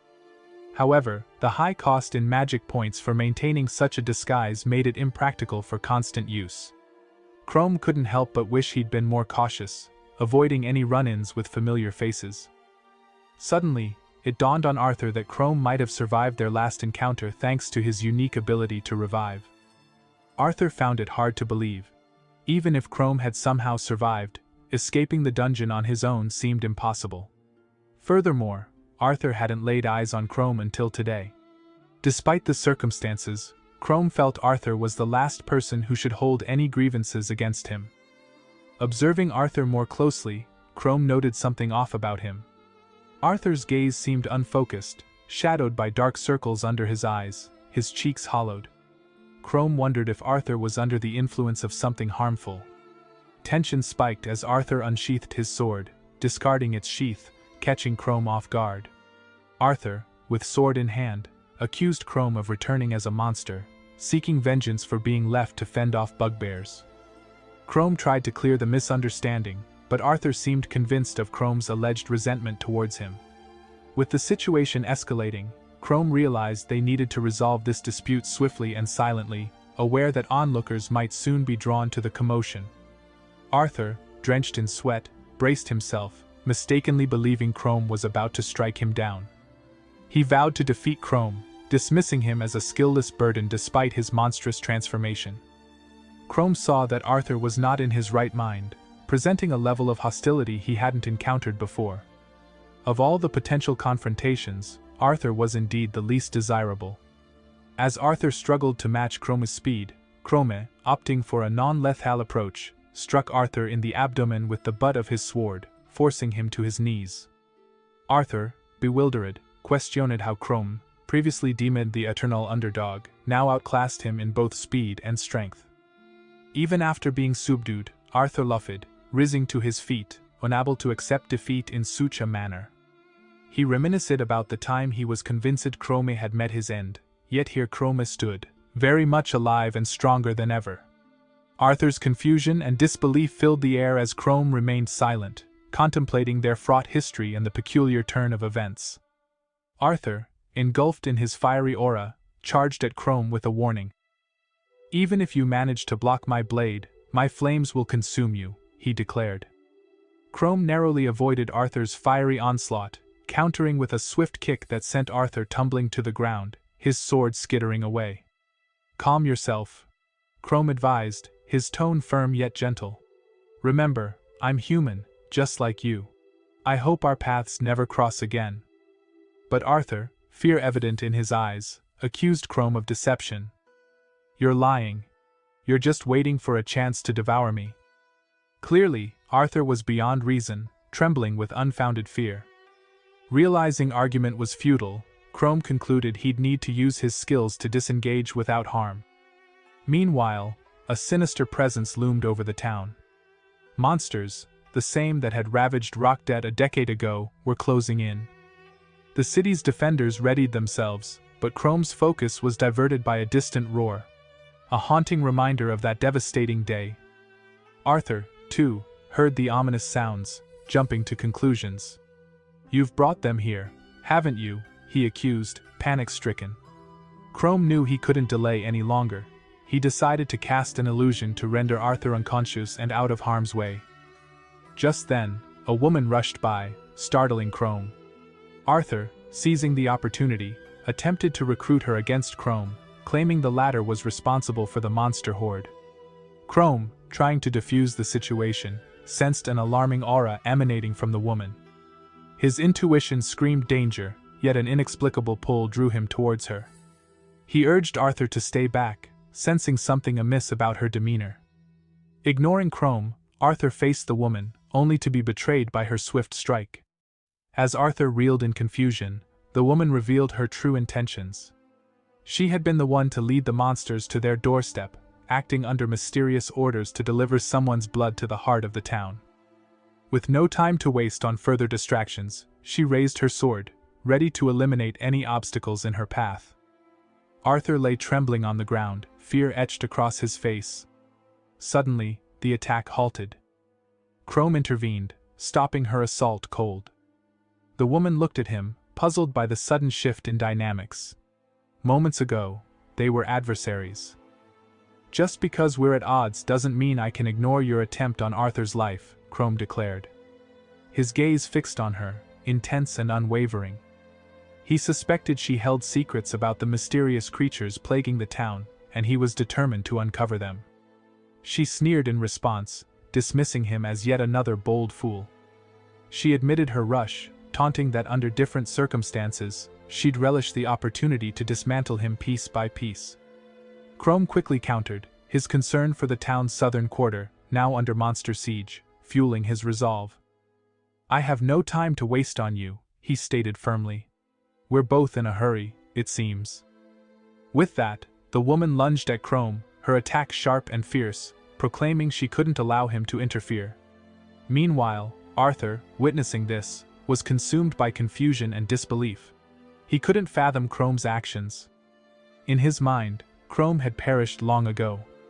Arthur recalled a desperate moment when he believed he had ended Chrome's life to escape a dire situation. The rumors of the dead transformed into vengeful entities preyed on his mind, suggesting a horrifying possibility. Chrome quickly realized the magnitude of the challenge before him. The woman was not only swift and mighty, but her weapon was enormous, making it hard for him to get close.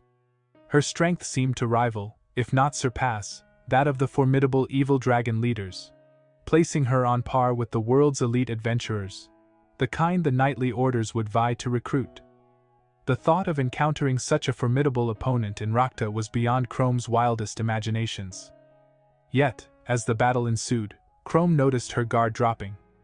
Seizing the moment, he launched an attack, striking her down. As she lay on the ground, she mocked the pain, acknowledging Chrome's skill with a backhanded compliment. Though the wound was superficial, Chrome hoped it would diminish her strength. However, his shock was palpable when she effortlessly healed herself, revealing her mastery of white magic. Her enjoyment of the battle growing, despite her initial rush, indicated that Chrome had unwittingly entangled himself in a far more complex and dangerous confrontation than he had anticipated. Chrome quickly understood the strategy of his opponent. She wasn't exposing any weaknesses, rather she was playing the long game, leveraging her healing abilities to wear him down. As their blades met, sending sparks flying, Chrome recognized a battle of endurance was not in his favor. Both he and his adversary had the capacity to heal, but extending the fight would only lead to more harm to those around them. And with Arthur's eyes on them, Chrome couldn't risk revealing his monstrous true form, as it would compromise the city's defenses. Realizing he couldn't rely on brute force or his phantom skill, which feeds off an opponent's fear and was ineffective against the fearless, Chrome decided to employ the Soul Eater skill.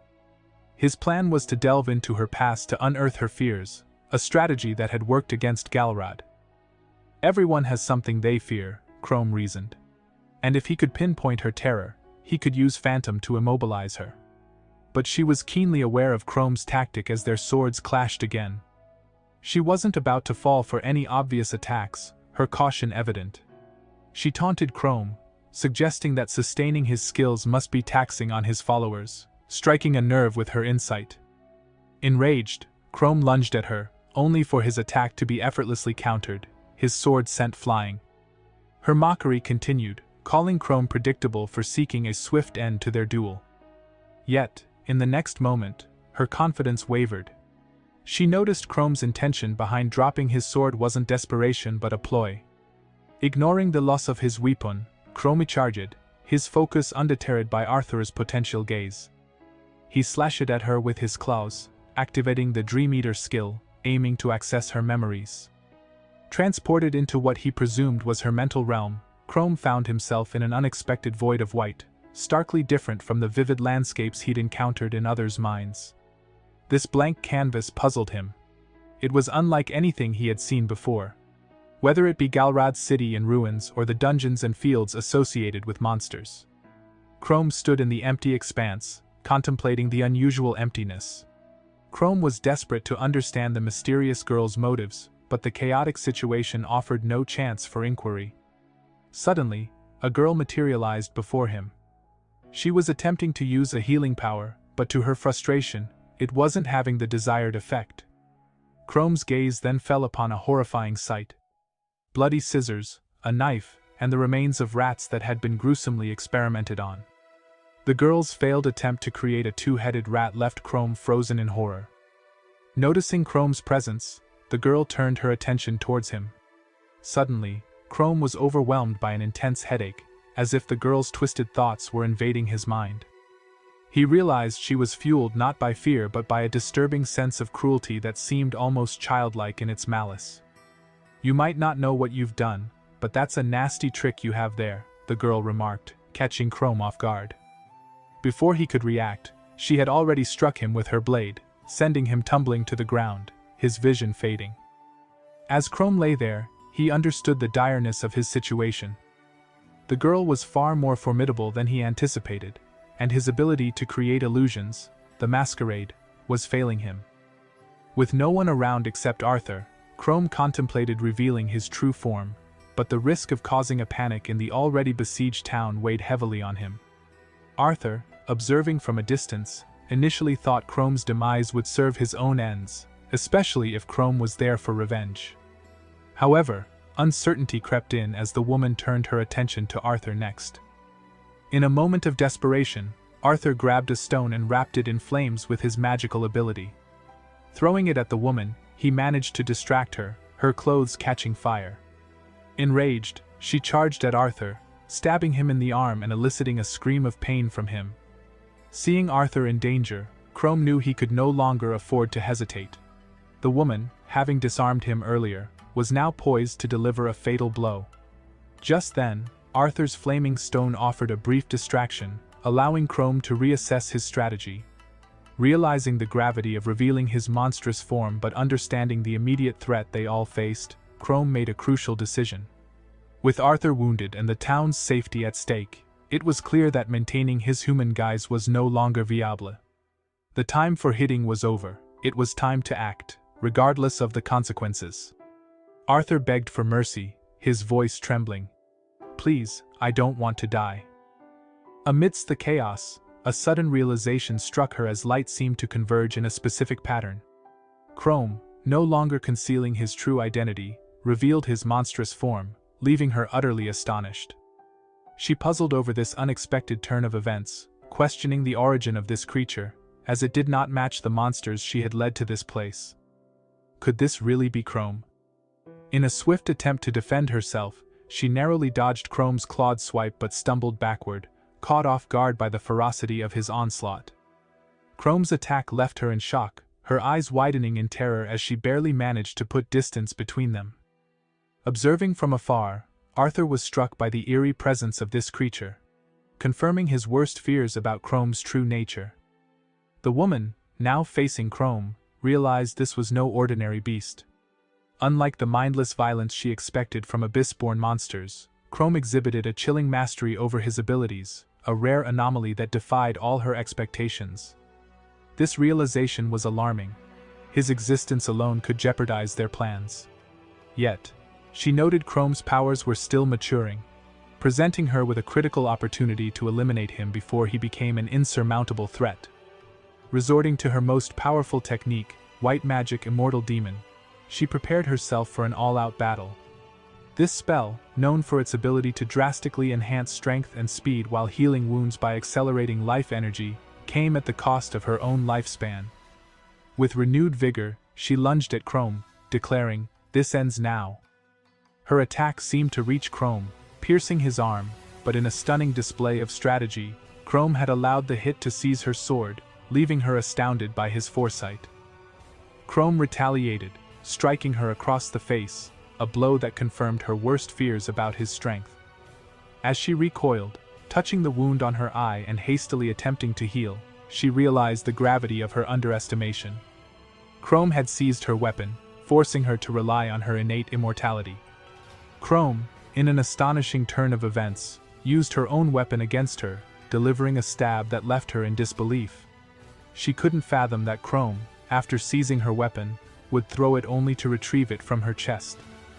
As Chrome approached, he landed a punch so powerful it sent her flying a great distance. She recognized him as an incredible force, the first to introduce her to such exquisite agony. She lamented the inevitable rise in casualties if the battle prolonged and was determined to see it end, regardless of the mystical energy she wielded. She swung her weapon at Chrome, urging him to surrender, boasting of her immortality as long as she possessed mana. She was astounded by Chrome's existence, a creature that resisted its destructive urges and instead chose to aid humans. She mocked Chrome, recalling Arthur's aggression towards him, yet Chrome remained focused on winning the humans' approval, a goal she deemed pitiful for a monster. Chrome responded with an uppercut that twisted her head unnaturally. As she corrected her posture, she taunted him for his misunderstanding of immortality. Unfazed, Chrome's next attack was swift and merciless, dismembering her arm and splitting her torso, her body now divided, with blood pouring out. As her lower half kneeled and her upper half lay on the ground, Chrome contemplated the scene before him and decided to walk away. Unexpectedly, she launched herself at Chrome, aiming for a final attack. Chrome, ready for her, caught her in midair and smashed her to the ground. Amidst her laughter, she pitied Chrome, suggesting that no matter his efforts, he would never be embraced by humans. Chrome, accepting this reality, expressed that it mattered little to him. He then proceeded to ensure her defeat was final, his actions reflecting his deepest desire. Not for recognition, but to ease the suffering of those living in these troubled times. Having defeated her, Chrome earned 5,162 experience points, advancing from level 51 to 53. He felt fortunate that no one had witnessed this side of him. Arthur, having observed the fight, accused Chrome of being a monster, convinced that Chrome's ultimate intention was to return and destroy him. Holding his head high, Chrome tapped into his unique abilities, targeting Arthur.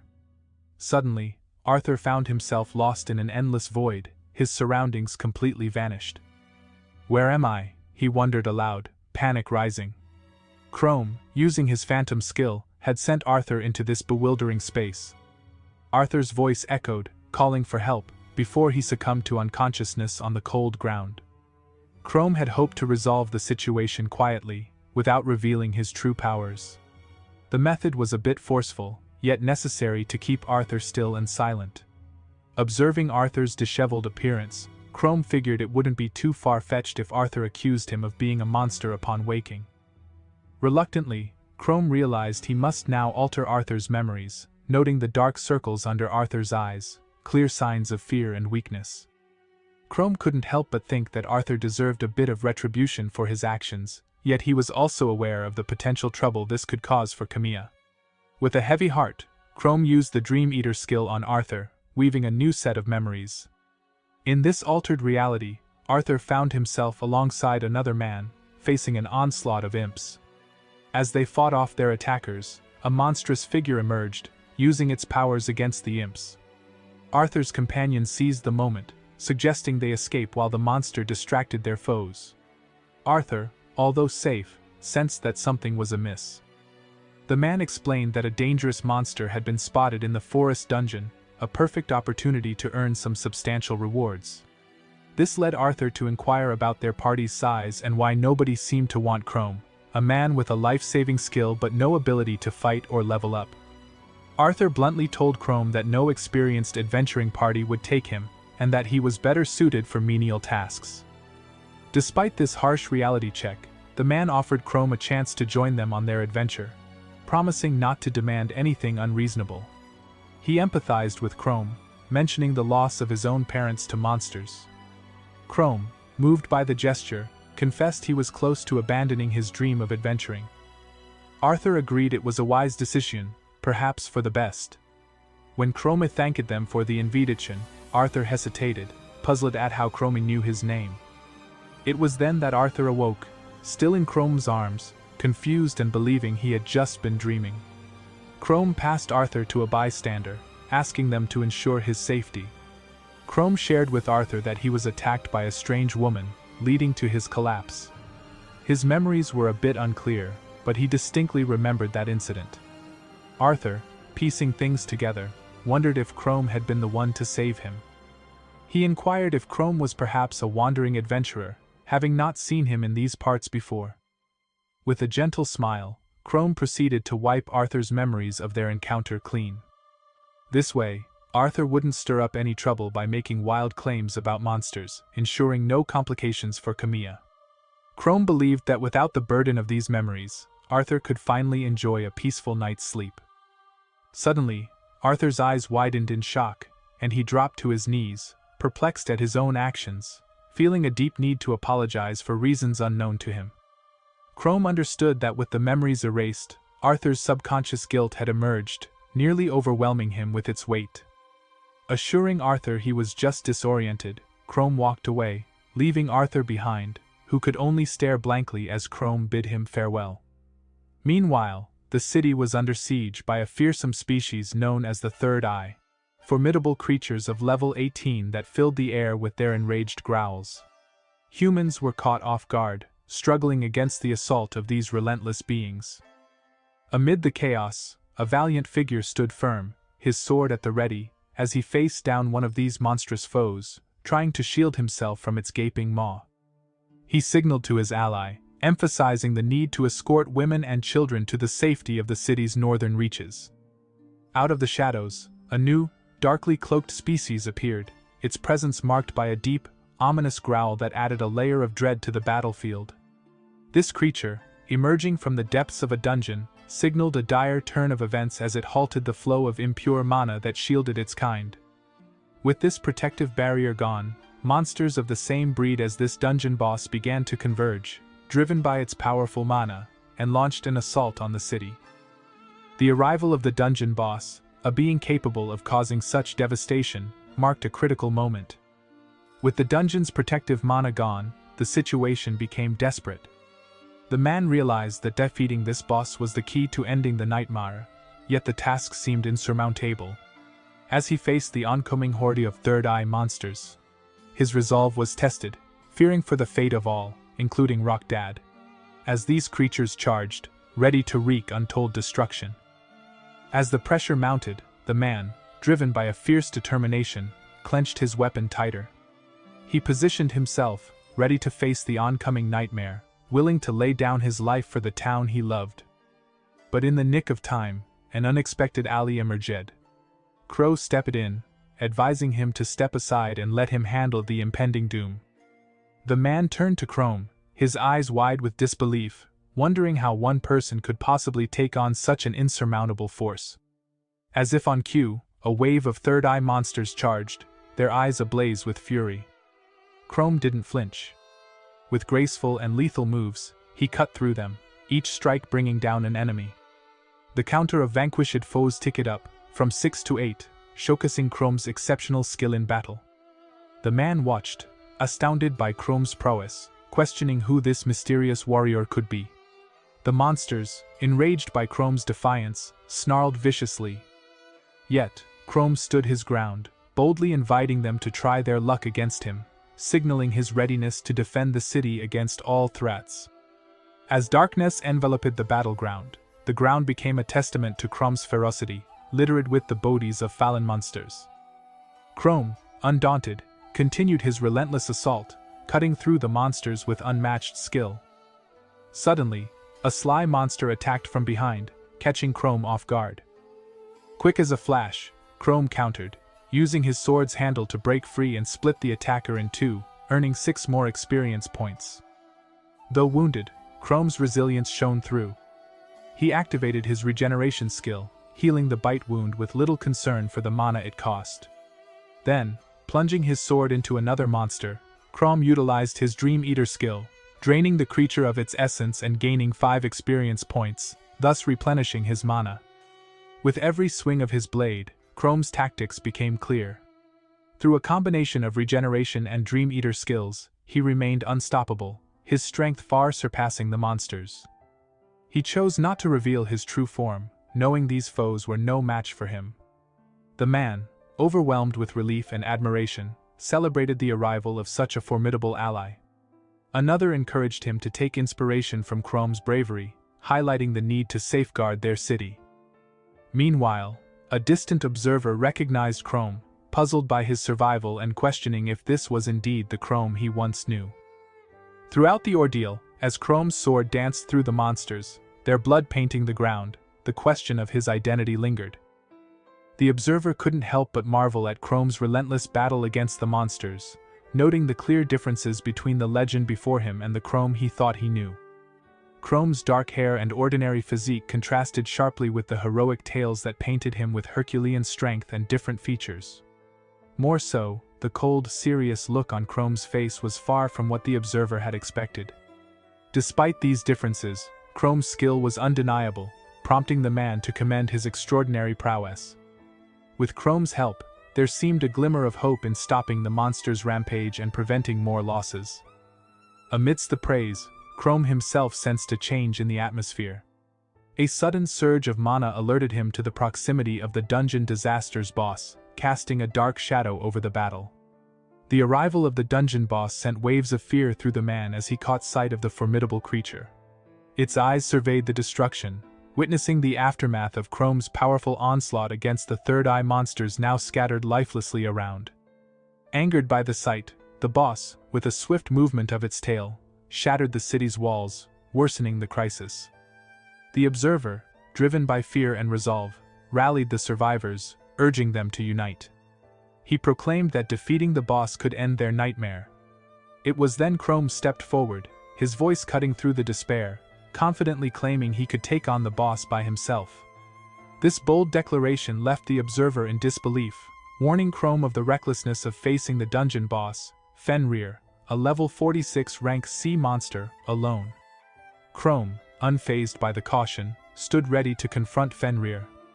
A quick evaluation showed Fenrir to be less formidable than previous foes, Galrod and the Devil Monkey, bolstering Chrome's resolve. With no hesitation, Chrome attacked, striking Fenrir and drawing first blood. As Fenrir staggered back, recognizing the threat Chrome posed, Chrome's determination shone through. He was resolute in protecting Rakdat from further devastation. The tension was palpable as Chrome prepared to engage Fenrir directly.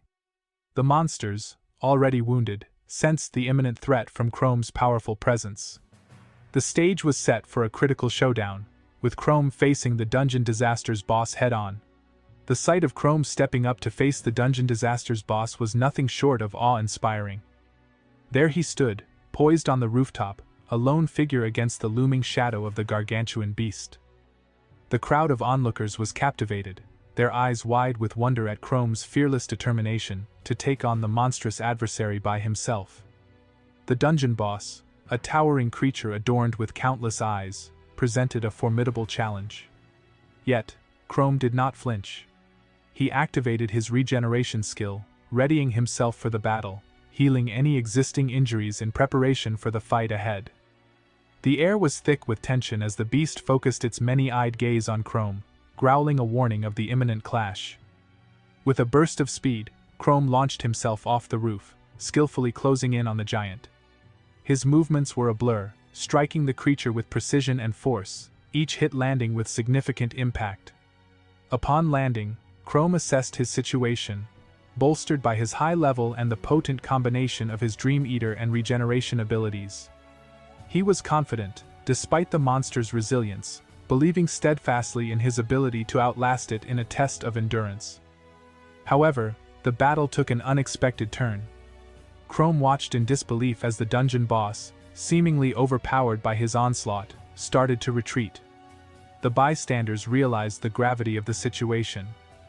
If the monster escaped, it could wreak havoc elsewhere. A palpable sense of urgency filled the air as they contemplated how to prevent further disaster. Chrome acted with decisive swiftness, deploying chains that snared the creature's leg, binding it securely. The boss, now trapped, surveyed its predicament with its numerous eyes, only to spot a shape-shifting monster in the distance. This sight struck fear into the heart of the dungeon boss, which growled anxiously. Seizing this moment of vulnerability, Chrome activated his phantom skill, heightening the creature's fear. He didn't hesitate, delivering a powerful strike to the creature's neck, from which blood poured freely. The once fearsome dungeon boss was swiftly defeated, falling before Chrome's relentless attack.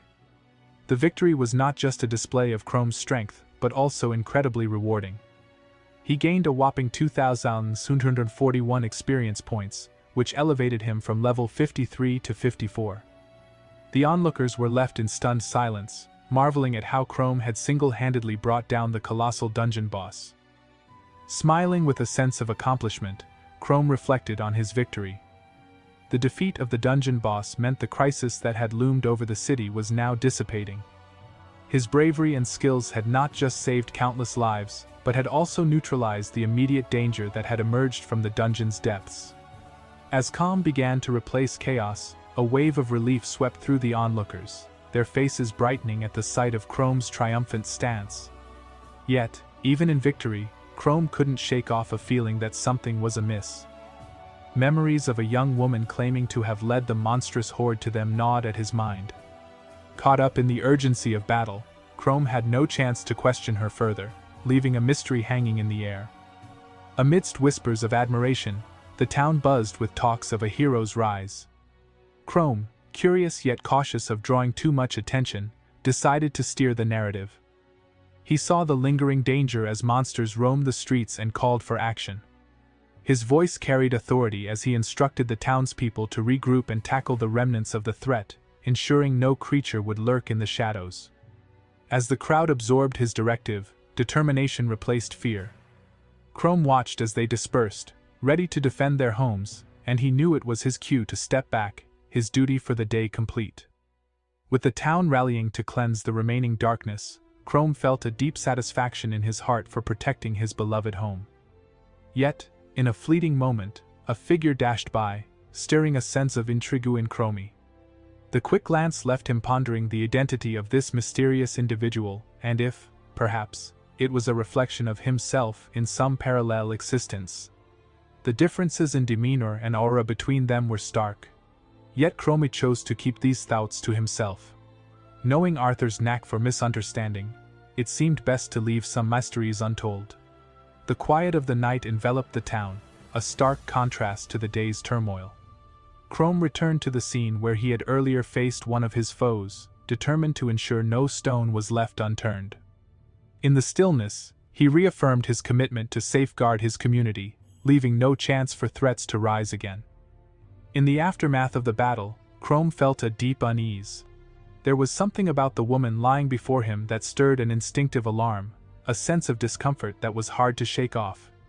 Standing there, he was enveloped by a strange, ominous feeling, as if an unseen force was connecting him to this mysterious woman in a way he couldn't understand. The once chaotic scene around the night now seemed eerily quiet, highlighting the lingering questions. When he first saw her, Chrome felt an unusual pull, quickly replaced by a wave of nausea that seemed to originate from deep within him, a feeling that didn't leave even as he looked at her still form. His focus narrowed on an odd, round object close to the woman's chest. Chrome couldn't help but be drawn to it, wondering if this artifact was the source of the strange attraction he felt. He became convinced that this item might have something to do with the monsters plaguing Rakdat. Unsure of its exact nature but unable to leave it behind, Chrome felt compelled to explore the mystery of the woman and her influence further. As the light of day returned to Rakdat, revealing the extent of the night's turmoil, the injured were tended to. Amidst the healing and rebuilding, Karmya, Chrome's sister, arrived, searching for her brother. Noticing his absence, she grew worried. The town buzzed with stories of a white-haired adventurer who had defeated a formidable enemy, saving Rakdat from destruction. Hearing these tales, Karmya recognized the description of her brother's distinctive appearance and abilities. A sense of gratitude and relief washed over her as she realized her brother was the unsung hero of Rakdat. This news lifted Karmya's spirits, easing the anxiety that had settled in her heart during Chrome's absence. She remembered his promises, the determination in his eyes when he spoke of his dream to protect her, to be a hero. These memories, filled with warmth, reminded her of the strong bond between them. She also recalled a tender moment when Chrome had apologized, promising to become stronger and always return to her side. Karmya held on to her memories dearly, each one a shining example of her brother's dedication to keep her safe and supported. As she dwelled on these moments, a smile found its way to her face, wrapping her in a wave of positivity.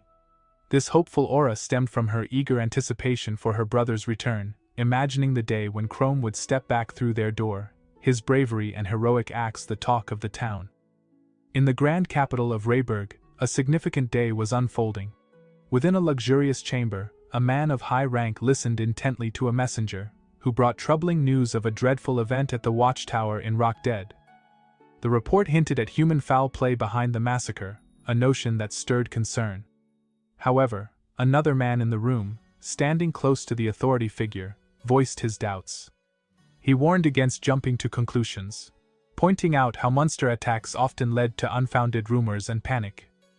With a wave of his hand, he tried to dispel the worry, suggesting they take a more cautious approach to such chaotic news. The room tensed as the first man stood his ground, his frustration visible as he debated the skepticism of his colleague. His concern deepened as he mentioned the mysterious claws of Devon and the alarming tales of the Red Man. The second man, growing tired of the argument, watched with a blend of annoyance and impatience, feeling the pressing weight of their words about the looming judgment day, which cast a shadow of dread over them. A woman in the room, caught up in the intensity of the debate, found herself deeply intrigued by the notion of a judgment day. As the meeting dispersed, their conversation turned into hushed, irritated whispers. She couldn't help but feel that their squabbling was trivial in the face of the real challenges that loomed large. With a sense of annoyance, she pondered the greater issues that needed addressing, realizing that their verbal spats offered no solution to the imminent threats. Milla, detecting the tension among the knight captains, approached Captain Ellen for some insight. Her curiosity was piqued by the unsettling atmosphere and the rumors about a mysterious red man, characterized by a distinctive red birthmark, who was rumored to be behind the recent increase in monster attacks. Intriguingly, there seemed to be no official effort to track down this figure, leaving his existence a matter of speculation and whispered tales among the ranks. Despite Ellen's efforts to clarify the situation, Miller couldn't shake off her intuition that there was more to the story than was being shared by the knight captains. She felt a deep suspicion that hidden truths lay beneath the surface. Ellen, aware of the risks of wild guessing, advised Miller to not get too caught up in these uncertainties. Appreciating his perspective, she offered an apology, understanding the value of his caution. Ellen, somewhat frustrated yet resigned, mentioned how his subordinates were reacting wildly, comparing them to unruly monkeys. It was then he saw a chance to confide in Mila, considering her his trusted lieutenant. Mila was taken aback, her surprise evident, as Ellen chose this moment to reveal a long-kept secret, one that traced back 100 years. He told her about a lord from the countryside who had managed to control monsters for his own nefarious purposes, launching an assault on the capital. This lord was identified as Viscount Arrows, a figure with distinctive red hair and a birthmark, tying him to the current rumors about a mysterious red man. Mila, puzzled by the implications, wondered aloud if Ellen could be this red man, though such a thing seemed impossible due to the time gap. Ellen didn't stop there. He ventured further into the past, about 300 years ago, to tell of a court mage executed for supposedly cursing an entire town. The story was murky, lacking in specifics, which made its truth hard to pin down. What stood out was the mage's description: fiery red hair and a noticeable inflammation marking his face. This detail unnerved Mila, the resemblance too stark to ignore. Ellen then went even further back, 1,000 years, to when humanity received a divine blessing that allowed them to live without fear of monsters. Mila, intrigued, asked for more details. Ellen explained, referencing sacred texts, how this blessing caused a devastating backlash, plunging the world into 7 days of catastrophic events. Earthquakes, floods, tornadoes, flames, and an onslaught of monsters. As he depicted this time of ancient chaos, Ellen came to the heart of his tale. The emergence of a monstrous creature on the last day. This beast, with its unnatural red color, seemed to embody the calamities themselves, crawling from the depths of a blood-red swamp. The news shook Mila to her core, filling her heart with a deep sense of unease. She found herself caught in the whirlwind of a story that blended divine gifts with terrible curses. As Mila processed everything Ellen had shared, she needed to know if the red man mentioned in ancient texts was the same being causing so much fear. Ellen, careful with his words, acknowledged that many from the old religious circles believed it to be true. Yet, this sensitive information was tightly held within the nation's leadership, hidden from the public to avoid panic. Ellen, undaunted by the mysteries shrouding the red man's true nature, stressed the immediate danger posed by increasing monster attacks. He announced that uncovering the red man's identity was now their paramount mission, as it was key to averting the looming threat to humanity. Elsewhere, a person reading a report couldn't hide their satisfaction, noting the precision of Asher's foresight. The adventurers Asher had sent to Rakdat had managed to quell a monstrous threat much quicker than anticipated, showcasing Asher's strategic genius. Complimenting Asher, they promised him unfettered access to resources for his research, and hinted at a potential partnership that could lead not just to ruling their country but perhaps the entire world. Yet Asher's reaction was not one of joy but of intense frustration, his fist striking the table hard. This outburst revealed a complex web of feelings and motives beneath his calm exterior. His frustration was evident, contradicting the expectations of celebration, signaling a deep-seated dissatisfaction with the situation. As someone expressed concern over his state, Asher found himself reflecting on the significance of their latest endeavor. The mere thought that the dungeon, deemed a minor threat, had been overcome so effortlessly troubled him. Garrett, a trusted ally known for her loyalty and powerful magic that could defy death, had been part of this operation. The notion that someone in Rakdat had overcome both Garrett and Fenrir, the fearsome beasts they had unleashed, was almost too much for Asher to fathom, stirring a whirlpool of doubts and questions in his mind. The air thickened with suspicion, veering towards the thought that perhaps the knights had a hand in the unfolding events, possibly seizing the crystal filled with Asher's essence. Yet, Asher harbored doubts about the present leader's ability to execute such a covert mission, especially when a more straightforward method seemed within reach, should they possess the requisite skill. He couldn't shake off the presence of an unknown factor stirring the pot. Regardless of the complexity, we stand at the same crossroads, Asher declared, introducing the term irregular into the conversation, which caught Misto's attention, sparking curiosity about the enigmatic term Asher hinted at.